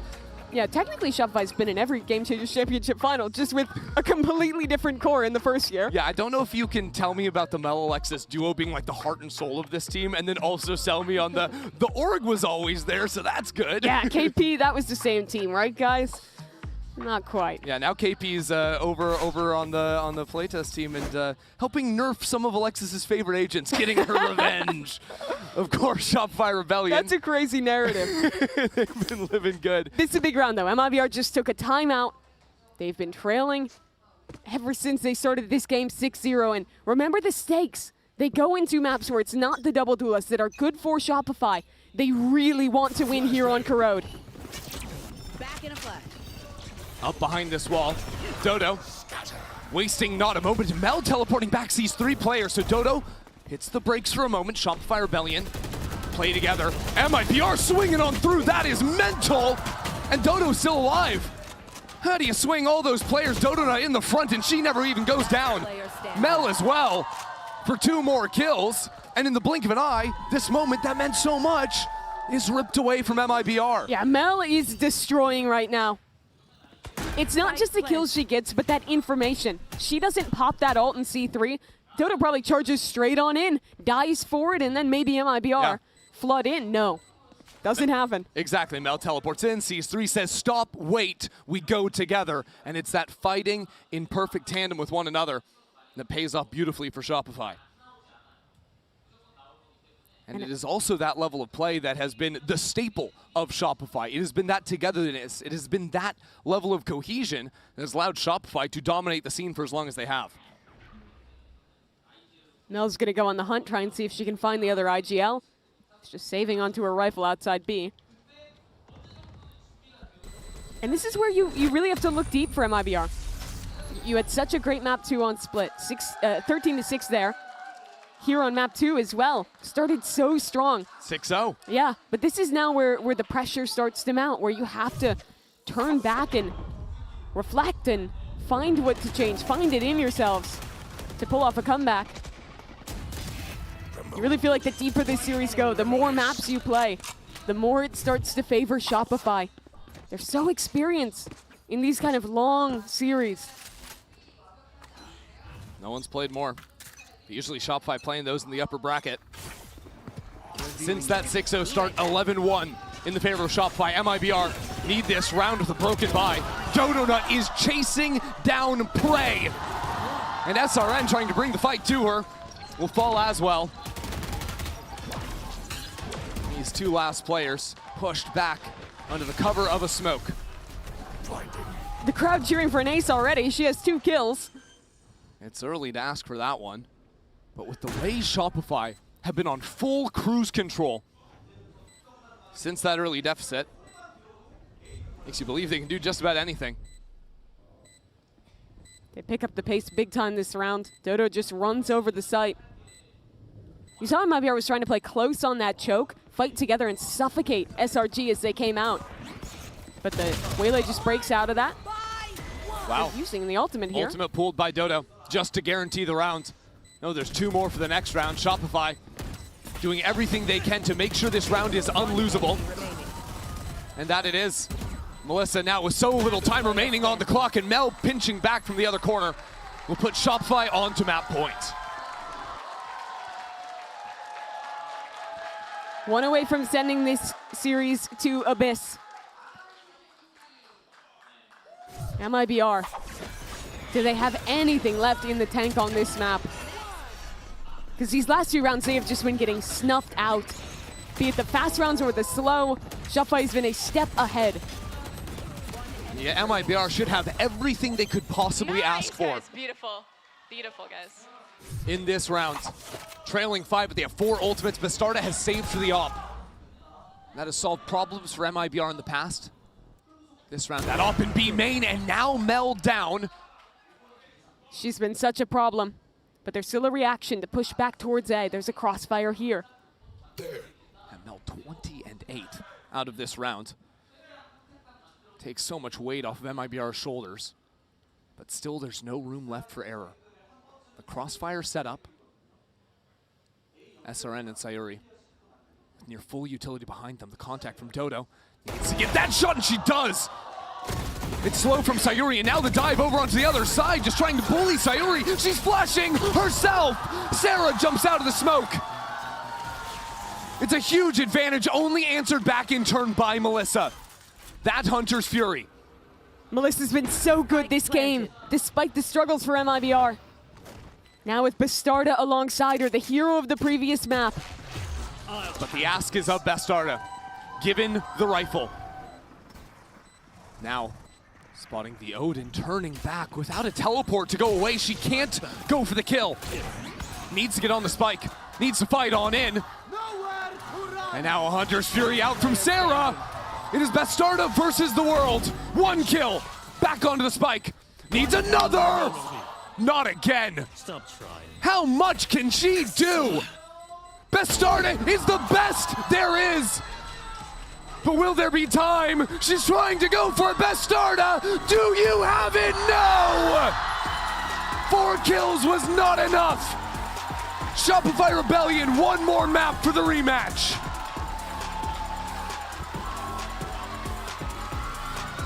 Crushing disappointment for Bastarda. To fail at her clutch, it is a dominant map 3. We head to Abyss after this. Another flash, this time coming around the other side. Alexis to equalize. Alexis has to fight her way out, gets 3 onto the round.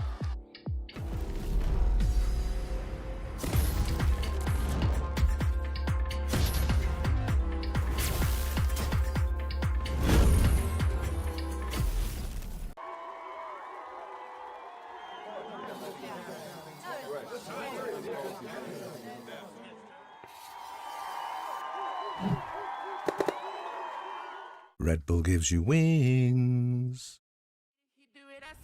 He like to hear it a crate. Saying for me, he gon' fight. He's catching a fake. Giving, but he never takes. Where you at? I can't take you when you sim. I think that he's an imposter. I'm thinking about driven ship. Really call it a toss up. I don't know if it's clipped. Got me thinking I lost ya. Eating shrimps to the whips. Coming lobster with a monster. Keep it on the hush. Keep it on the hush. Yeah. Shh. On the hush. On the hush. Oh yeah. Keep it on the hush. Keep it on the hush. Yeah. Shh. On the hush. On the hush. Oh yeah. Shh.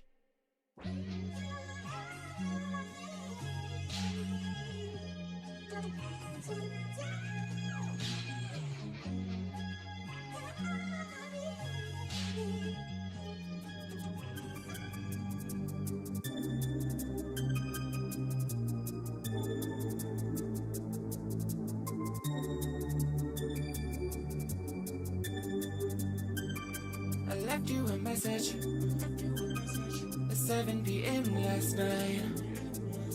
On a whim, you ignore my call. I'm over the ghosting. I can't give you another chance to shadow my heart. I'm gonna let it burn. You know I care, and I love you deeply, more and more every time. Your voice and laughter scar. You say you're crazy, but baby I'm crazy, yeah. Now you get to look and see. It has to make you burn. Has to make you burn. Has to make you burn. Yeah, I wanna watch you burn. I wanna see you burn. I wanna hear you burn. Yeah, I wanna watch you burn. Did you get what you wanted? What you were hoping to find in me? A willing victim. Maybe I needed you. I know that it scared you. Remind you of your insecurities. So you took it out on me. Do you remember the time you left me out in the snow while you were having fun? I waited quiet.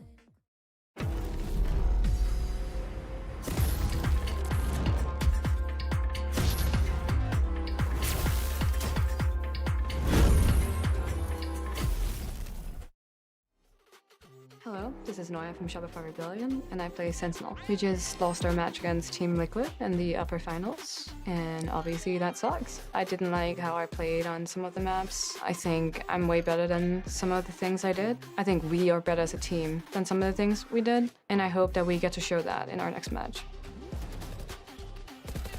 Hanging on this round, and already Noya! Good God! That's just inhuman! I think MIBR is a good team. They put up like a good fight with Liquid the entire year, and we obviously lost Liquid, so we need to be on our A game in our next match. Obviously, I think we shouldn't let SRN heat up. Like, when they have a good game, they have a really good game. Mel said it a million times, we need to just focus on ourselves. We know how to deal with things we see in game. We just need to stop over-focusing on everybody else and just play our game.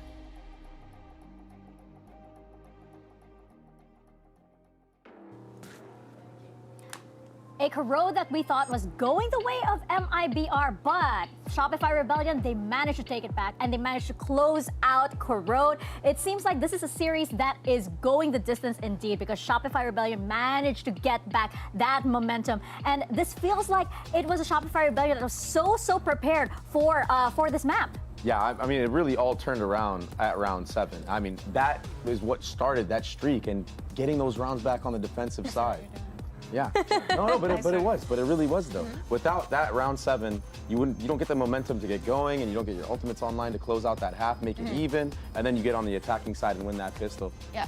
I think that if you look at the bottom of this graphic, which is the important thing and what Baby Bay is talking about, is we saw an MIBR that started extremely strong. But then after that round 7, that was very close, but very necessary for SRG.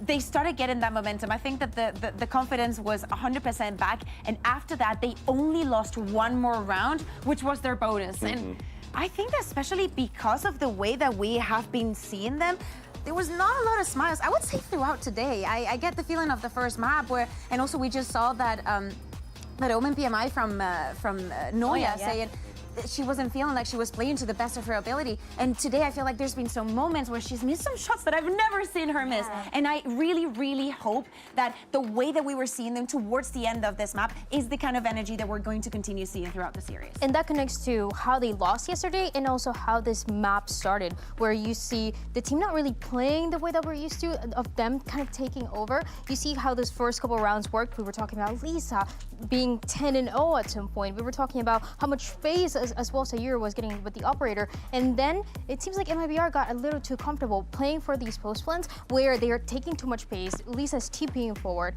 You see an operator as well that is not able to back up because Sayuri is playing that KO ultimately. And so that is giving slowly but surely a little bit more comfort for SR to play the way that they've always played. Yeah, you look at the SR that started that map, and it was entirely different from the SR that ended that map, right?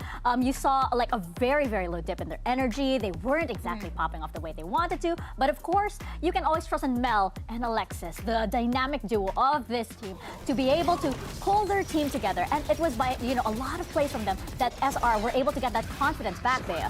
There's many moments where we have seen Shopify Rebellion, even through today, already losing this best of 3. But these two brought the momentum back completely. There was like 2 or 3 rounds in a row where we could see the difference that both Mel and Alexis were making. When we're speaking about Shopify Rebellion and them always making the grand final of Game Changers Championship, it has to be, we have to think about this too. The veterancy that we've seen on the server, how everything was being bad. When we talk about the sad reactions that we were seeing, I also saw Alexis giving everything. And just look at the numbers. What a performance from Mel. I'm extremely proud that even in this situation, these two were the ones showing up. Yeah, absolutely. And as we were saying, right, it's a very, very different story when you look at the first map, when you look at the first half of the map, because the way that they're able to turn things around, even when it looks like MIBR are running away with all the momentum, that is the power that this team has. But of course, MIBR, they managed to take a lot of amazing rounds as well. I mean, let's take a look at the Verizon high-speed moment from Bastarda in round 3. And this moment here, Bastarda has always been one of those players that even in the clutch, even in the last moment, she is definitely going to pull through, Dryad. Yeah, she was incredible in this moment, and we thought if MIBR are to win this map of Corrode, is going to be because of this bonus round that they were able to convert early on. With the Odin as well, they had a really strong buy as well going into this one, but as we talked about, is an SR that were slowly feeling more and more confident until, we saw the dominance that they had going into that second half. For Bastarda, I think this is a player that we always see getting those multi-kills. We just talked about it in that last map, opening up a lot when they're going with this double duelist, but also closing out. But honestly, I am a little bit concerned for MIBR because even though Bastarda is an incredible player, for the next 2 maps and what they've shown us, she is potentially going to be playing that Cypher. And it's a Cypher that we haven't seen today. It's a Cypher that not many teams are playing anymore because it's nerf, and it's a Cypher that might be a little bit uncomfortable for that aggression and that style that they like to bring. So you'd like her to maybe take a chance and make a change for this last 2 maps? Yes, bring the Yoru. Bring the Yoru. Okay. I want to see the Yoru again. I'm in for it. I also really like from that play, like the way that MIBR was like 100% given it in the plan of like, we use the recon, we make sure that they have not inserted anyone onto mid, we're going to walk, and we also see the disconnect from the side of Shopify Rebellion, not being able to keep the tempo. We see the paranoia, we see the utility coming in from them, but the follow-up is not quick enough. It's a little bit of the things that we do not expect to see from them. So it's also the ability to bounce back. I really want to know about what happened in those timeouts and the conversations that were happening, because definitely they did end up having a very good read onto them. Yeah, and for the side of MIBR now, you got to think, what kind of mental state are you in when you kind of felt like you had control of this map and it just slipped away, and not only slipped away, but you only won 1 round after that comeback started, after that half. So I just feel like it's a brutal way to go out, and it's not something that you could goldfish memory very easily. Yeah, I totally agree. Especially, I think that MIBR are a little hungrier for this one because of, just how far they want to get. They want to get that Brazil versus Brazil Grand Finals. But, Shopify Rebellion, they're just they're in that state that they have so much experience that they can actually, outplay MIBR, even when they are adapting. But you look at the player, for example, like Dodonut, who is having an amazing day today. You see her all smiles, by the way. Even when you have the sad reactions, like, you have a little bit of that smirk, but Baby Bay, Dodonut here was, amazing with the operator. Yeah, the operator play has been phenomenal today from Dodonut. I don't know what's gotten into her. Maybe just realized yesterday, like, okay, she needed to step up for the team, and she has done just that. She's plus 24 throughout this series. She's having a monstrosity of a series here, and she's gotten 14 first kills, mainly from the operator, and 6 first deaths. I mean, this is what you want your duelist doing. Yeah, I think especially for this map, 2 things stand out to me, and it's the fact that on the second round, I remember Ender speaking about how Shopify plays this rounds where they do not have the economy, and they were just going, oh, full pistols and whatever. And I see she hasn't even bought the utility, because I think, oh, maybe she's going for an operator, just thinking about that. And then they go into the Odin, things start going wrong, and they're like, actually, let's go into the operator. I'd love to see that she was able to have that impact. She also went 6-0 in duels against SRN, so there was a goal that needed to be fulfilled. There was something very specific that she needed to stop, and she got it time and time again. Yeah, they have been really good at understanding what that win condition is going to be against MIBR, which is what they struggled with yesterday against Liquid. So I really like to see this version of Dodo, because honestly, I think about this year, and even if the team was getting all of those wins, Dodo, I feel like, was not playing to her full potential the way that we saw her previous years with different teams, and now I feel like she's getting more and more comfortable on stage, more and more comfortable playing with the operator, and kind of going back to that form that we used to know her for in North America. Yeah, and it's exciting to think that she's on that form in this series in particular, right? Because you look at the other maps, and Dodo has definitely been putting up the numbers. I want to see more of that as we head into our fourth map. It is going to be Abyss. We have seen, of course, both of these teams on this map. What are we expecting here, Baby Bay? Coming into Abyss, we've seen the compositions. There shouldn't be any surprises from both of these teams. Yeah, well, I think we're definitely going to expect SRN to not be on Waylay. And just to give you guys just to nerd out a little bit more. Do you like that or not? SRN's Waylay has not been looking too hot, mainly in this series. I think, Dan, you said that their first win on Waylay was what, yesterday? Just yesterday. Yeah, just yesterday. And in this series so far, you're talking about 18 kills, 39 deaths. That's minus 21, right? On Waylay. On that one Raze map alone, SRN had more kills than 2 maps on Waylay. But the good thing about it is that last time they played this map of Abyss, they were playing that Jet. So you talk about the maps that MIBR has been winning. Yes, the Raze and Euro maps every single time, but also that one time that they played Abyss against Giant X on that Jet, they also won that. Yeah, I think it's going to be, sure, maybe the Waylay pick might be a little questionable in SRN. Perhaps it's something that's, they might still need, a lot of work on. Maybe it's still something that, they're still widening their strat book for. But you go into Abyss and it's something that might be a bit more comfortable. And I really want to see that duelist head-to-head here on this map. Yeah, I think comfortability is so important, especially with a high-pressure match like this. I think being back on that Jet, which is probably what we're going to see very, very soon, is going to be very important, especially when you're trying to deal with this Viper Killjoy composition that Shopify are going to come into this game with, right? It's very unique. Not a lot of teams are running this, but at least with the Jet, you could proc that dash, have the confidence to run through that Viper wall, try to get that entry and get out. Yeah, it's a lot of pressure also on MIBR because Shopify, they are one map away. They win this and they go into the grand finals. And MIBR, of course, operating on that deficit. There's a lot more pressure here, Bea, for this team. Yeah, I think that probably the saving grace or like something that we can look into that could go in MIBR's favor is that, yes, we have seen Shopify play in this map in this tournament. We also know that it was against the KC that has showed all their cards and the way that they played that Abyss, and the counter was there. We could see it round after round, and they did it perfectly. I don't know if we're going to get the same vibe when we see them playing against MIBR, because I think that we might see more diversity coming from the side of MIBR in the way that they interpret the rounds, and we're going to see on the server. Also, I am not completely sold on the Killjoy, but it might be the difference. Yeah, I remember we were talking a lot about that pick, but hey, a win is a win, right? And it seemed to have worked that time. But I am curious to know what adaptations both of these teams are going to make for each other. They've kind of been doing that and kind of out-reading each other on Corrode. I'm expecting to see more of that here on Abyss, and we have Agent Select right now up on your screens. What are we thinking? I mean, I'm going to give some good stuff for Shopify fans out there, and it's the fact that Mel and Alexis were the ones that were popping off on that previous map. They were a big factor of why they won against KC. If you remember, Mel had how many 3Ks anchoring? Even on the attacking side, we saw Alexis get so much value with Noya as well. Totally. I mean, there is something that the Killjoy gives you, especially if we're speaking about an SRN that might not be finding their pace. The stopping power from the aggression that they might have from the defense will be shut down thanks to Mel, thanks to Alexis. I think that they have to go in with this with a lot of patience because the pressure, as we're saying, is on the side of MIBR. But also, I'm thinking about MIBR and what they can do here, and I'm still thinking back of that final or semi-final in Brazil where SRN in this map of Abyss got 50 kills. So if you have your questions about, how she's going to be doing on this map, how she's going to be doing on this Jet, I feel like I'm pretty comfortable with what she can do here on the defense. Oh, well, let's see. That was, of course, in previous match, right? Dodonut has been keeping up that momentum, so it's going to be exciting for sure. Will this one head into another map 5? Let's find out, and we'll send it back to Mimi and Ender for the call.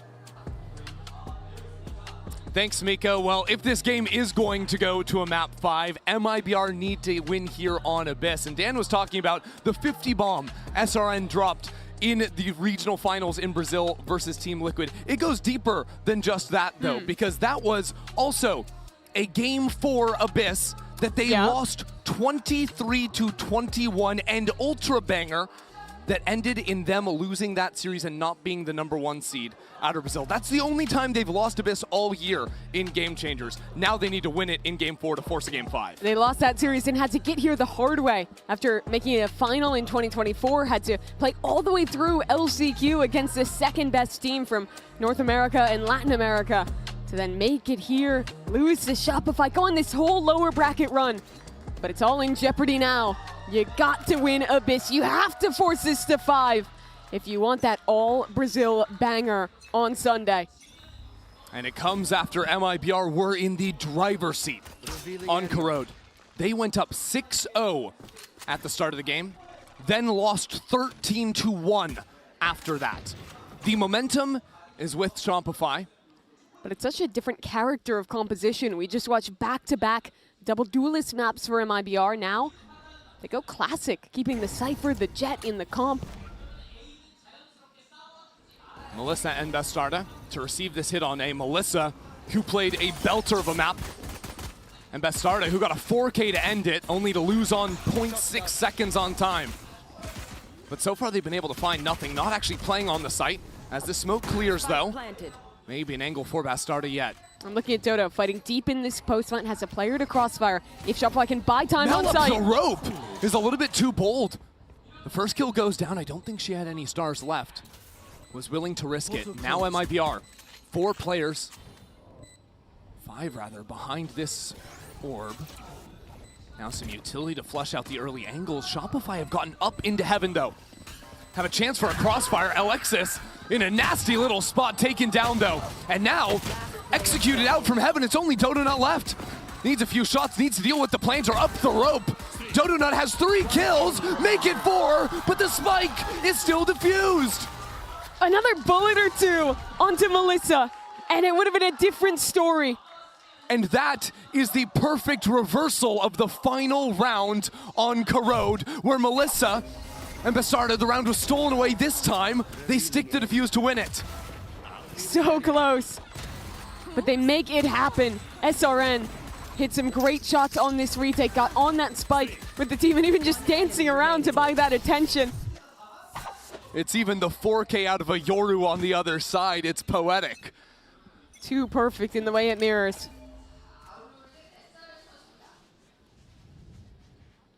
It's been a while since MIBR have won a pistol. You have to look back to the start of the previous map. They went up 6-0 on Corrode. Only won a single round after that. Essentially a 13-1 game if you discount the first quarter. Wild stuff. And here start things off nicely. Shopify Rebellion. Gear up towards B. Interestingly, for a team that never buys on round 2 after losing pistol, Dodo gets the Sheriff because of the 4 kills from the last round. And the plants being on attack as well. Exactly, so it pays for itself. 5 suppressed. That's gotta feel good. Already MIBR start to shift over. SRN sprinting through A main. Starting to close in on Shopify. Shock darts do a lot of damage. Spam is here. Oh, it's a full-on lineup for Sayuri. Having a little bit of fun there. Ended by Noya, but these tripwires, back-to-back rounds, posing some problems for Shopify on their approach. 2-0 to MIBR.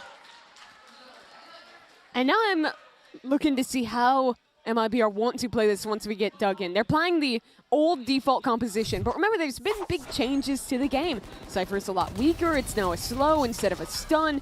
Takes a while for that trip to wind up. Nowhere near the pure stall power that that agent may have once had, especially when you're playing against a Yoru comp. It doesn't pose a huge threat.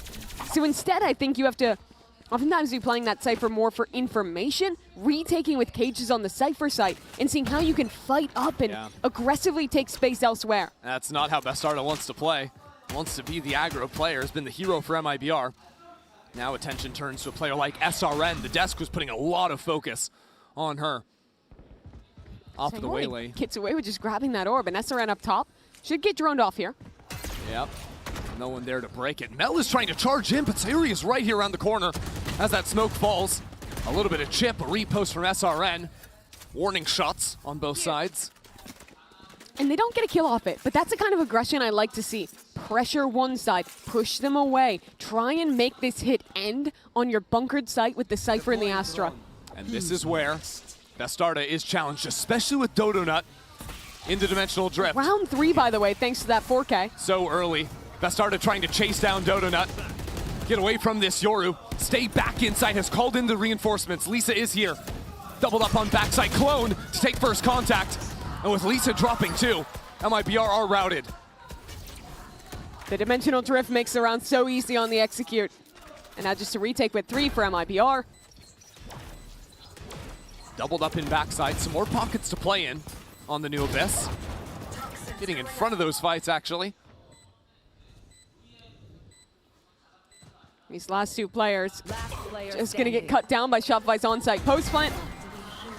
And before the changes to this map, most teams, Shopify included, when they played double smokes, would play the Astra and the Omen. Now instead here, we actually see Noya locking in this Viper, and I think that is a really interesting wrinkle. For one, it gives her a lot of opportunity to have agency on the lurk. Second, it's going to make your post mines very strong on your attack side, thanks to Molly, thanks to the orb you can cycle up in those positions. And then once we switch sides, in a change where it becomes all the more important to hard anchor on sites with how many more angles there are, the Viper is so good for that. Absolutely. Talk about Noya and Dodo. 10 kills between the two of them. No one else on Shopify has one to their name. It's a 2-player show right now for the Rebels. As early control down mid allows some free walk up out of Dodo.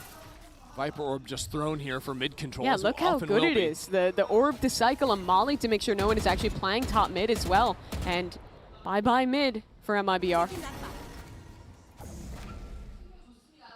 See SRN already responding. Okay. Wow. Nice shot. Yeah, you lose mid control, just decimate Noya, all good. Fight it anyways. That is the MIBR way, isn't it? Step on forward, take a chance.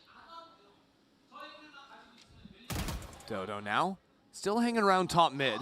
Is a teleport to escape and a nice shot in and out. Yeah, almost felt like the comms a little late on seeing that player on the jiggle. Difficulty is 3 players on B.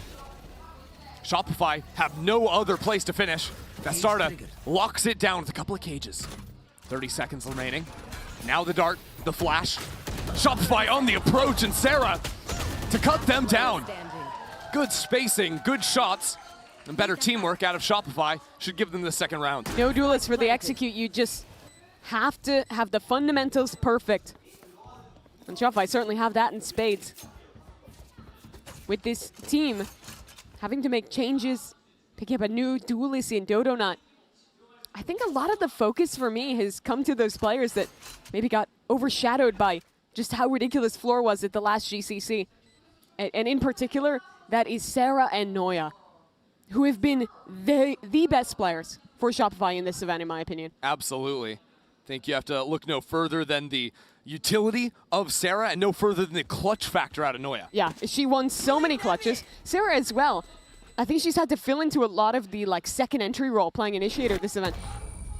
And she's so good at it. Look at that round, right? Where Dodo's not really in the picture. She has to run through a cage, look to the right, flip back, and immediately gets that entry for her team. And it's because Dodonut is playing so much of the waylay, right, that you're tasking your second entries to do so much when Dodo's always running away. And it's basically the same when it's a Yoru as well. Exactly. Jumping in, teleporting back at times, or just calmly working forward together with the spacing. Those 2 players have certainly stepped up alongside the rest of this team. Now this round gets a little bit awkward for MIBR as the operator was saved on SRN, but the rest of the team has absolutely nothing to spend on. And SRN definitely wants to keep this gun into the round after this as well. She's had to buy down to 650 credits. Yeah, so it's this balancing act of still play the round out, look for the shot, but at a certain point you gotta call it quits if MIBR don't have the advantage.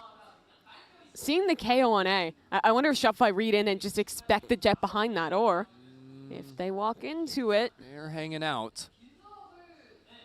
The worst thing Shopify could do would be to calmly step forward. They're waiting for a reswing. They know that MIBR want to get forward lines usually on SRN to have info to play the rest of the map, so using this attack smoke actually to push SRN back. There could be any amount of players inside it ready to pop out. Yeah, Mel embedded in the off angle. The rest of our team is going back to B. There'll be a fake clone here as well to try and exec with. Exactly. And pull rotates off B. It's a very clear read from Mel. I think she has to know the op is here. After the early KO utility, after no contact, now she hears it for sure. And knows that she's right in her reach. She'll stick around towards A. But what that very likely means is a stack on the other side of the map. So now Shopify with 25 seconds left and a null command out of Sayuri. Our backs against the wall. It has to be a Hunter's Fury for a kill from Sarah, and it has to be the rest of Shopify to follow on through. They do not have lots of time. There are players on this site from MIBR trying to hunt down the planter, but the plant is stuck on through, and now the kills follow on in. What could have been hairy for a moment is now secured by another kill out of Alexis, and the slow walk on the flank by Mel. They've baited SRN into the open, and now they've taken away the operator. That is a gorgeous round that, again, was not simple on the exec. No, it's so hard to piece together a round like that. Are they stacked behind the op? Are they full stacked on the other side? What does the setup look like on such a weird buy? But Mel figures it out. Sarah just outside the corner of that null command to get the Hunter's Fury burst off. It's huge, and it kills Bastarda. So Yes. without the Cypher, 20 seconds is far less of a concern when there's no trips on the ground. Util, and then only Sayori is there to punish the planter, who doesn't even really have an angle with the changes to the map. And so Dodonut chooses to pick up SRN's off. SRN, who is sprinting exactly into her position. Two players here. Gets that first shot, falls on back. Now for a flash and the reswing. How confident is Dodo right now? And justly so. They gave that to her for free. Now Lisa in mid tries to make a play, but Noya's ready for it. And in true MIBR fashion, lose a player, lose two. Take some liberties elsewhere. Bastarda tries to walk into the exact same space.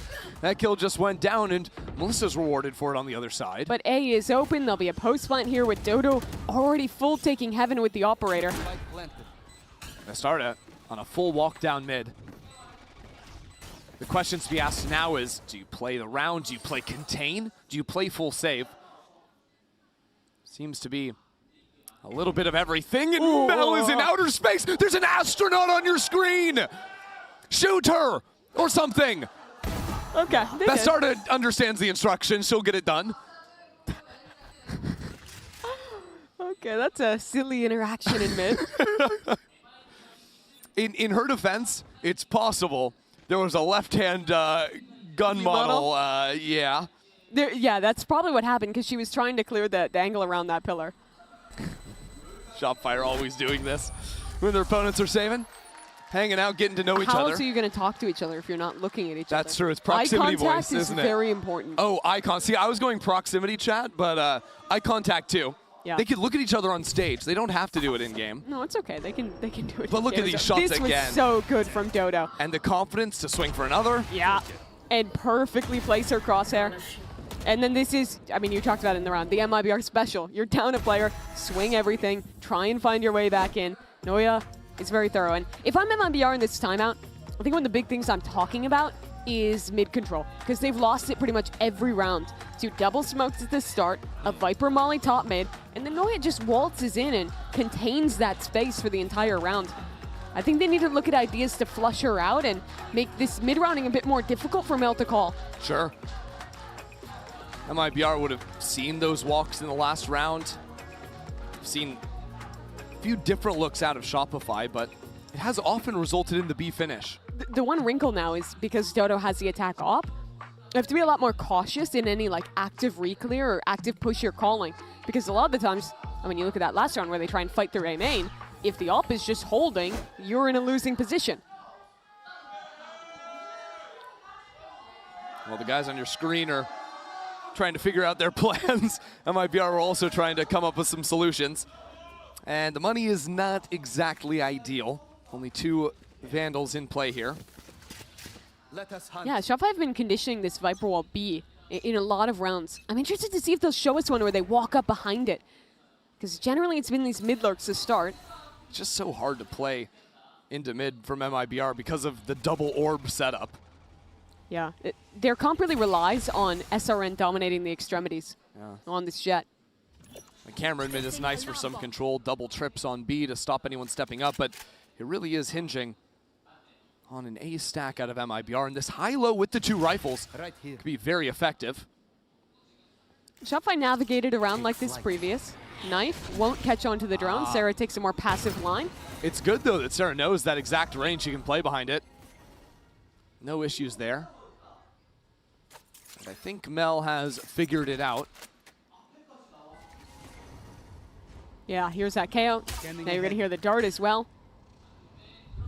Mel turns, and I think that'll just confirm her idea to want to work her way back towards B. Yeah, Mel spends a lot of time trying to download enemy positions in rounds, and it puts them in difficult positions again. 35 seconds left. Mel is calling the spike back. Remember, a few rounds ago, this play ended in the B finish.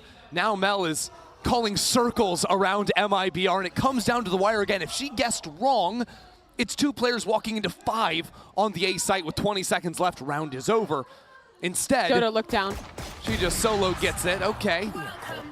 That's that up back, so something to hold on to, I suppose. But with 2 guns here, you want to at least make a go of this up numbers. Mel's position with the Viper Pit backside is so good. She's stepping into that fight, as a matter of fact. Trying to get a few kills for herself. Pressure coming in on her left shoulder with that Cypher. She'll secure another. And now Shopify positioned to fire at both angles on MIBR on this drop out of heaven.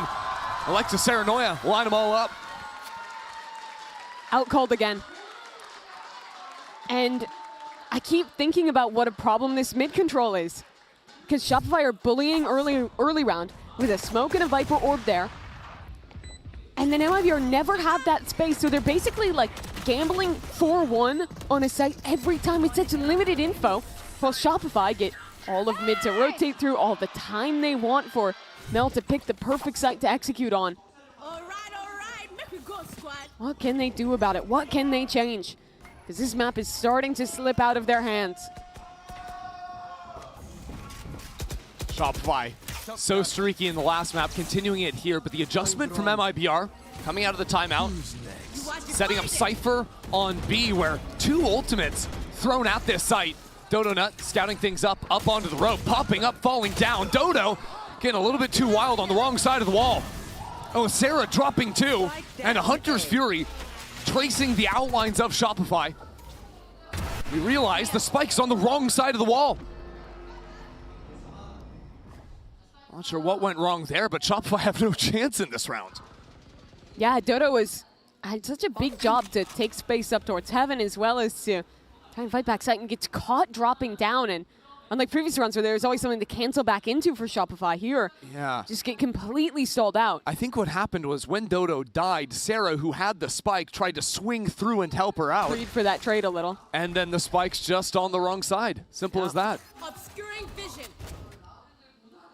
Shopify is still going to try for something. They have the money to do it.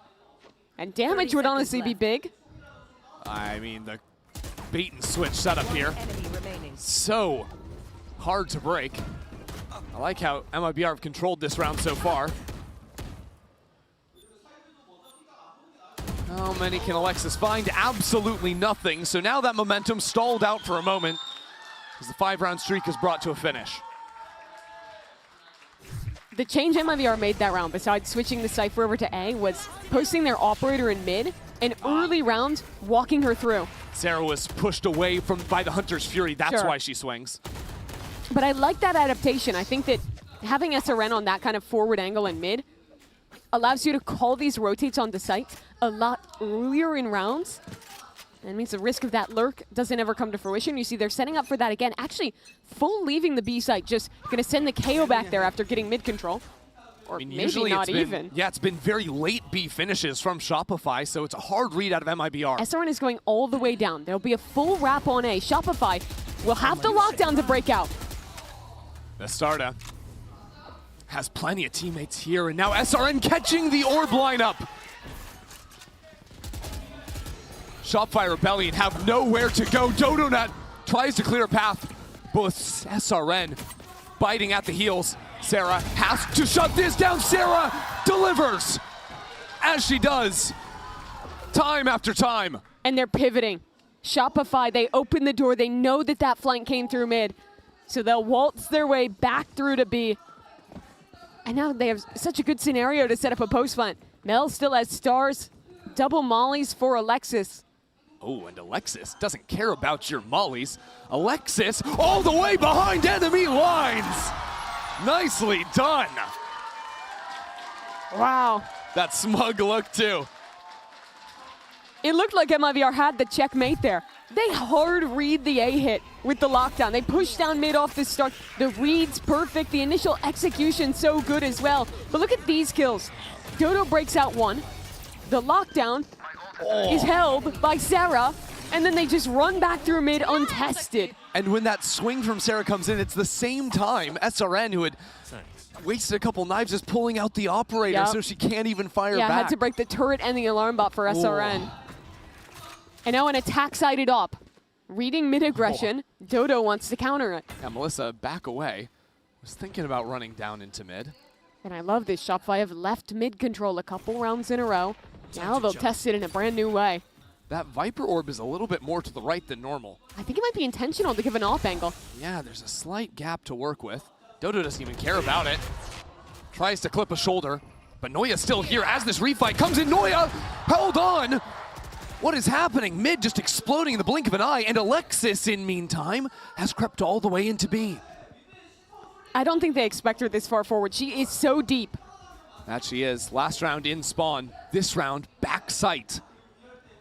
Here's the clear. Alexis for another. And the alarm, too, is a little bit extra.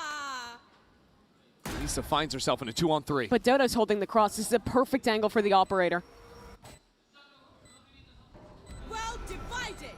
The wall first. So 2 players forced behind it. 1 flash for Dodo. Ready to swing through with the up. Mel! Precise. And Dodo too. Another great round from Shopify.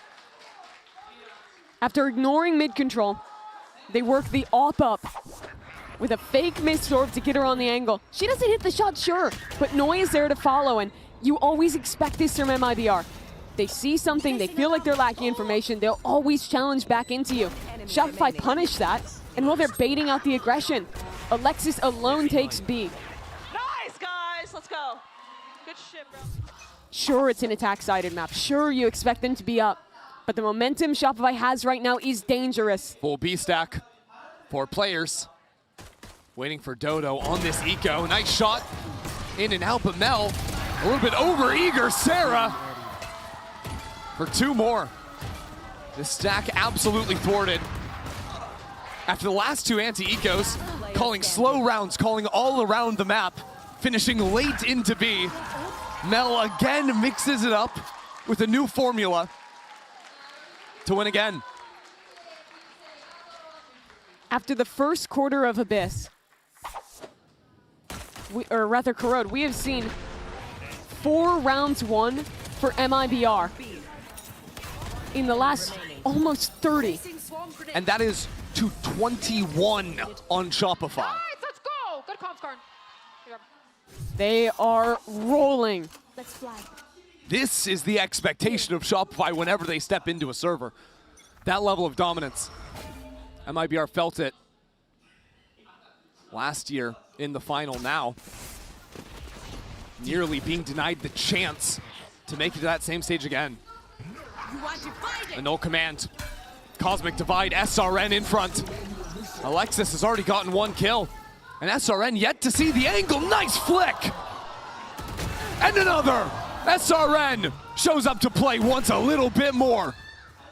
MIBR just waiting to strike, waiting to pounce behind this wall. There's still time to work with as it's brought down.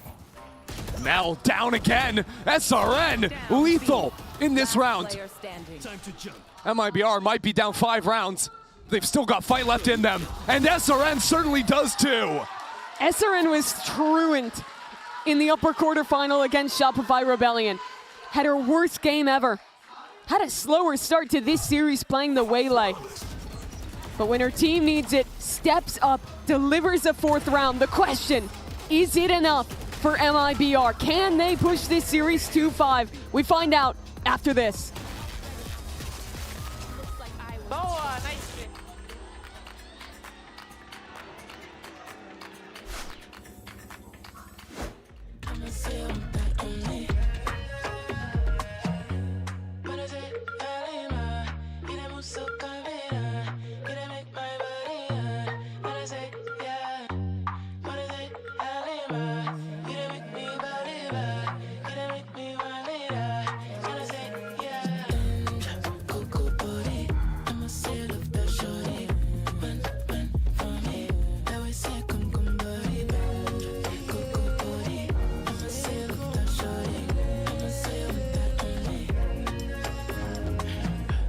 time is right.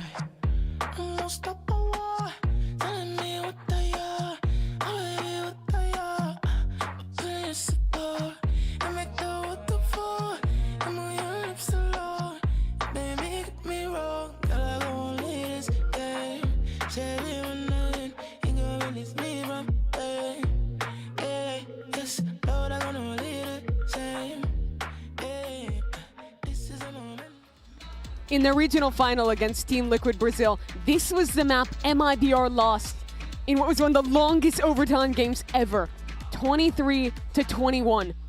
That team is now in the finals of Game Changers Championship. And for the first time ever, MIBR is here as a second seed. They were 1 round away from beating them. They know they can do it. They know they're competitive with that squad that's already beaten Shopify, already made it into the finals. But now MIBR, to even have a chance to show they're at that level, have to not only come back here on Abyss, but push this series to map 5 and beat the back-to-back world champs. It has to be the revenge tour from MIBR to take down Shopify after last year's final to have the chance versus MIBR. But first they have to take down DodoNut, highlighted in the Coinbase Econ report, 16-7 in that opening half, has led Shopify to an 8-4 lead. And yet MIBR were in a position down in a critical map before. Versus G2, they were down 10-2 at a half, only to clutch up, come back, and win it. It must start here in the opener. That half looked grim. But MIBR, they already won 1 pistol in the first. SRN showed some life in round 12. What do you have in the tank? Shopify have not dominated the pistol rounds at this event. That is a weakness for them, and it can be the start of a snowball for MIBR. SRN got the 4-piece to close. Operator in hand in the first half. Now on lower weaponry, will be tasked with so much. One of the rare times you see MIBR playing a solo duelist comp is here on Abyss. And starting with a slow round, a lot of pressure applied towards B, now walking back towards the A side of the map. Jump peek from Mel. Sarah ready out of heaven.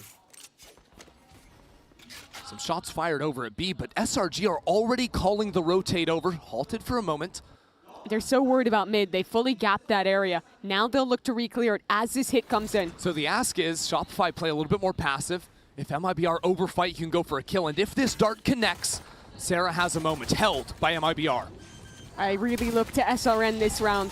What can she do in the post? This fight back into spawn, SRN holding it down, and the rest of MIBR is cut away at by Alexis. Sarah too from up in heaven. Sayuri and Melissa Sayuri for 3 takes the pistol. That came out of nowhere from MIBR's leader. All 3 players flooding through spawn. Line up all but perfectly. I couldn't even believe it. I think that was a classic too. She's just collat headshotting them. Yeah, let's watch. Turns the flash so fast. I don't think she even realized she got the second. And Unreal. That's what they needed. That's MIBR back in this game. Sayuri instantly slingshots to the top of the leaderboard. Look at this buy from MIBR too. 3 guns. They know they need to start snowballing rounds together. So setting up for a buy later. Bastarda blocked off. This is risky. But she's just the canary in the coal mine. Sure, but there's now a lot of pressure coming back through mid. That ping onto Sarah simplifies a lot. They get a post flank. They have 3 rifles. This is a winning position. A boost up into heaven. SRN in a beautiful position. There is no pressure coming in through heaven from Shopify. And as a result, SRN can hold confidently here. Where are those shots going? The classic from long range. Melissa and Sayuri again being asked a lot. Melissa's playing off site. And now they're trying to retreat a little bit, take a shot before falling back even further. They have some util, but not enough. They're gonna need to get these fights. The initial pull off the spike. Those shots again are whiffing. Melissa though, steady hands for MIBR. She'll take 4. Way too close. SRN, that was a brutal whiff top sight. And it's tough to highlight as well because SRN is always the top fragger. She's always the best player in the server when she is playing. Today, not finding that typical form. But her teammates are stepping up, and Maybe that's the difference from other games. Melissa with 4 here, Lisa helping her out. Sayuri in the pistol round as well. The contrast is ironic because usually Dodonut is a duel cell, take a little bit more of a backseat for the supporting staff of Shopify. Instead, she's lighting up the kill feed. Top of the scoreboard currently. This round, MIBR will look to take some mid control. Playing solo controller, it's a lot harder to dominate this space. Certainly is, but they do have the cages to block off Here. that A-Link. Now, because MIBR only survived with 2 players, they don't have the big buy in this round they were hoping for. Dodo, how long left on that TP? Does this come in at the right time on the A main reclear? She might have thrown a second one, doesn't have any remaining. So it could be lasting for quite some time. She will teleport out, had a few more seconds left on that one. But it comes with MIBR making a whole lot of noise. And some pressure from Bastarda in mid. It's a good knife, but the Viper is playing opposite her orb, so it doesn't go down. 3 players from Shopify in backside. Mel already advancing forward. SRN whips around on her. Right out of that one, Dodo flashes on through. Chaos on this side as Dodo falls. Sarah unable to assist. MIBR in a good position in this post plant, fighting on forward as this smoke clears away. SRN again for 3. That is the player we know.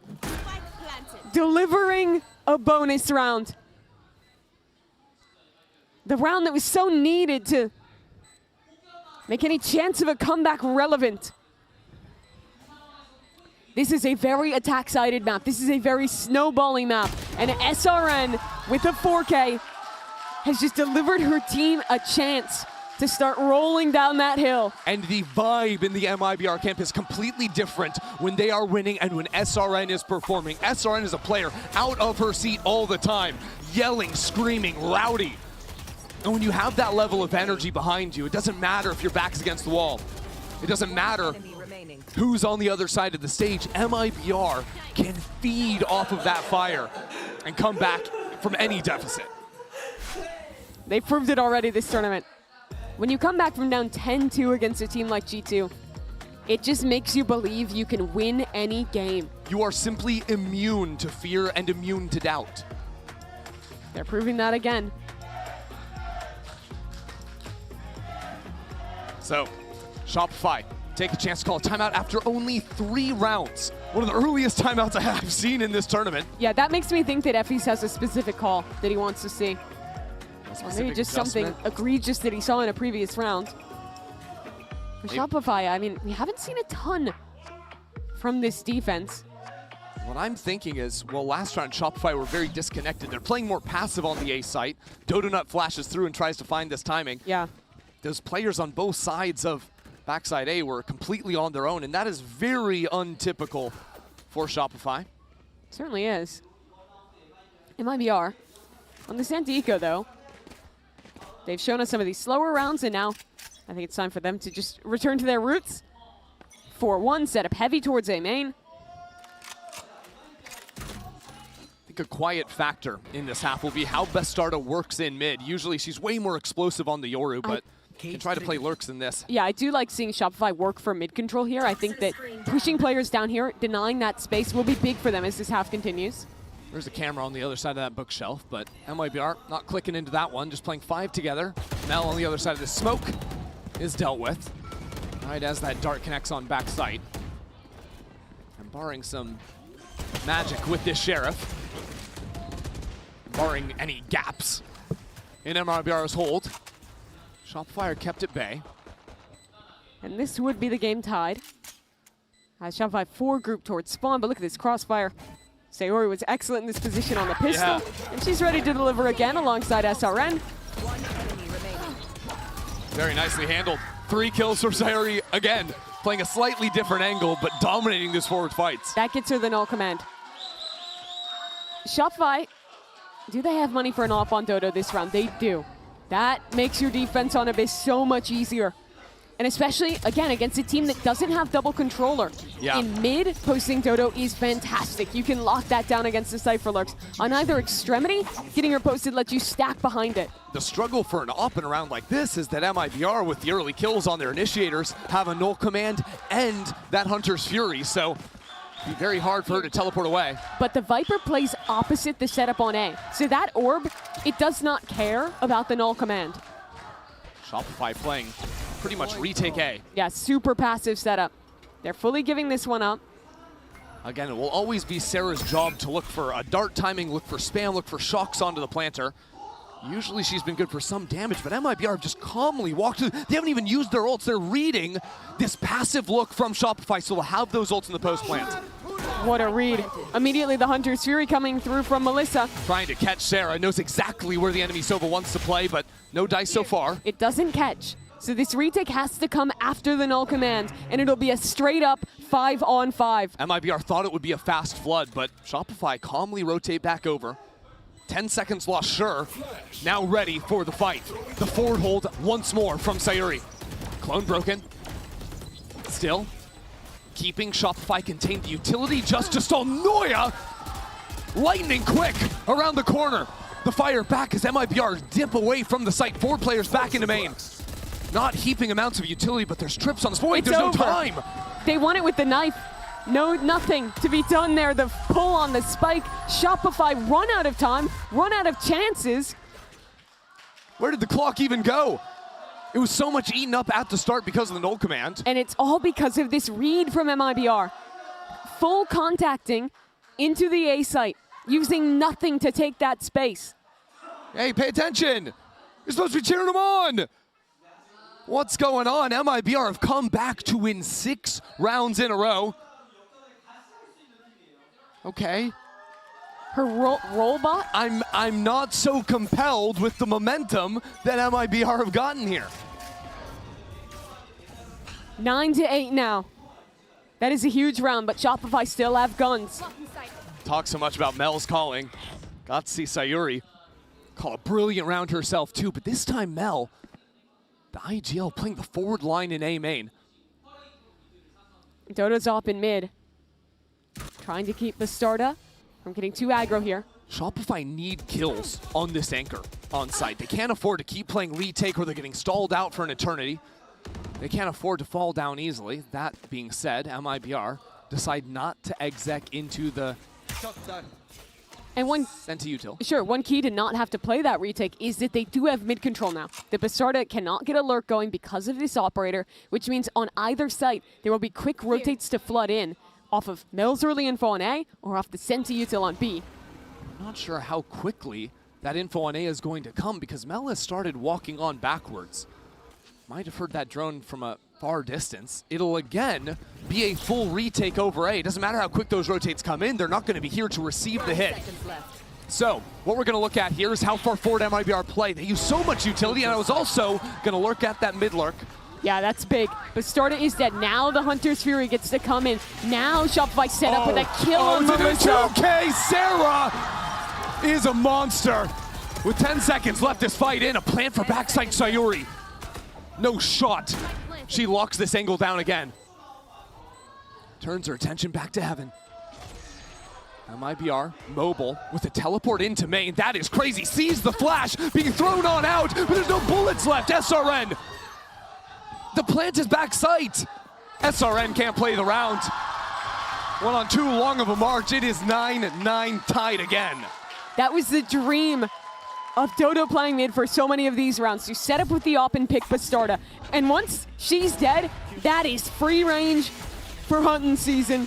Sarah with a perfect Hunter's Fury. Gets pick onto 2.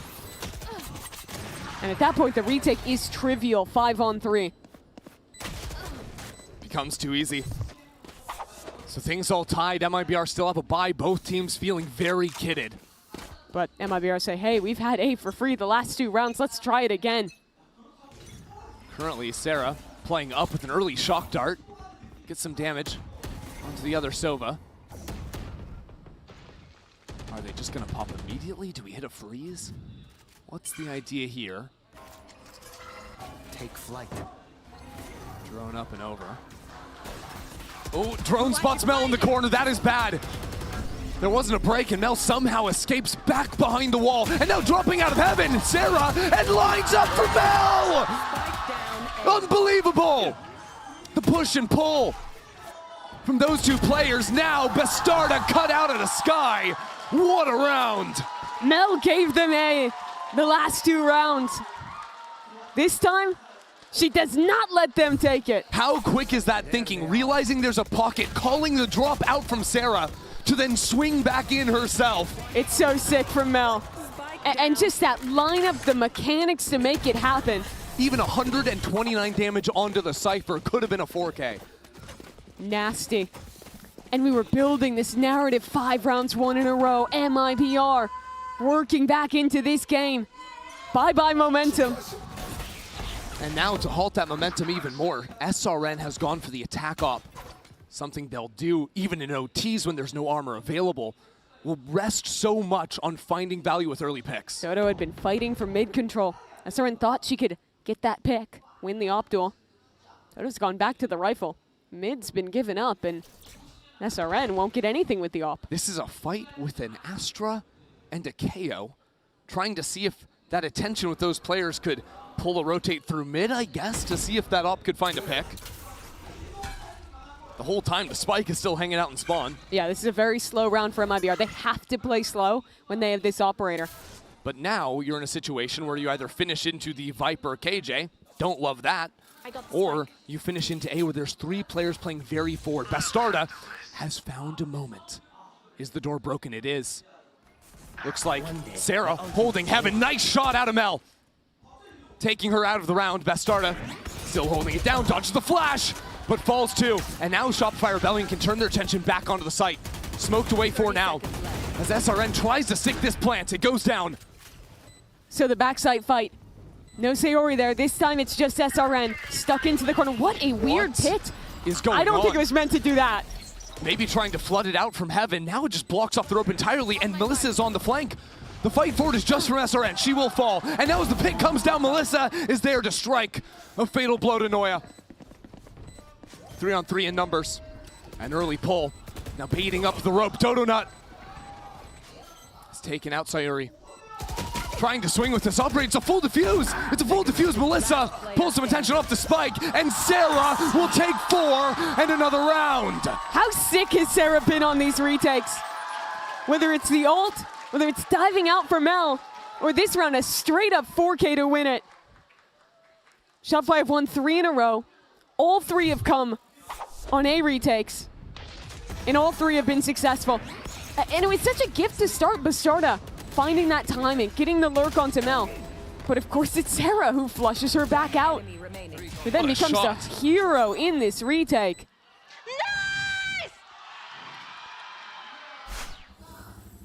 Insane work from Sarah. Yeah, MIBR have to call a timeout now.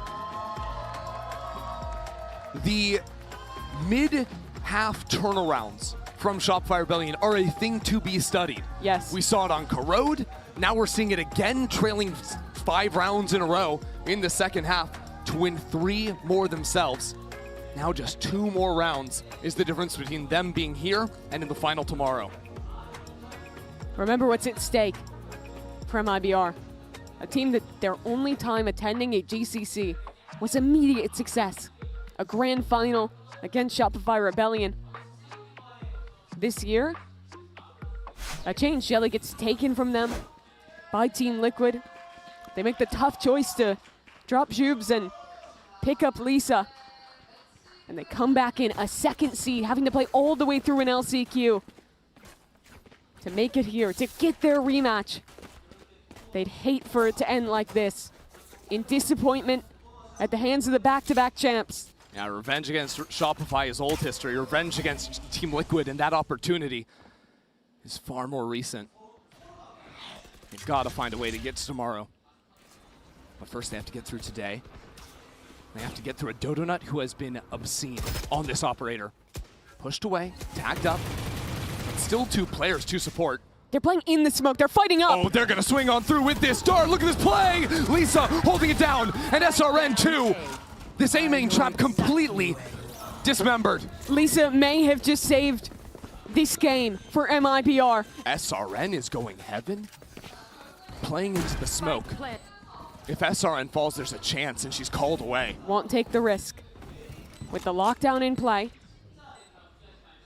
But unlikely to be. Oh, Sarah. No I mean, way. you're committing it here? In a 2-on-4. But look what it does to those players in main, trying to push them out into the open, into a pocket. That's how confident these two players are. Lisa's on a reflank. They still have a pull. Shopify have got to go, go, go. They need the fights on these players stuck out in the open right now. Alexis can't miss. Noya can't miss. They won't even fire a bullet. A huge investment and a round taken by MIBR. If MIBR come back, if this game goes to 5 maps, that might be the round Shopify remember. The fight in main doesn't go their way. They take a risk in investing the ultimate. And more than anything, they might have thought there were players underneath heaven, right? Playing on site that would then be trying to escape and run away. They thought they could have some kills, but MIBR's choice to fall back to main is what wins them the round. And even that could have been risky. There was a Viper Orb still in main for Noya. Oh, Mimi, this game might be getting good. It's 10-11. Now Shopify forced onto an eco of their own. They could buy 2 hero rifles, technically. Oh, a big decision point for Shopify. Yeah, the thing is, they have so much money, they could buy 2 hero rifles and be fine, but probably not enough to buy those hero rifles and still save for an operator for Dodo, which is crucial. That is the crux of it all.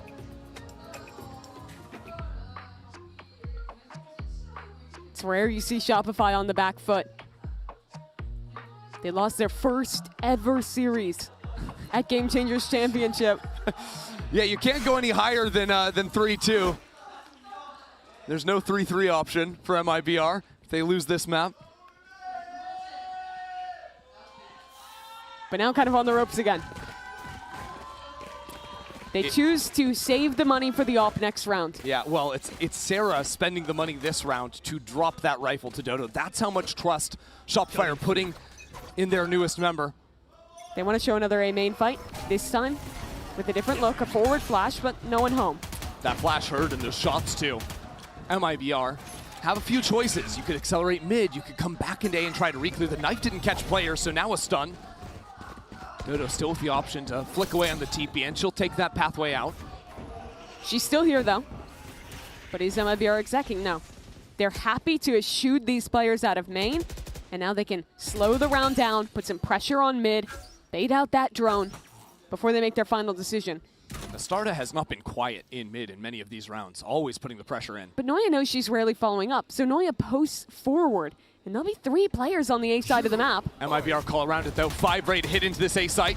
SRN on high. The mission is simple, kill Dodonut. If you can do that, the round is theirs, and Dodonut falls. 1 kill is all she'll have. Sarah is another problem. There's a new mission, people. And now, ahead in numbers. She gets out as well. She scampers out of the site. Sayuri is back in her place. And that place is fighting deep towards SRG spawn. A Hunter's Fury invested another eco round, another losing round that Shopify tried to win with a key ult. It takes Sayuri low.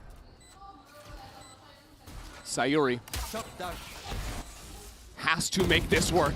She has to get it done. The shots are not found anywhere. Sarah has done it again. I think this is the 3rd round that Sarah has single-handedly won for Shopify. And now you talk about rounds that should have been won. You talk about rounds that will haunt you. And that's the one for MIBR. You can talk about rounds that should have been won. You can talk about maps that should have been won. MIBR could have had Pearl. MIBR could have been even now on Abyss. But it's always these late half comebacks. It's always Shopify getting the read just in the nick of time.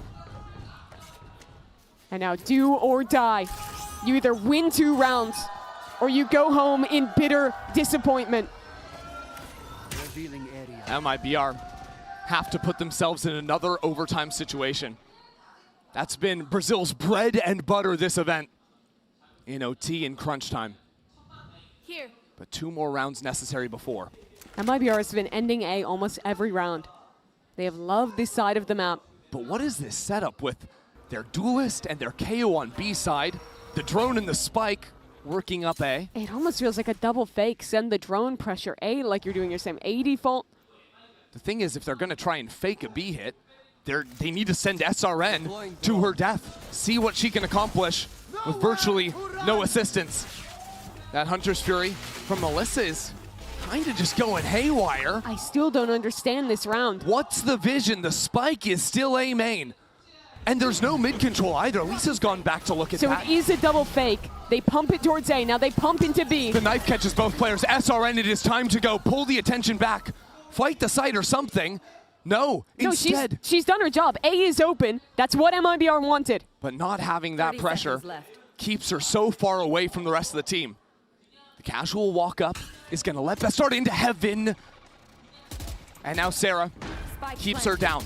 So no forward control from MIBR. Their duelist needs to get back to them. This game has been decided on A retake after A retake. This game has been decided by this position backside. Sarah with spam takes the first kill.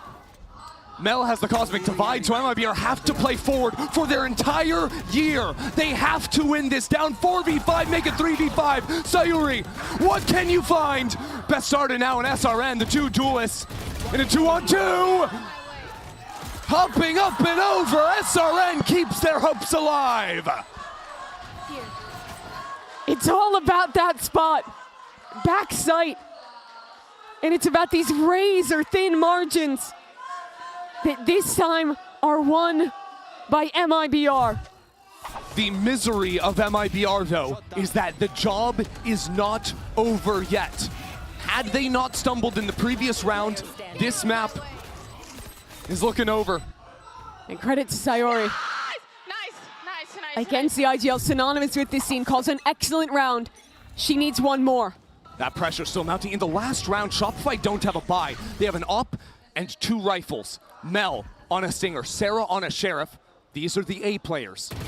This is exactly where MIBR need to be. SRN already primed the dash, but not choosing to move into the site. Is this a reverse fake like the last round? Because Melissa is playing over B with a drone ready. She'll send it again. But Sarah, seeing Lisa here and no one else, what do Shopify think? They hold their nerve for now. Keep the Killjoy bunkered, have so many players towards the A side of the map. Last time on the Eco, Dodonut had the gun, but it was Sarah who was fatal. Similar fashion here, and Dodonut has already rotated over. This operator could do it for overtime. The A site. Shopify Rebellion already to take the first kill. Bullets answer back inside the smoke is Sarah again. 3-on-3, it's a mess. Dodo is riding around the other side. Where are these shots found? Dodo has pushed Lisa into an impossible position. MIBR's year could be over with one more shot. Shopify have done it. They defeat Brazil's #2 to have a shot at their #1 and revenge in the final. The hope of the three-peat stays alive. Mel embraces her team. After 3 maps, they come down to second half, late stage comebacks to crush the hopes of MIBR.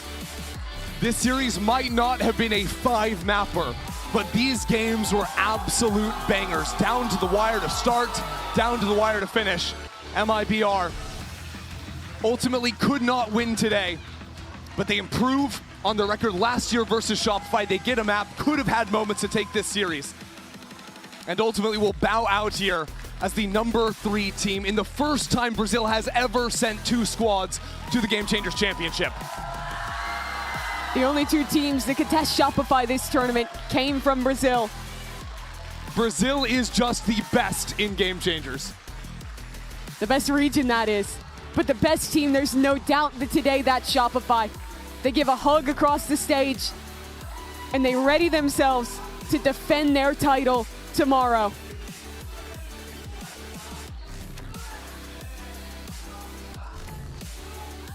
Shopify Rebellion. No one would have said they wouldn't make the finals, but in this fashion, having to go through the lowers, having to battle it in back-to-back BO5s, that is a tough task. Mel and Effie is taking a little bit of extra time. Mel, who called a brilliant series, has once again led her team to a final. Shopify Rebellion are ready for another chance against Team Liquid and for another chance to raise that trophy. Lal Park is ready for them again tomorrow. That rematch will be an absolute tale. So much fun ready to be had here. And Shopify Rebellion ready for more. We're sending you down to the stage with Dodonut for the Verizon post-match interview. And once again, Shopify Rebellion Gold are in the grand finals. Congratulations, you guys! And Dodonut, please join me over here. Hey, are those tears, Dodonut?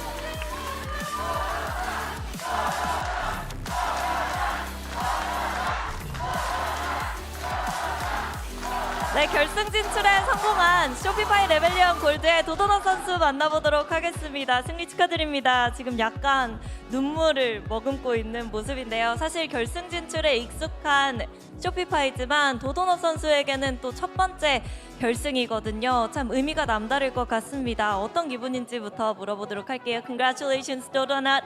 I mean, Shopify Rebellion, you guys are no strangers to the grand finals, but for you, it's your first time and you had a lot to prove, especially when it comes to this tournament. But it looked like you deserve to be in the grand finals and you belong in the grand finals. Is that how you feel right now? Obviously, all the hard work that we put throughout the year has finally paid off, and hopefully it'll be paid off tomorrow. And I mean, losing yesterday was like really heartbreaking, but for me, I didn't want to let my team down, so I had to show up today. Yeah. Did that give you an extra mental boost, you know? Well, I guess the past games has been like a mental game for me. So today I kind of just let loose and like do what I do. 일단 그동안 정말 팀원들과 함께 너무 열심히 연습했고 노력해왔던 것들이 이제서야 빛을 발하는 것 같고, 그리고 내일도 또 그런 부분이 드러났으면 좋겠다고 얘기를 하면서, 사실 어제 팀 리퀴드에게 패배를 한 이후에 개인적으로도 많이 속상하고 너무 슬퍼서 오늘 조금 더 열심히 잘 해야겠다라는 마음을 먹었고요. 그리고 어제와 달랐던 점은 여태까지는 뭔가 좀 보여줘야 한다는 마음에 굉장히 긴장을 했다면 오늘은 조금 더 부담감을 내려놓고 편하게 경기를 치르려고 했는데 이렇게 승리를 가져갈 수 있었다고 얘기를 합니다. 그리고 내일 팀 리퀴드 브라질을 다시 한번 만나게 되거든요. 승패를 이번 대회에서 한 번씩 주고 받았는데 내일 우승을 향한 각오도 한번 들어보고 싶네요. So moving on, it will be Team Liquid Brazil once again. You know, you told me about how that loss actually made you step up a little bit more. So tomorrow, why should it be Shopify that claims the throne again? Why should it be? I mean, look at my teammates. I'm gonna do it for them. 내일 팀을 위해서 정말 최고의 퍼포먼스를 보여주면서 우승까지 꼭 가져가겠다고 얘기해준 도도넛 선수였습니다. 이렇게 해서 도도넛 선수 만나봤습니다. Congratulations, 도도넛! Let's go celebrate!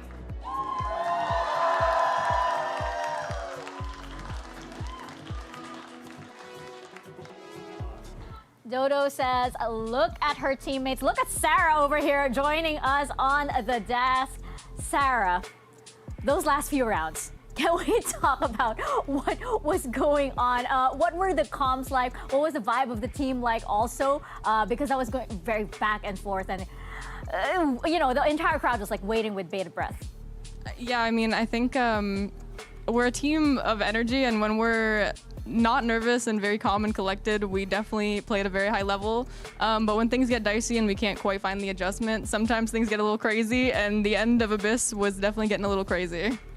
Speaking of crazy, can I ask, what was the craziest call? I'm pretty sure like Abyss was like pretty fresh in your mind, but what's the craziest call that most likely like switched the mood of the series? It's really hard to say. I feel like playing under Mel as an IGL, like every other round is an insane call. Like she's just unbelievable. She's mid-rounding left and right.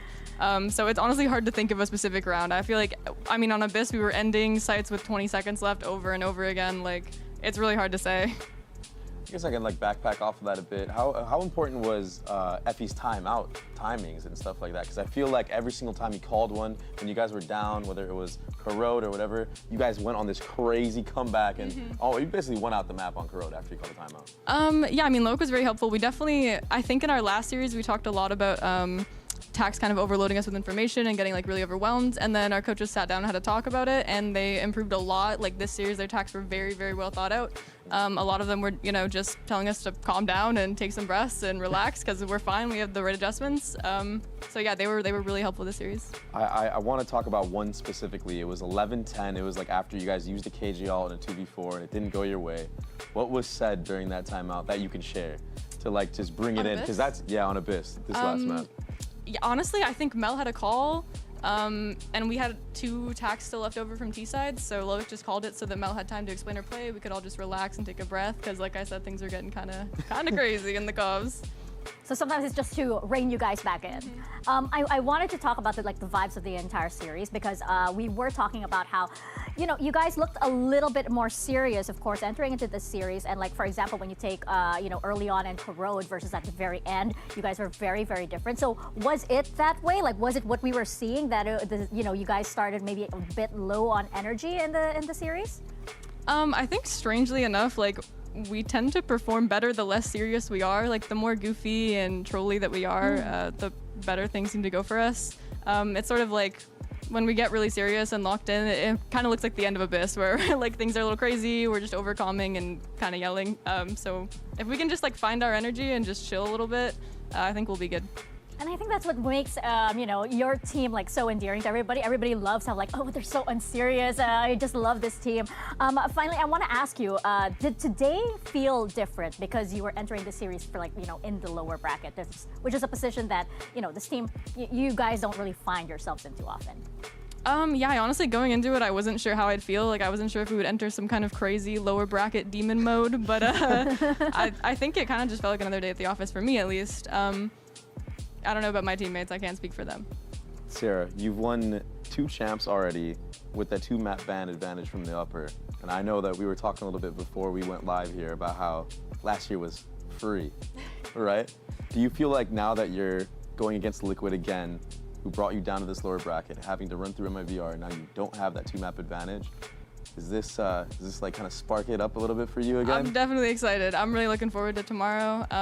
Yeah, like I said, I mean, winning back-to-back champs, like, I think the first champs that we won was like an unbelievable experience, one of the best days of my life. The second champs was also amazing, incredible, but I didn't quite get that same feeling of just like raw, like adrenaline and like joy. So I'm looking forward to tomorrow. I think it will feel a lot closer to the first champs that we won in Brazil. That's interesting. Oh, why do you think that's so? That it's gonna feel like even more special this time around, even though it is a potential three-peat. Yeah, I mean, we're getting Karn her first win. Hopefully, that's the objective. And also, I mean, last year it was a 3-0, right? It wasn't the closest series, I think. And then in Brazil, it was very, very close, like 5-map series. It was our first time winning, so it was just unbelievable.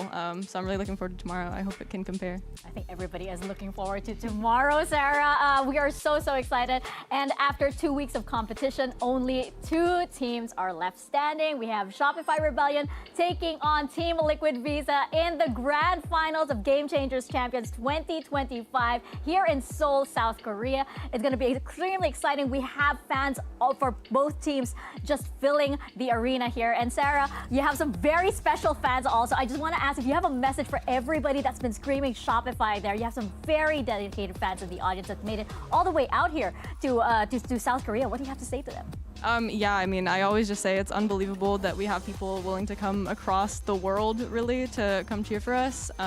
So yeah, huge shout out to people like Soracon who are here every time just watching us play and cheering for us beyond belief, and I'm really, really grateful. I never really know how to put it into words. Like, there's no way to explain it, really. I'm just really, really grateful. Yeah, there are no words. There are no words at this point. Of course, all of the girls love their fans, and there will be more to look forward to, of course, tomorrow with our best of 5 grand final. Sarah, thank you so much for joining us.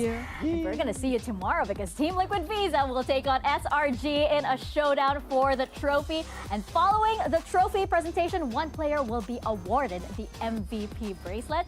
Thank you guys for watching. We will see you guys tomorrow at the grand finals of VCT Game Changers 2025.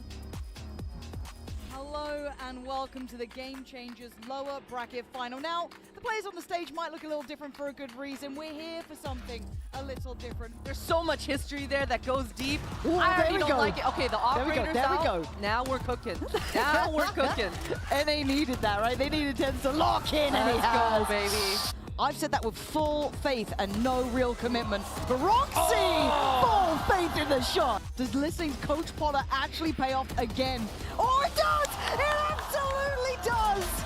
We've come to our lower final between SRG and MIBR. With SRG's tumble into the lower final, MIBR has a chance to put a stopper to the once undefeated squad to deny SR a three-peat championship. But this time the fight comes back into the smoke. It's a little bit of a mess, but Sarah waiting. Yeah, they have art control, but look at Sarah! Monster to 4K from her! Truly monstrous from Sarah to start this game. Nade in, she's pushing on through. MIBR, Lisa! But they're pushing around every single angle. Noya now spotted, and Lisa will take 4 for another on MIBR. Dodo to the right side of fake plant. Melissa is down. Shopify Rebellion make good on the comeback and will take Pearl. And now the refight from MIBR. SRN with the rocket. Good night, Shopify. MIBR falling backwards. Bastarda dominating split versus G2. Now seeing it through in the last moment for MIBR. This series is 1-1. Okay, track. Okay. 1, Oh. 2. 1, 2. Yes. Okay. 1, 1. 2. 1, 1, 2. 2. 1, 2. Let's go, everybody. Let's go. All right, can we try? Blah, woo! Bouncing back from a tough first half, but Melissa still holding it down. Melissa for 4 shuts down this momentum. It is Bastarda versus the world. 1 kill, back onto the spike. Needs another. Bastarda is the best there is. But will there be time? She's trying to go for it. Bastarda, do you have it? No! Shopify Rebellion, 1 more map for the rematch. There wasn't a break, and Mel somehow escapes back behind the wall. And now dropping out of heaven, Sarah, and lines up for Mel! Unbelievable! Dodo is riding around the other side. Where are these shots found? Dodo! MIBR's year could be over with 1 more shot. Shopify have done it. They defeat Brazil's #2 to have a shot at their #1 and revenge in the final.